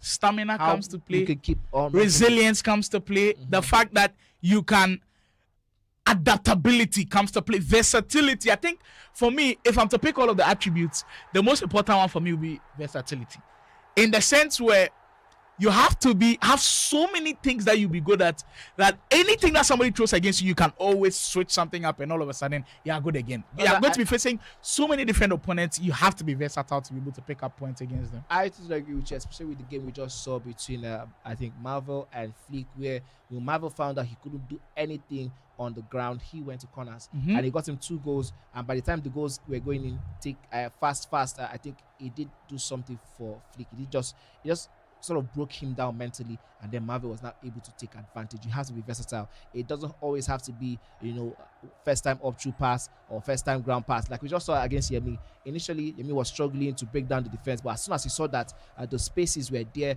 for him to go through the one-time passes, first-time passes, he started taking advantage of that, and that was able to give him the win he deserves. Well, some of those things have to be important for you. Just how you switch up in games. I believe Rhymes also did that in his first game, because it wasn't easy at all against Tactical. Tactical, I believe, dominated that first half. Even if the scoreline didn't look like that, I believe he was the much better player in that second half.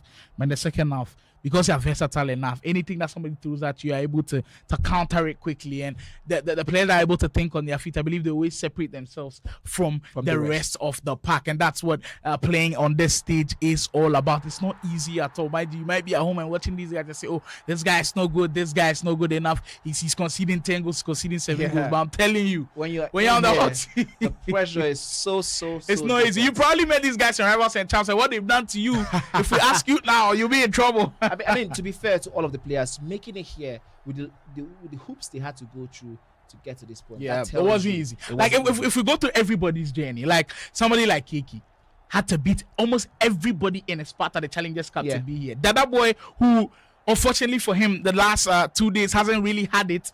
It's just been difficult for him. He's had to go through a lot to be able to get here. You know what? We'll tell you all about the background stories of some of these guys. There are ways to get here right after this one. Don't go anywhere. 2 more matches to go.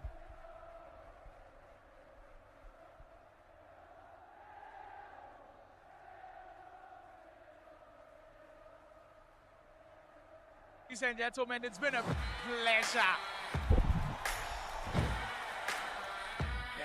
The best of the best players feeling the pressure and the nerves of Game 24. My goodness. Wow, what are we seeing? Bringing to you this live broadcast of this huge matchup. We got to see once more what the Challengers Cup is all about. It's being able to produce in the pressure cooker. And I love when players are nervous a little bit, where, you get an opportunity to see them when they're under pressure. But just by impulse, you get to do something crazy. We're back to action. Now we're about to play the golden goal for the grand finale of the Anife grand finale.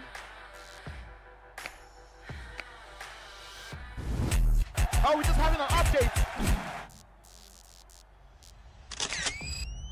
Oh, that his father just found him without regret. He does regret this. Oh, yes.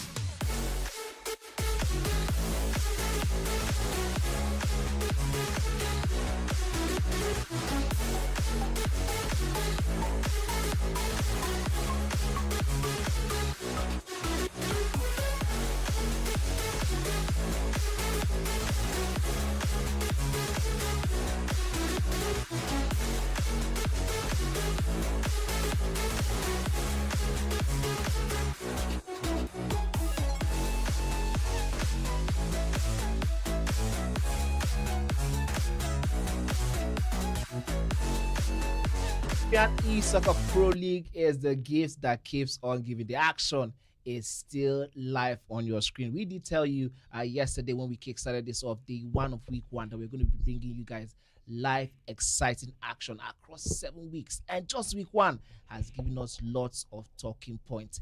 And now we have 2 more rounds of games, 2 more rounds of action to go. We have Wovation going up against Tactical. And after that, we're going to be having more games in the background also. Draaris versus KK is somewhere also around the mix. So stick around. That one will also be one that you definitely cannot miss. I'm so excited here. I'm sure Sly has a lot to say about the game between Wovation and Tactical. But right now, we have the leaderboard on receipt. Yemi, even though he has played more games than anybody, currently topping the chart. Yeah, I think Yemolee has been very impressive.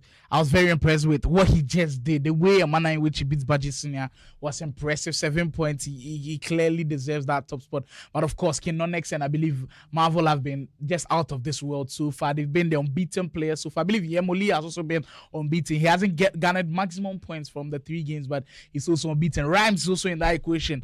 6 points out of a possible 6. Wovation could end up being at the top of the table with a possible 9 if he can carry out a victory against Tactical later on when we do see him in action. Draaris currently on 4 points. Blaze, well, he did start well, but today just didn't go his way as he lost later on. KK, we haven't seen him in action at all today. The Lumo esports man, so far we haven't seen him play on the broadcast, and later on you'll be facing Draaris. Well, these are the results from today's matchups if you did miss out on them. Yes, we saw earlier on Rhymes beats Tactical in a very close game, 4-3. And in the background, we had Yemi and Bright share this point with 2-2 draw. And also we saw Anife lose out to Guru 6. For that one signified the first 3 points for Guru. Blaze had a 2-2 draw with Wovation. And Flick and Son of God did battle on the mid broadcast. That one saw Marvel beat Flick by 6 goals to 0. We're going straight into the action as it is. Tactical versus Wovation. Wovation in that white and pink stripe kit, while Tactical in the dark grey kit. Well, it is a huge game in the context for Wovation, knowing that if he wins this game, he could secure all points. And speaking of a man who's in the form of his life, Wovation, 3 minutes in already, first goal registered. And mind you, if he picks up this win, it's 9 points for him and he goes straight to the top of the table. What an excellent start from him. An excellent start indeed. First chance, first goal. Now he has set the tone for the rest of the game. I also see his coach, Chooks Jr., in the boots. Chooks Jr. is an excellent coach to have, whispering words of tactical breakdown in terms of what you can see and what you don't see on screen. The thing with Tactical is it's kind of tricky to kind of in a box right now. Yeah, like to know what he really wants to do at times. He did start well against Rhymes. Unfortunately, couldn't finish it off. Didn't start well against KK, and all of a sudden, just look at the barrage of a start from Wovation. That's a man that is flowing with so much confidence at the moment. 2 attempts, 2 goals, and Tactical just can't seem to know what hit him. I think this is like similar to what you were talking about, adaptability. Right from the get-go, we've seen 3 moves by Wovation. They have included a run to the byline, a cutback, and an attempt on goal. And he's just not seen to deal with it early on. You have to be able to adapt quickly to the level of your opponent or whatever tactic they are bringing to the table. And he is a little bit lethargic on that. He's on the back foot on that one. And that's the reason why he's 2 goals already. 2 goals down already. Wow. Wovation coming into this game, though, he had to come back from 3 goals down, if you remember, against Blaze. And I believe that alone has had him in a different mindset going forward. This is a whole different player that we are seeing. But like we say every single time on the broadcast, it's about how you finish. Look at how he did go down the byline, just a route 1 football from him. And excellent finish from, I believe, just quite acrobatic to smash that one in. In his first 2 opportunities, he's made good use of them. And look at him go again, right from the positions where it got him a goal. I'm going to say for Wovation, he has to ensure he doesn't make the same mistake Blaze did when he went 3-0 up. I mean, in fact, if there's any person who should try his best to take more of these chances and score more goals, it is Wovation, because he just saw himself come back from a 3-goal lead against his opponent Blaze, and he was able to win that one against one of play. So if there's anybody that needs to take his chances, it is Wovation. He needs to score at least the next 2 goals in this game. If the motivation for him is to go to the top of the table after week 1 and be feeling yourself, then I think it is perfect for him to actually take his chances and go on to win this game. Because imagine yourself leading the table after week 1, bragging. You have the full bragging rights. It's not just that would be perfect. That would give you so much confidence going into the subsequent weeks. I agree with you, but it's not just about the bragging. It's about the fact that you have less pressure on your shoulders going into week 2. So if you get to play only 2-3 games in week 2, You just know you need to do the job in like 2 games rather than trying to overdo anything. That like puts you on a different pedestal. But if you have the win, you're top of the table. You're relaxed. We're not yet talking about who wins the championship. We're talking about being in the top 8 and showing you stay in the mix right from the get-go. There are still lots of games to play in this one. Here is Tactical, who gets himself one back in. You can see the slight shake of head. He's sort of disappointed with the way the game started, but he has to shake that off. The game has started already. He's considered 2. He scored 1. Now, if there's any time he can quickly recycle the ball, rediscover his form, it is now. Well, for Tactical, I think one thing that we've come to know about him is you will not get past this man easily. He will make it a tough and tall order for you. So for Wovation, it will have to be one of those vintage performances from him if he's going to secure all of the 3 points in this particular game. Speaking of Wovation, there he goes again. Down the right-hand side, the scene is just giving him so much joy. The likes of Abili, Netu, all of them on that right-hand side seem to be working so much for Wovation. It's using it to good intent. Mbappe did make a really good run. I was expecting Tactical to find him on that one. Yeah. But you think if it was Yemi in that position, he's already made a pass? Because we just saw a barrage of that against Baji Senior. We saw the highlights and we saw Yemi use them to good and effective use at the up through pass, the ground through pass as well. The ground first time through pass. I was talking about how I love to be able to put the ball in the air sometimes. We had that conversation yesterday, and this is one of the things that you see when you can be able to do 1, 2, 3 things differently from what you're doing. Here is a beautiful cut in and finesse by Pedro Neto for Tactical. It doesn't go in, but I think that's a good way. Here is that corner routine. I think Tactical has learned 1 or 2 things from his game against Rhymes, and now he's bringing it back into. For sure, that's what you want to see here at the National Soccer Pro League scene, because you know what? Sometimes you don't know it all. You've got to learn from your opponents, even in defeat. And credit to him, he has changed the style a little bit and maybe might produce dividends for him. Unfortunately, not on that possession, though.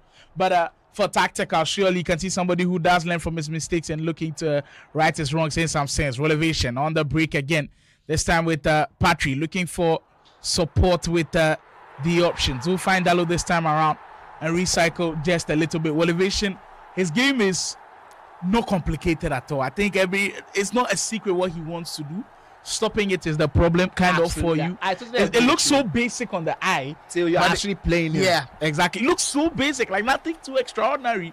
But sometimes basic is all you need to win games. And that's why I was telling you like earlier on, it doesn't matter how many people are viewing your content if you're a gamer, because it's all about stopping them in real time, in real sense. Wovation does the basics very, very well. And I think even in outside gaming, in any area of life, people who actually excel at things, the people who know how to do the basics, but do them so effectively well that it puts them in good positions. Well, I think that's perfect, actually, a way to describe one of the greatest of all time when it comes to Anders Vegan. So good with basic FC, basic football, keeping things simple, no overthinking things. And you see clear imprints on that on Wovation. Doesn't really want to put himself in a situation where maybe, I know the player lock is good, but I've not seen any player lock from Wovation. It's just pass and move, trigger a run here and try to bring the defense down through that raw gameplay that a lot of the OGs have. For Wovation, doesn't overthink things at all. But for guys like Tactical, they like to mix it up a little bit, and sometimes it can cause them, sometimes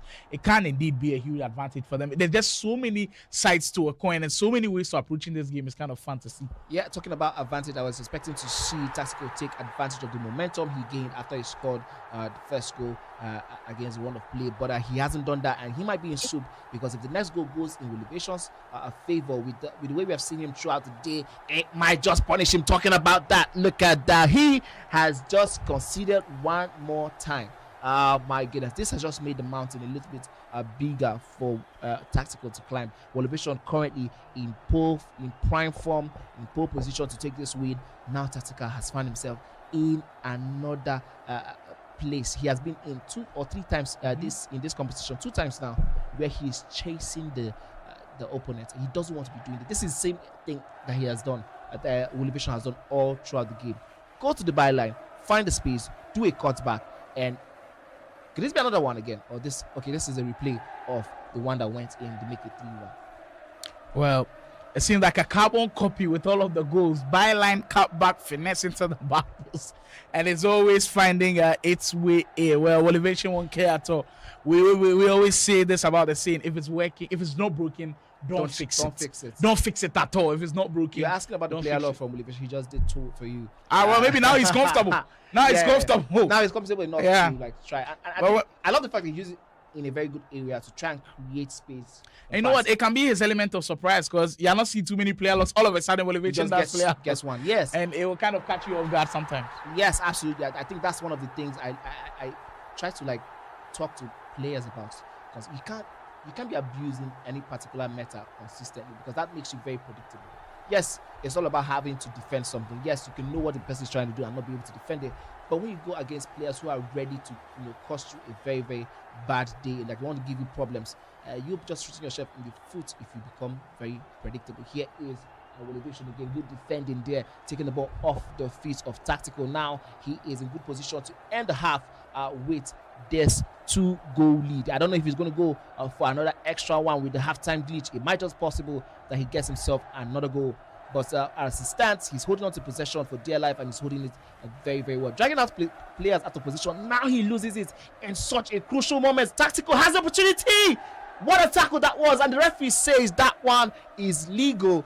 My goodness, Wovation playing with fire there defensively. And Tactical not being able to build on the I think if we get a replay of Chuks Jr.'s reaction to that tackle, he had his hat in his mouth right there. He thought the referee would blow the whistle for a penalty because he knew that one was very tricky. That was very tricky indeed, and I think Wovation will be breathing a huge sigh of relief that that one wasn't called as a penalty. That would have definitely changed the face of the game. He was doing very well till that last bad pass from him, and that nearly gifted his opponent Tactical another opening or another leg into coming back. Yeah, exactly. Like we see time and time again where you give your opponent the window of an opportunity, not directly gifting him balls, but just giving him signs that there's still a possibility of him coming back. Once you do that, your opponent can sniff that on you, you're in trouble. Wovation cannot afford to do that, and I believe that's what Chuks Jr. is trying to, that's the message that he's trying to send across, that you know what, this lead is not enough. We need more, and we need you to keep being on your toes, because Tactical is one hell of a player, and he can definitely turn it up and not at any given time. Now, mind you, the National Esoccer Pro League, so it is a division that sees the relegated 8 from last year's Elite Division join guys who've won, who have earned their spot through the Challengers Cup and also the Yemolee Esports Championship. So there's a whole new division on its own. Then, of course, when we are done here, we enter into the Elite Divisions. All of this presented to you by the one and only Cade Esports, the main organization behind this one. Of course, we got some massive support from Game Evolution, where we are currently Lagos, Nigeria, the Game Evolution Studios, where everything is going down. So if you are seeing and enjoying everything that the Game Evo guys have got for you, it is kudos to the Game Evolution Studios. Of course, they're masters of production, as also if you've got any events coming up, doesn't necessarily have to even be esports event. These guys, once it has production to do with it,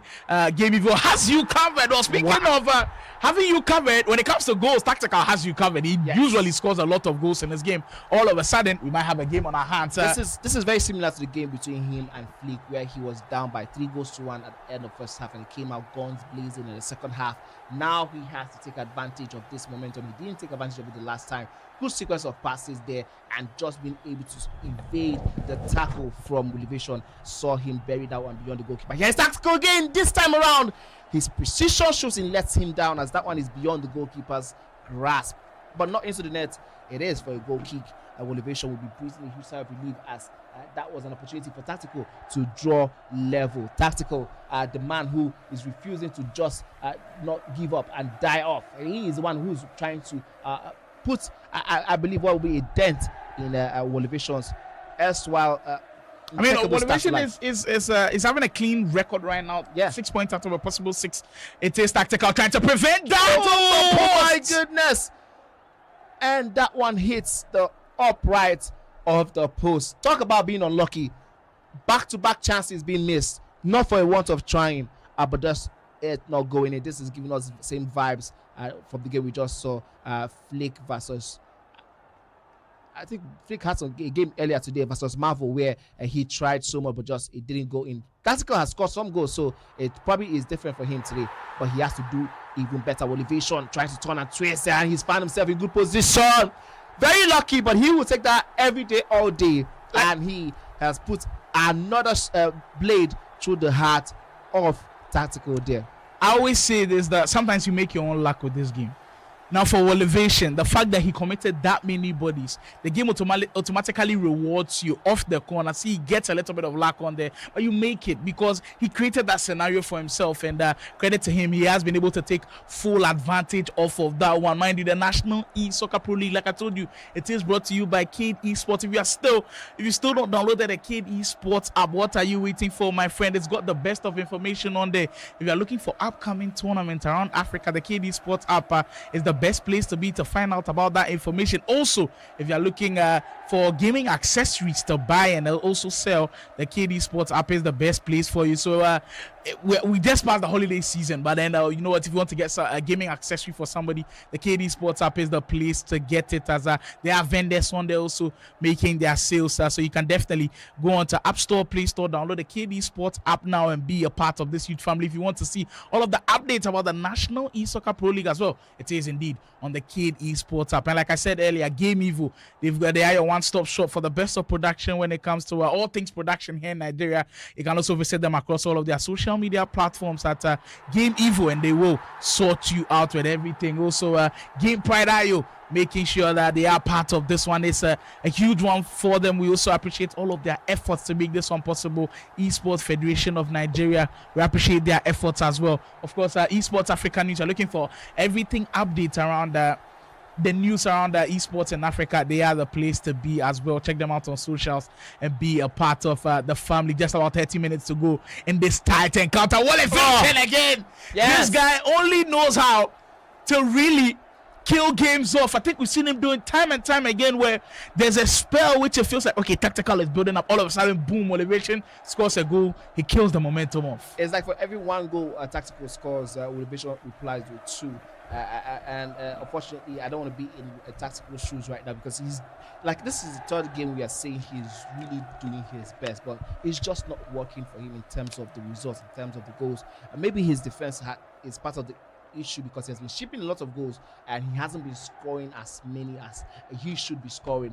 But whatever the case is, there's still so much action to go in this one. Here's Tactical, tries to go for the first time finesse shots, but the pressure from the defender just enough to force that one out. Well, we did say that some players have really stepped it up a notch on day 2 here at the National Esoccer League, and I must say, Wovation has to be in the mix. The likes of Konx, Marvel, Wovation, Rhymes, all of them have shown that they are a tier above everybody else. And currently, with the live standings, Wovation flies on top of the league standings with 9 points out of a possible 9. Of course, if he can't hold on to this lead with about 30 in-game minutes to go, Tactical still pushing. Wovation now with control of the ball. If you're in Wovation's shoes with 20 minutes to go, knowing how the 9-minute half works and seeing so many leads being lost. In fact, you being on a great end of a lead being lost, how do you approach these last 20 minutes? I mean, for Wovation, if I'm in his shoes, I think I will go for the possession retention. Might not be in terms of game management, trying to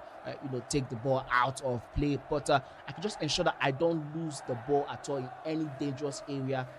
Hold on to the ball for a little while. If I can hold on to the ball for the next 10 minutes, 5 minutes at spells, with spells in between, I think that would be putting me in good position, because we need to see Tactical score 3 goals in the next 19 in-game minutes. It's a lot of time for the 9 minutes half, of course, yes, but I think it's still a lot of it's not enough as it stands from what we have seen so far from Tactical. So Wovation just has to ensure that he doesn't give his opponent any sniff of a chance. Well, some very important nuggets of wisdom there from Manny. And we'll see if a game with Wovation has enough to hold on to this lead as Tactical keeps pushing. So far, though, Tactical just hasn't had enough to break Wovation down. It's been a couple of nervy moments, but just not enough, as the league's leader still currently in cruise control, has some defending to do, though. Quick passing through Mati. Great pass and great finish to Mate as well. All of a sudden, Tactical has some life, and this game surely not done yet. And all of a sudden, we see a pause from Wovation. He knows that he cannot afford to let the run of play continue. Why I love these pauses at this moment is it can kill momentum off for your opponent when he's in that groove. That's the whole point between killing these pauses doing moments like this, trying to take off the momentum from your opponent and go into the gulag, see if you can make some substitutions, getting some players with some fresh breath of air, and see if you can be able to switch things around and give yourself the well-needed advantage. Wovation needs to hold on to the ball a lot more now. If there's any time to maybe try and... Okay, so you remember when we were watching the game where I can't remember who it was again, but he drew out the opposition, passing back as he was doing some management of time, and then from nowhere he went. I believe it was counter. Guru. It was Guru, yes, and he went on a quick counter and scored a goal. This is what Wovation needs to do right. The thing is, on the other hand as well, if you're in tactical shoes, throw the kitchen sink at it. You have no points at this point. Yeah, there's nothing to lose. You right desperately now. need points on the board. You're currently rooted at the bottom of the table. All you need to do is throw everything you've got at it. Press as high as you can. Make sure Wovation is uncomfortable. If you're able to get a goal within the next 5 to 10 minutes, you'd cause this man some trouble. We'll see how Tactical also approaches these last 15 or so minutes of this heavyweight encounter. I believe to hold on to it for Wovation as he tries his best to run down that clock. Carreras will find Mbappe on that way. Well done to Tactical as he intercepts that pass. Now these are crucial moments for Tactical as he builds from the back. It's always going to be important as we do get updates from that other game happening. Simply Uzo versus Konx. I believe Konx will be the one to open the scoring with an excellent low-dribbling finish. The man who is in red-hot form as we speak, hasn't dropped a single game and looks to continue in the same feat. Mind you, if Konx also picks up a win, I believe you go straight to the top of the table because when it comes to goals, he has loads of them. Remember, he has the biggest scoreline ever in the National Esoccer Pro League as he beat Dada Boy by 10 goals to 0. Yes, of course. That will see him and Wovation sharing the spot, depending on how this game goes for Wovation. If he's able to hold on to these huge 3 points, that will see Wovation have 9 points, but of course, Konx will have the goal advantage. But that game is still fresh, it's still on. So much can happen still. We can still see an upset in terms of a draw or a win for Simply Uzo. Yes, I know that seems like a very tall order, but it's something that is a probability right now.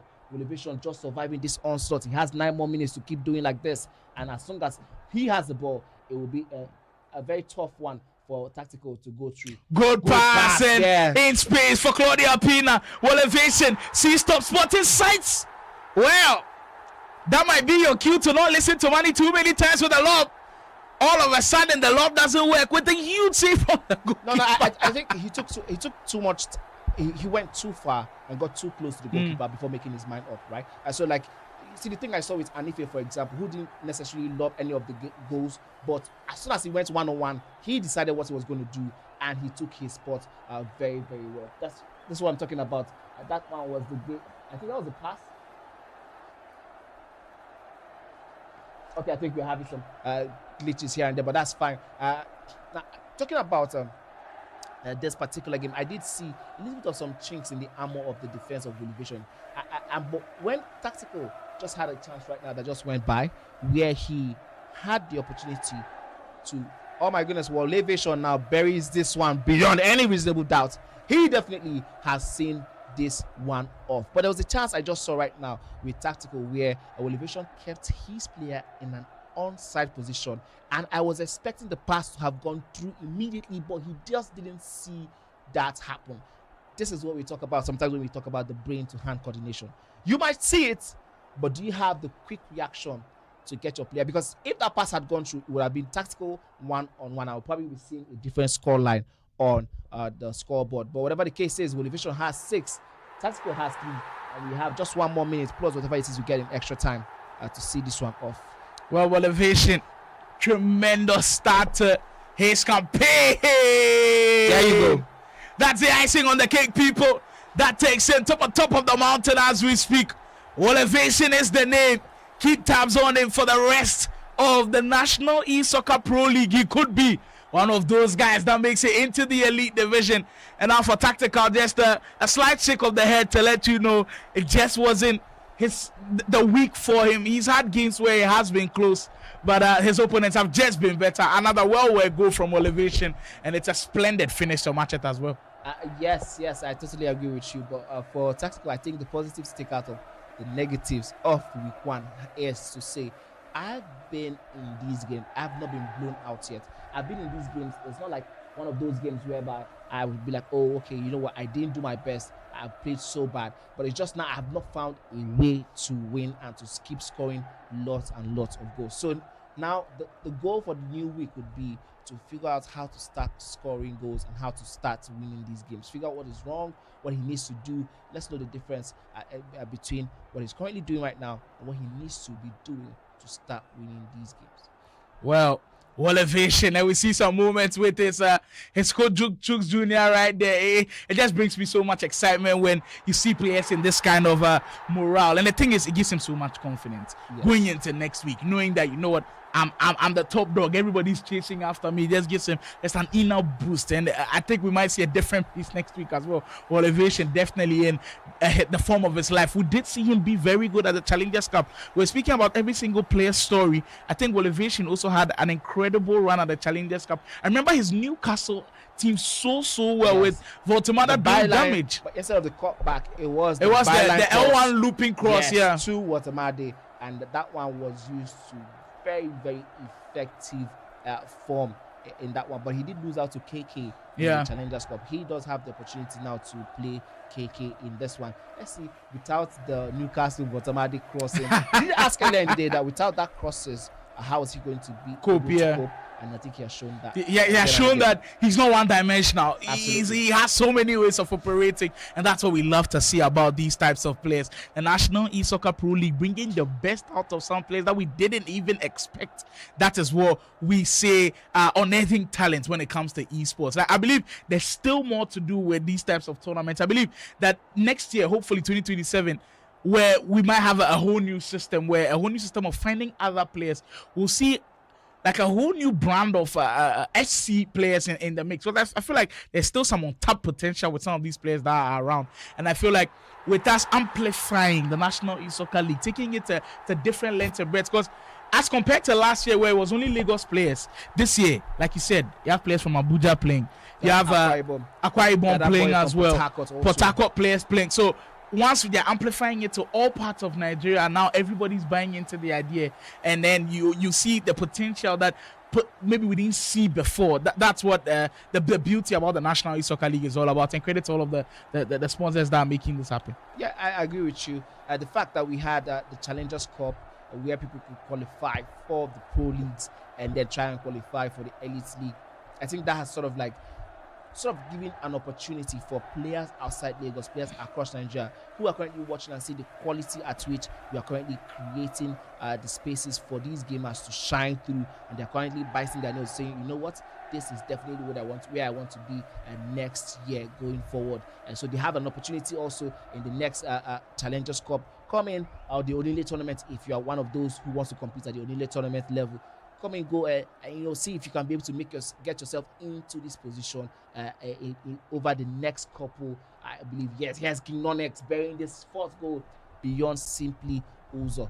Well, King Konx definitely cruising in this one. The reason why I was hell-bent on the fact that it spreads across the whole of Nigeria was because after the rivalry series between Ghana versus Nigeria, unfortunately Nigeria lost though. But in the comments, I kept seeing people say, oh, this is not really the best from Nigeria. I was like, yo, if you bring up your best against these guys, they might punish you. But the thing is, now that these players have the opportunity to compete at these levels, we do truly see the best when it comes to all parts of Nigeria. As Simply Uzo gets one goal back, I turn our focus onto this game as well as we draw closer and closer to the end of proceedings today. It has been amazing so far. Simply Uzo, though, still to secure maximum points so far. I believe he just has 1 point as we speak, and is looking to maybe cause some problems here for King Konx. But King Konx is somebody who has his sights set on finishing top of the league. I believe that has been his motive right from the start of the league. And every single game that he's played in, he's impressed. So far, I believe the most impressive one has been against Dada Boy, that 10-0 scoreline. Everybody just surprised at the way that game finished. That one absolutely insane. I think for Simply Uzo, he's left chasing this one. I think he has to probably relax a little bit and try to not run around. This was, I believe, a similar mistake King Konx made against No, Dada Boy made against King Knowledge where he got punished, where you're running around with every single person on your pitch. Just relax, allow the ball come to you, and just position your players in such a deadly angle where they can get the ball off. Here's another opportunity for King Knowledge. Like I did say, if you let the ball come to you as a defender or as a player, you probably have more chances than when you're just running around, especially when you're up against an opposition like King Knowledge, who does know how to move the ball from left to right and does know how to use it to full deadly effect. Uzo, and right now everything that is on his mind is how he can find a way to cause some problems for Konx. It's just difficult. We did see the same thing happen to Dada Boy as well.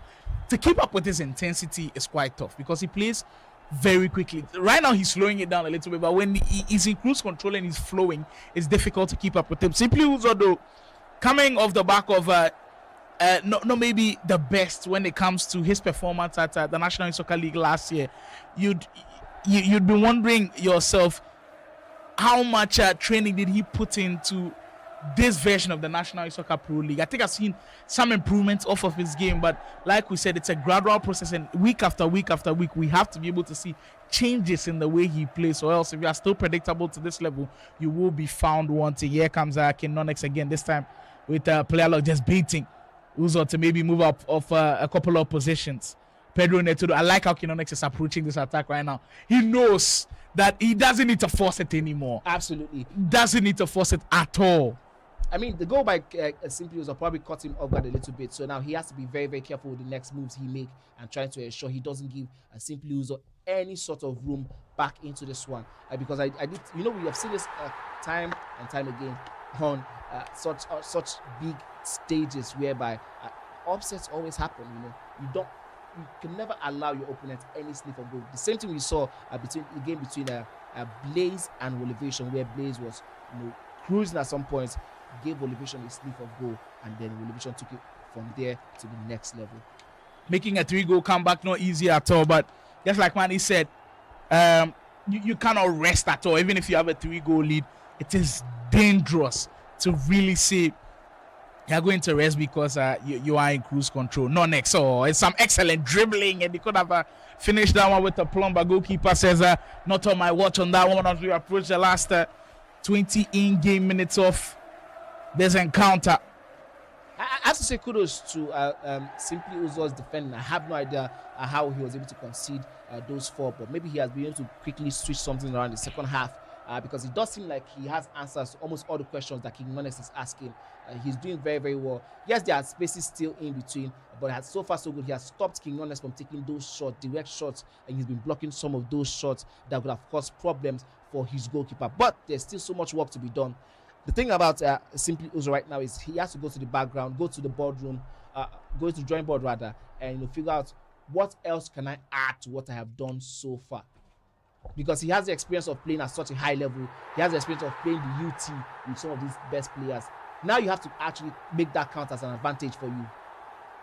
Well, on this possession, expecting him to do much better as Konx commits the foul and pulls that one all the way back. I believe Mandy making some solid points on that one. We're still live on YouTube. If you still not hit that subscribe button, what are you waiting for, my friend? For the next 7 weeks, this will be your home for some of the best FC action featuring some of Nigeria's finest FC players. Hit that subscribe button, hit the bell for post notification. Immediately we go live. You want to be there and be a part of this glorious FC action. Okay, Konx is special. All he does is exhibit the very best of FC. This time, Peanut's finish came in an acute angle, and it's just perfect watching him play. 5 goals for a 5-star performance. You could see it seemed like he was angry with himself for not getting this 5th goal sense, but I think that's kudos to Simply Uzo for sort of limiting his chances. Simply Uzo has to probably employ the Baji senior tactic to see if he can pass around for a little bit and limit the amount of goals he's being scored. Right now, yes, it will look like he needs to score more goals, of course, but so far so good. He hasn't really shown a lot of promise. He just did a skill move that I really like. The look back, I think feint, and he was able to get that one into position on the byline. Simply Uzo still passing the ball left to right, biding his time, waiting for the right moment. Triggered Pina. I think that was rushed pass, and now King Knowledge might want to punish him for not taking that chance and taking it properly.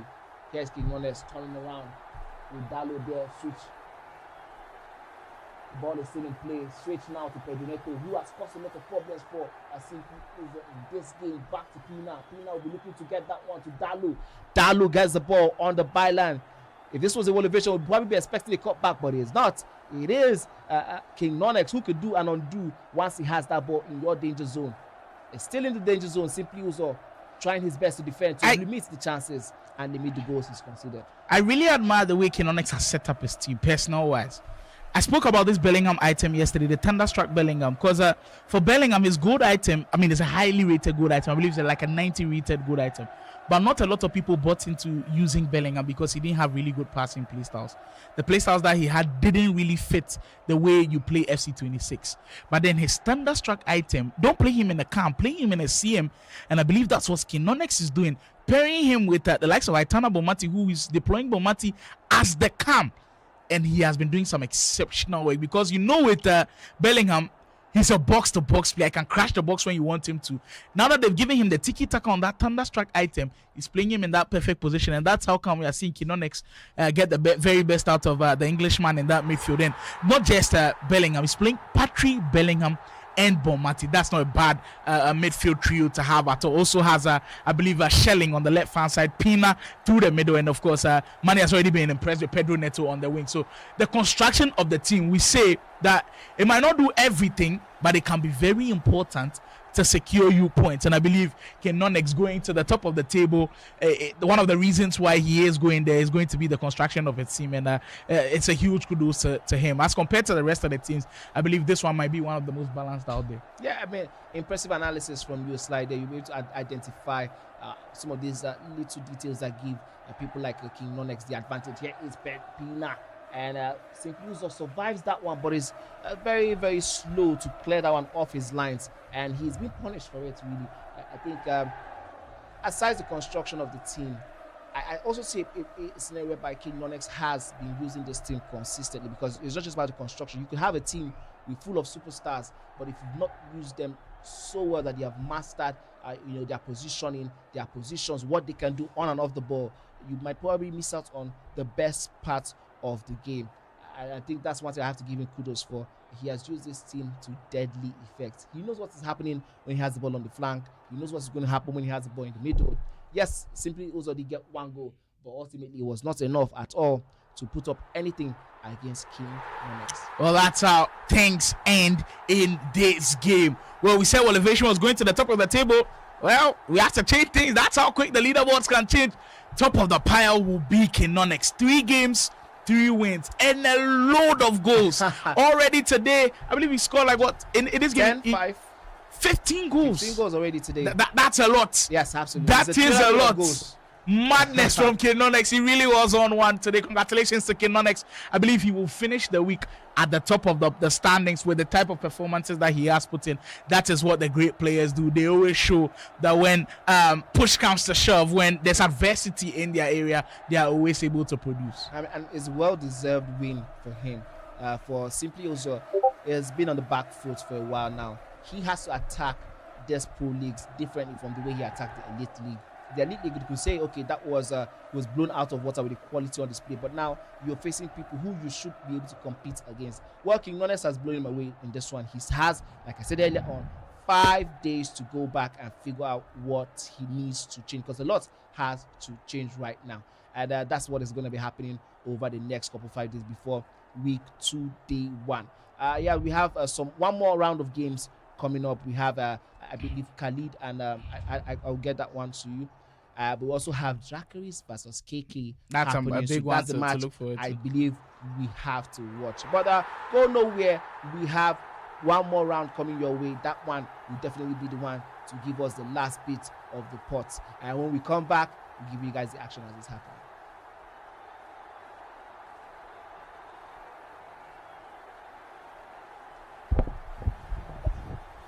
Okay, I got you.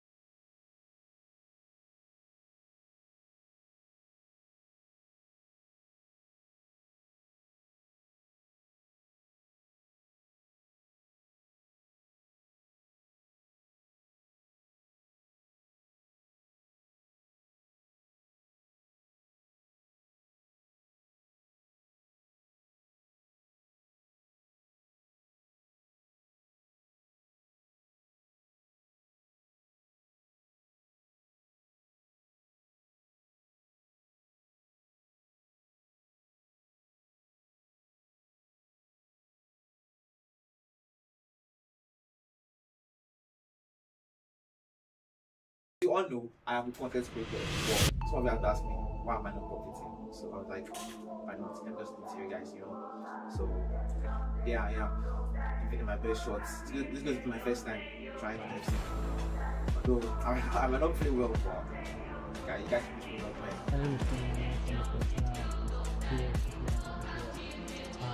I'm coming to the show to show my talent, to show the country what I can do, and show the world that do my right to So I came into the open slots after the Challengers Cup. My biggest regret in that Challengers Cup was actually losing the last chance to make the top six in the second leg. After winning the first leg, I lost the second leg. Yo guys, it's your boy Rhymes and I'm back at the National Esoccer League. So you guys know we took Elite Division last season and I'm back to come and like give it a notch and get back to Elite Division. I don't feel no pressure. I feel like if I play at my best, I'm one of the best players in the country. So definitely I'm going to like go all out this time around because that is where I belong. We were relegated from the Elite Division last season because I feel like I didn't really play well and I choked because I was like number 4 on the table or whatever. So I don't know what happened, but then again we have to like do more this time. I'm gonna like keep practicing and then I know that if I play well, whatever happened last season is not gonna happen this season. Hi guys, Simple here. We're back again. We played KD Boys for this time around in country. I participated in Division 1 last year, or playing against the best of the best. It wasn't easy, but this time around, I've heard I've seen some amazing players who registered for this particular, who are in this particular division actually. And then it's going to be fun, it's going to be thrilling, and well, we're going to try our best to finish in top because it came from so it shouldn't be a problem. Hello guys, it's Tactical, and I'm here for the National Esoccer League. I came to the Challengers Cup, and it's my first time in this tournament. And for those who don't know me, I'm a gamer from Port Harcourt. I've been gaming for 6 years now. Started playing FIFA in 2019. So I've actually won a couple of tournaments, but I'm looking to make a statement in this tournament. Hi guys, my name is Yemolee, a Nigerian FC Pro player. I came into the K Esports League via the challenge.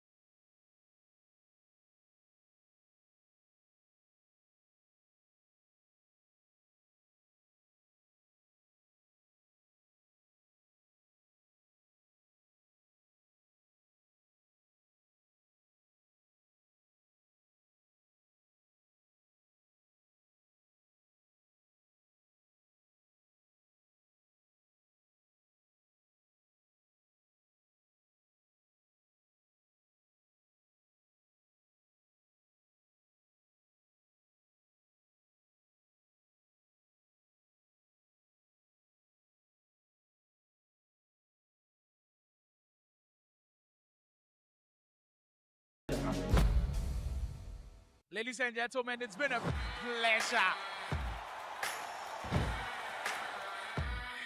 The best of the best players feeling the pressure and the nerves of Game 24. My goodness.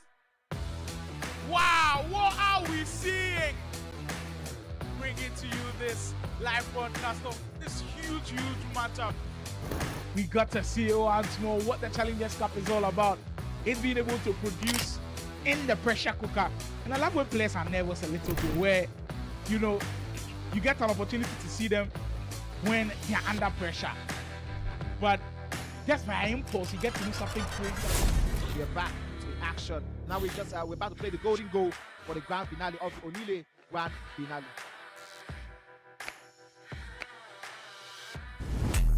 Oh, we're just having an update. Oh, his father just found him, but not regret. He does regret this. Oh, yes.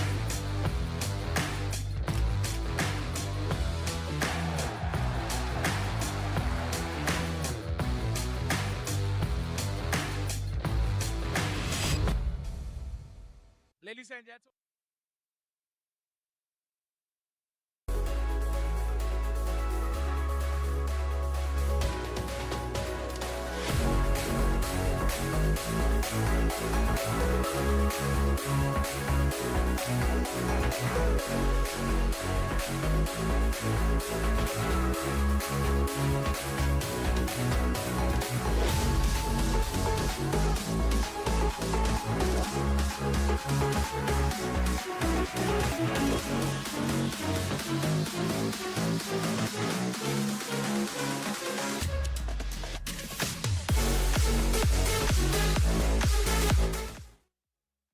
We've come to the final hurdle of the day. Week 1, day 2 has been nothing short of excellent. We've had so many things to talk about, and I've just enjoyed the many divisions that has come up with all of the games that we've seen. But right now, we go to the final games of the day. A lot of people have been asking for these matchups. We get to see them. Today, we haven't seen the Challengers Cup champion at all.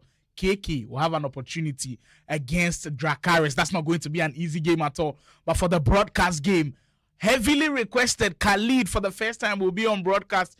He takes on Abuja's Guru. That should be a spicy one. Yes, it's very interesting. We've seen that in the comments, people asking, where is Khaled? Can we have him on stream? Now we have answered the question. People spoke and we have heard, and now we are about to deliver. Khaled versus Guru is going to be happening. I don't know what to expect of Khaled. I haven't really seen much of him, but I know that he's very popular around the content creation space. But for Guru, we did see him earlier today. We saw that he's very, very interested in getting himself these 3 points. This is going to be another opportunity for him to do justice to this. Khaled is going to be playing from right to left with that red kit. Khaled in that red kit, while Guru is going to be playing from left to right in the all-white kit. I think he's just trying to quickly make some changes to his controller settings. Well, yeah, it is going to be an interesting game in all facets, because we've already spoke about the streamers within the scene, in the sense where some people feel like maybe they're at a disadvantage because everybody sees their game, everybody sees the way they play. But then I believe you debunked it really well yesterday, in the sense where if you are good, you are good. Yeah. No matter how many times somebody sees your game, when it comes to the competitive scene, you have to still be able to do the everybody job. has seen Vergang. Everybody has seen Vergang's game. But how many people can say they can go toe-to-toe with that man? Yeah. It's almost near impossible if you're not at that level. The Manugo Chos of this world, people have seen them again and again and again play at this high level. I mean, it should be easy to say, okay, they know what to do. But here is Khaled to prove a point to the whole world that also content creators in the gaming space should be taken seriously. Well, it is a heavyweight matchup as we anticipated. This one could go right down to the wire, just like how we like them. Here are the National Esoccer Pro League scenes. It's been 6 rounds of massive action. We go down to the final 7th round. It's been back-to-back stuff here, as we'll see Khaled and Guru square off for the last final round. Also happening elsewhere, KK taking on Draaris. We'll bring you all of the updates from that one, as well as the goals do go in to tell you who is cruising in those matchups as well. Make sure you stay tuned. Don't go anywhere as we get to enjoy this final matchup. Bon Mati, first time we'll see Khaled make a couple of interesting passes into some dangerous areas. Is that one onside though from Pina? Yeah. Just felt she was slightly offside, and my hand was indeed right on that one. But they're clearly seeing some patterns develop from Khaled. First time being on the broadcast, maybe the nerves might get to him a little bit. But the thing is, he's played on stream so many times that he's kind of used to the fact that a lot of people are watching him in the space. Well, Draaris, it seems to be his day today as you start perfectly against KK. Wow. That heavyweight matchup elsewhere. Well, we did leave this one for a second. The Guru. Maybe today is his day, bouncing back from yesterday's loss. Yeah, I mean, yes, he has done himself a world of good by getting himself that opener. But talking about that goal by Draaris, that would have definitely set the tone for an interesting first half in that game between Draaris and KK. But there's a lot to still play for. Okay, we're getting the replay of the game. A good turn there by Guru. Nice movement there. That L1 stop, he has been using them to deadly effect again and again. If I was in this position, I would definitely be doing another extra pass to shoot. But Guru is sure of what he was doing and buried that finesse beyond the grasp of the goalkeeper. Guru once more. My goodness. Well, Khaled did get his goal back. All of a sudden, Guru leads again. The goals are going in thick and fast, and they see me catching us off guard at some point. That's how potent both of their offenses are. I believe Alexia Putellas. Look, I think at the start of the game, I did have a tragedy with FC26. For those who know me, I was weeping about this because I accidentally quick-sold my Bomati. She was playing my cam. Then the small coins I had to improvise. I couldn't get Bomati at the time, so I had to find somebody who would fill in their shoes. And I went to get her teammate Alexia Putellas. Putellas was not as quick as Bomati, but one thing that she had that Bomati didn't have was the 5-star skill move, 5-star weak foot.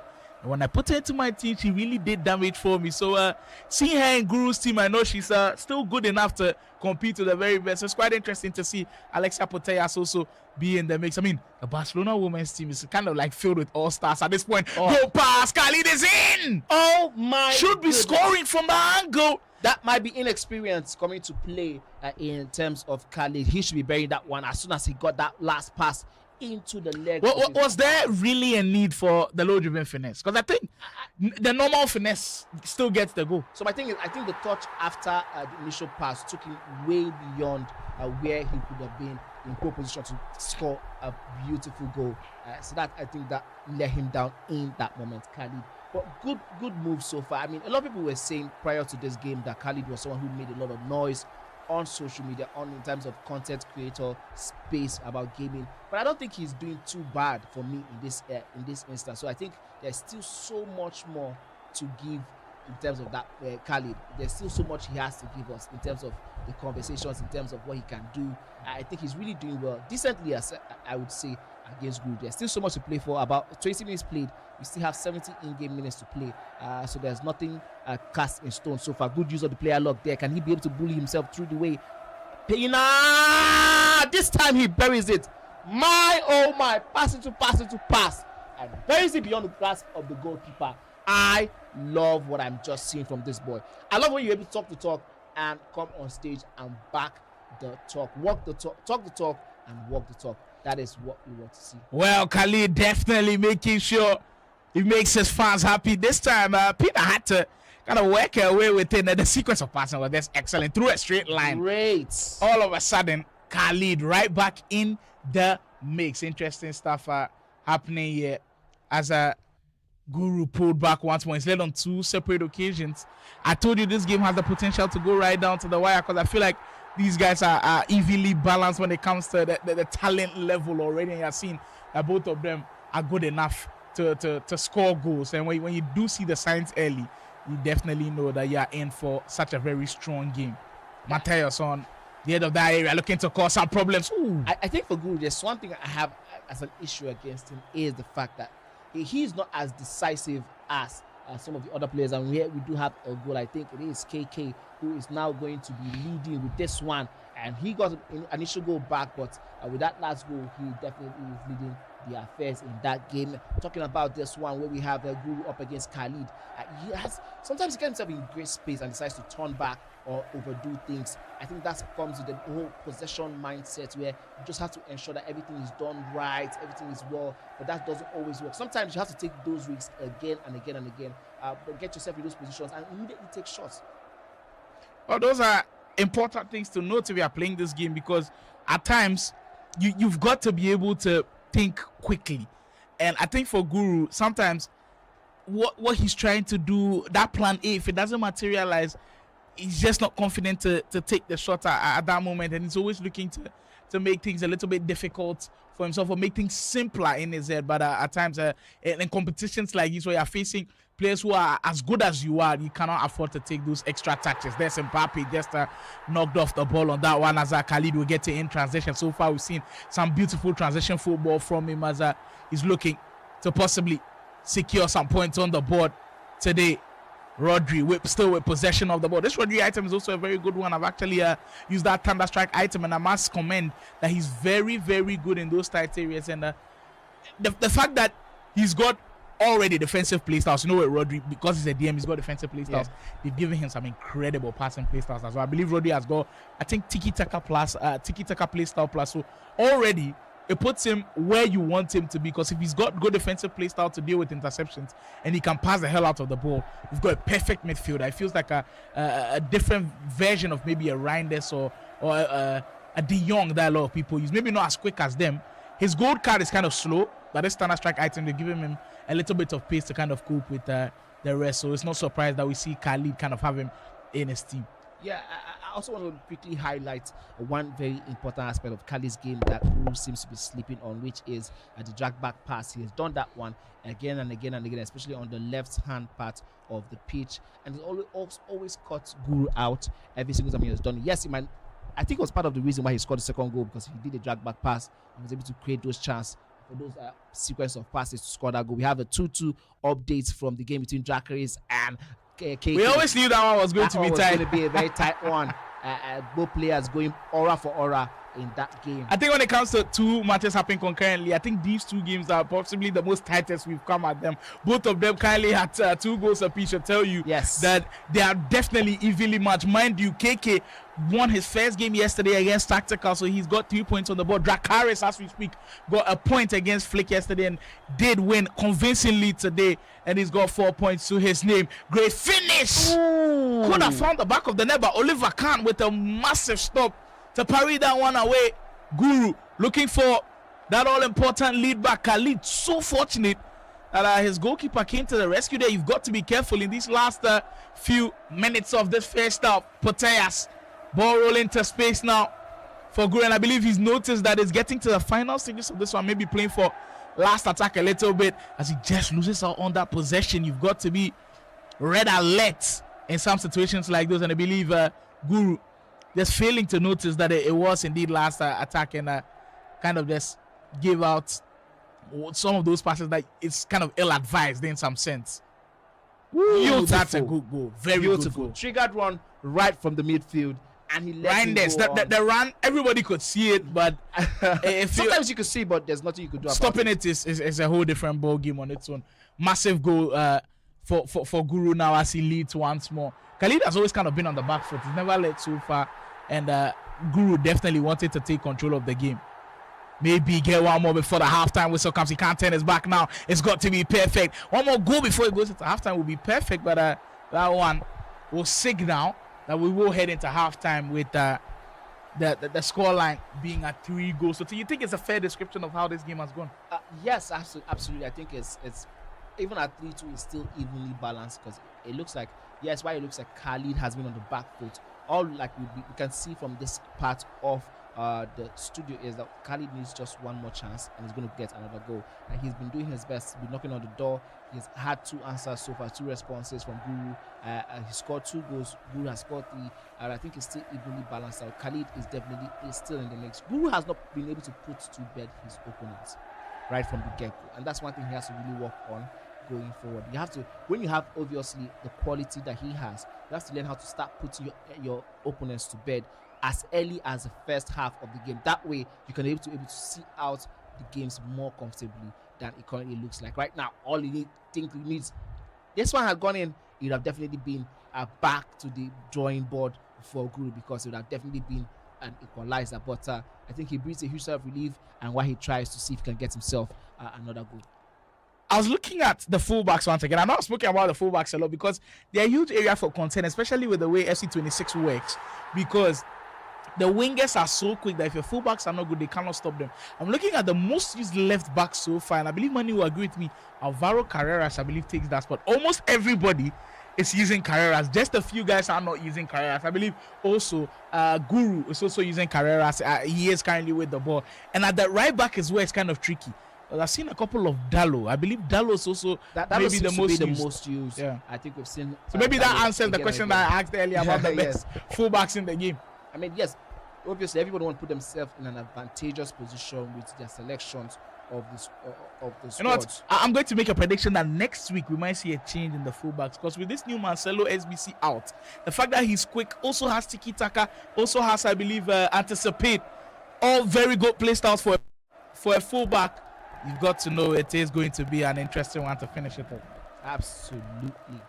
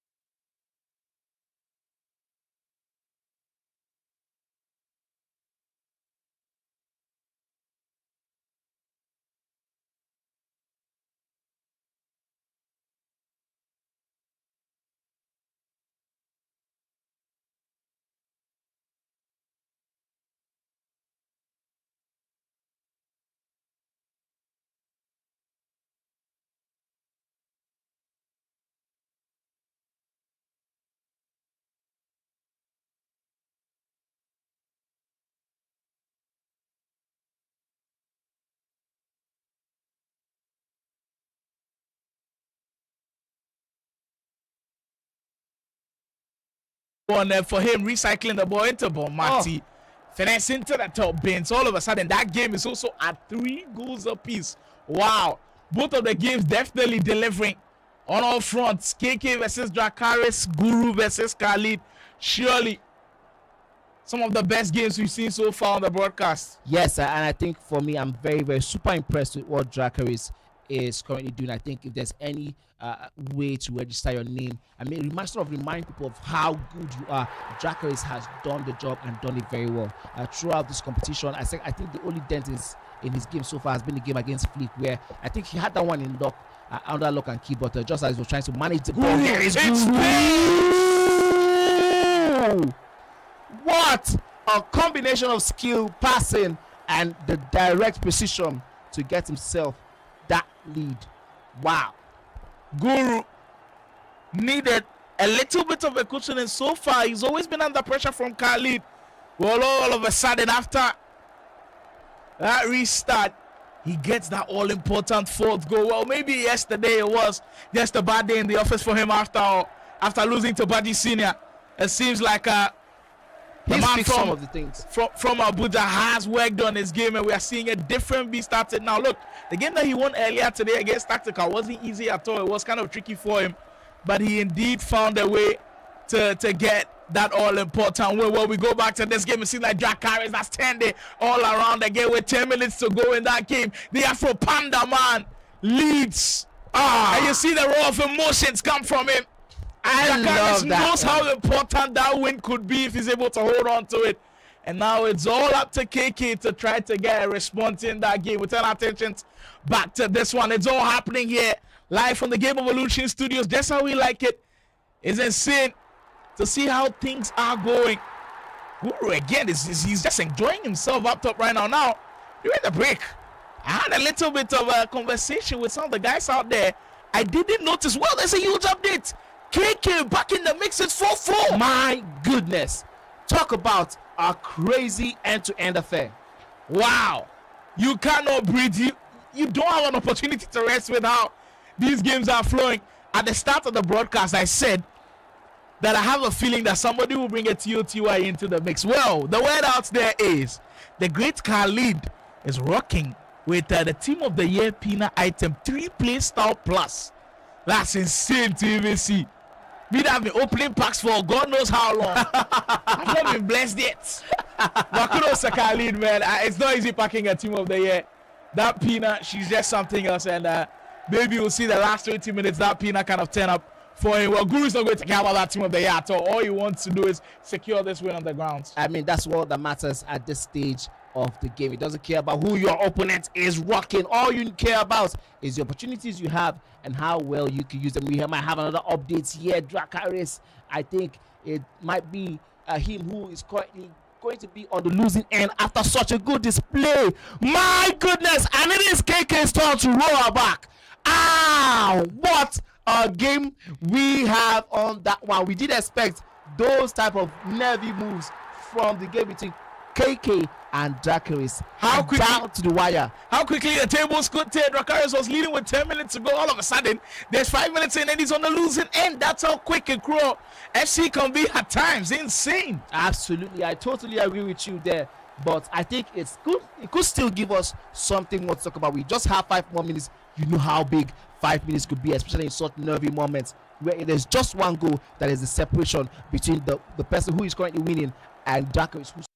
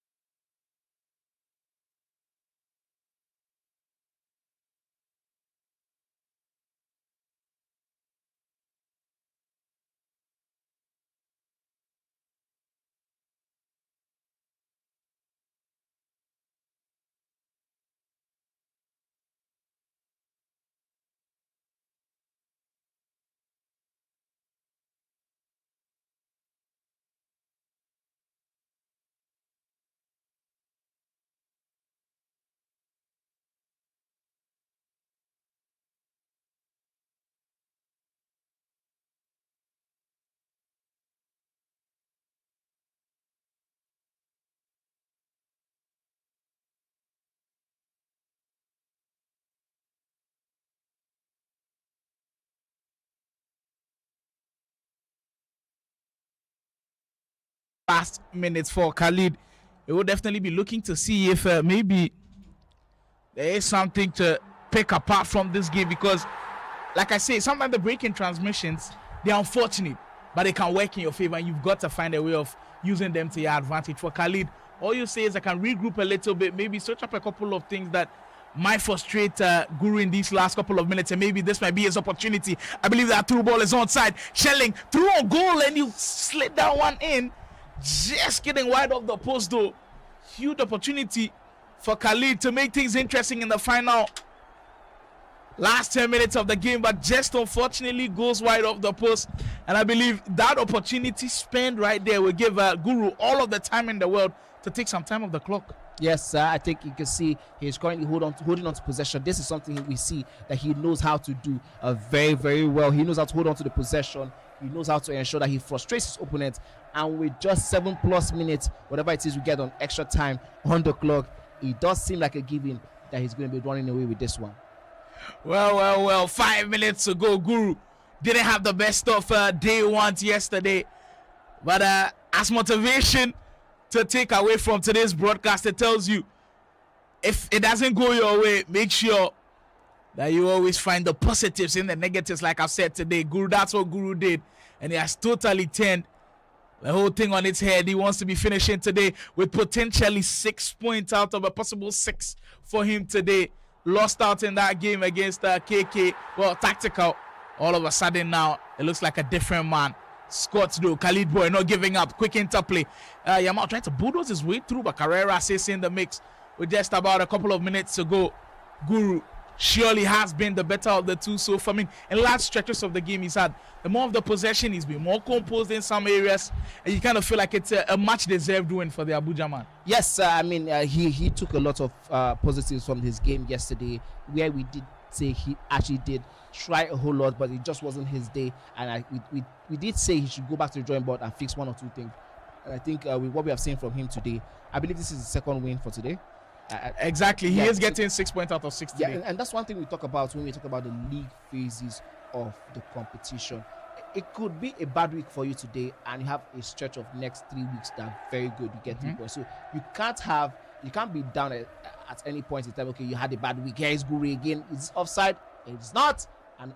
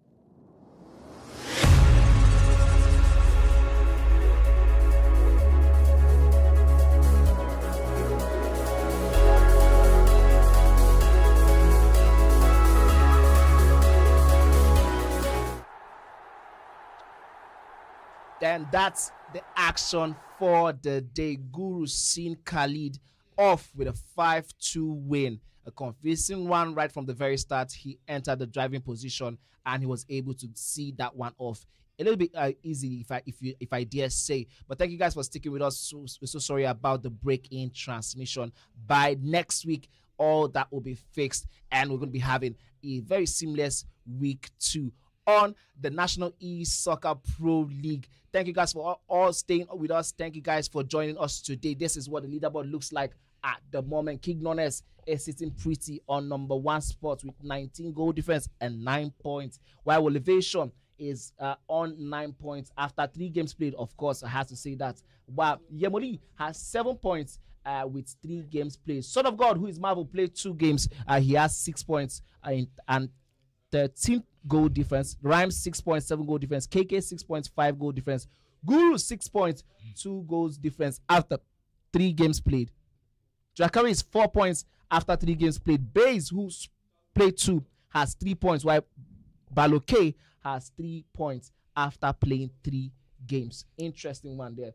Baji Senior currently has 3 points after playing 2 games. Game with Josh on 3 points after playing 2 games. Well, it looks interesting on the second half of the table as we see Anife kindly still with just that lone point to his name. Mr. Oga as well, kind of disappointing on the second day as well. Just that point that he picked up from yesterday, still he has the flick also in that game where he just couldn't score his chances. Also has that one single point, and that's how the rest of the leaderboard will look like. It's been an impressive day right here from the Game Evolution Studios. Day 2, week 1 wrapped up now, and I hope you guys enjoyed every single bit of it. We look forward to next week and what it will bring. Absolutely. You guys cannot afford to miss the delicacies that next week is going to serve us. The guys have gone back home already. They are getting ready. I'm very sure every single person who didn't get good points this week are probably going to be looking at what they have done so far, trying to cook up more tactics, more strategy, and probably see if they can pack better players for the duel that next week is definitely going to be. The stories have started writing it themselves already. The agendas are currently going on as we speak. But we cannot wait to see you guys here, same time, same station next week. Don't forget to like the YouTube channel and stay with us across all social media channels. Thank you guys for sticking with us. My name is Big Chief Manny, and this is Slide More with me. On all of our behalf, I want to say thank you for sticking with us. See you guys next week.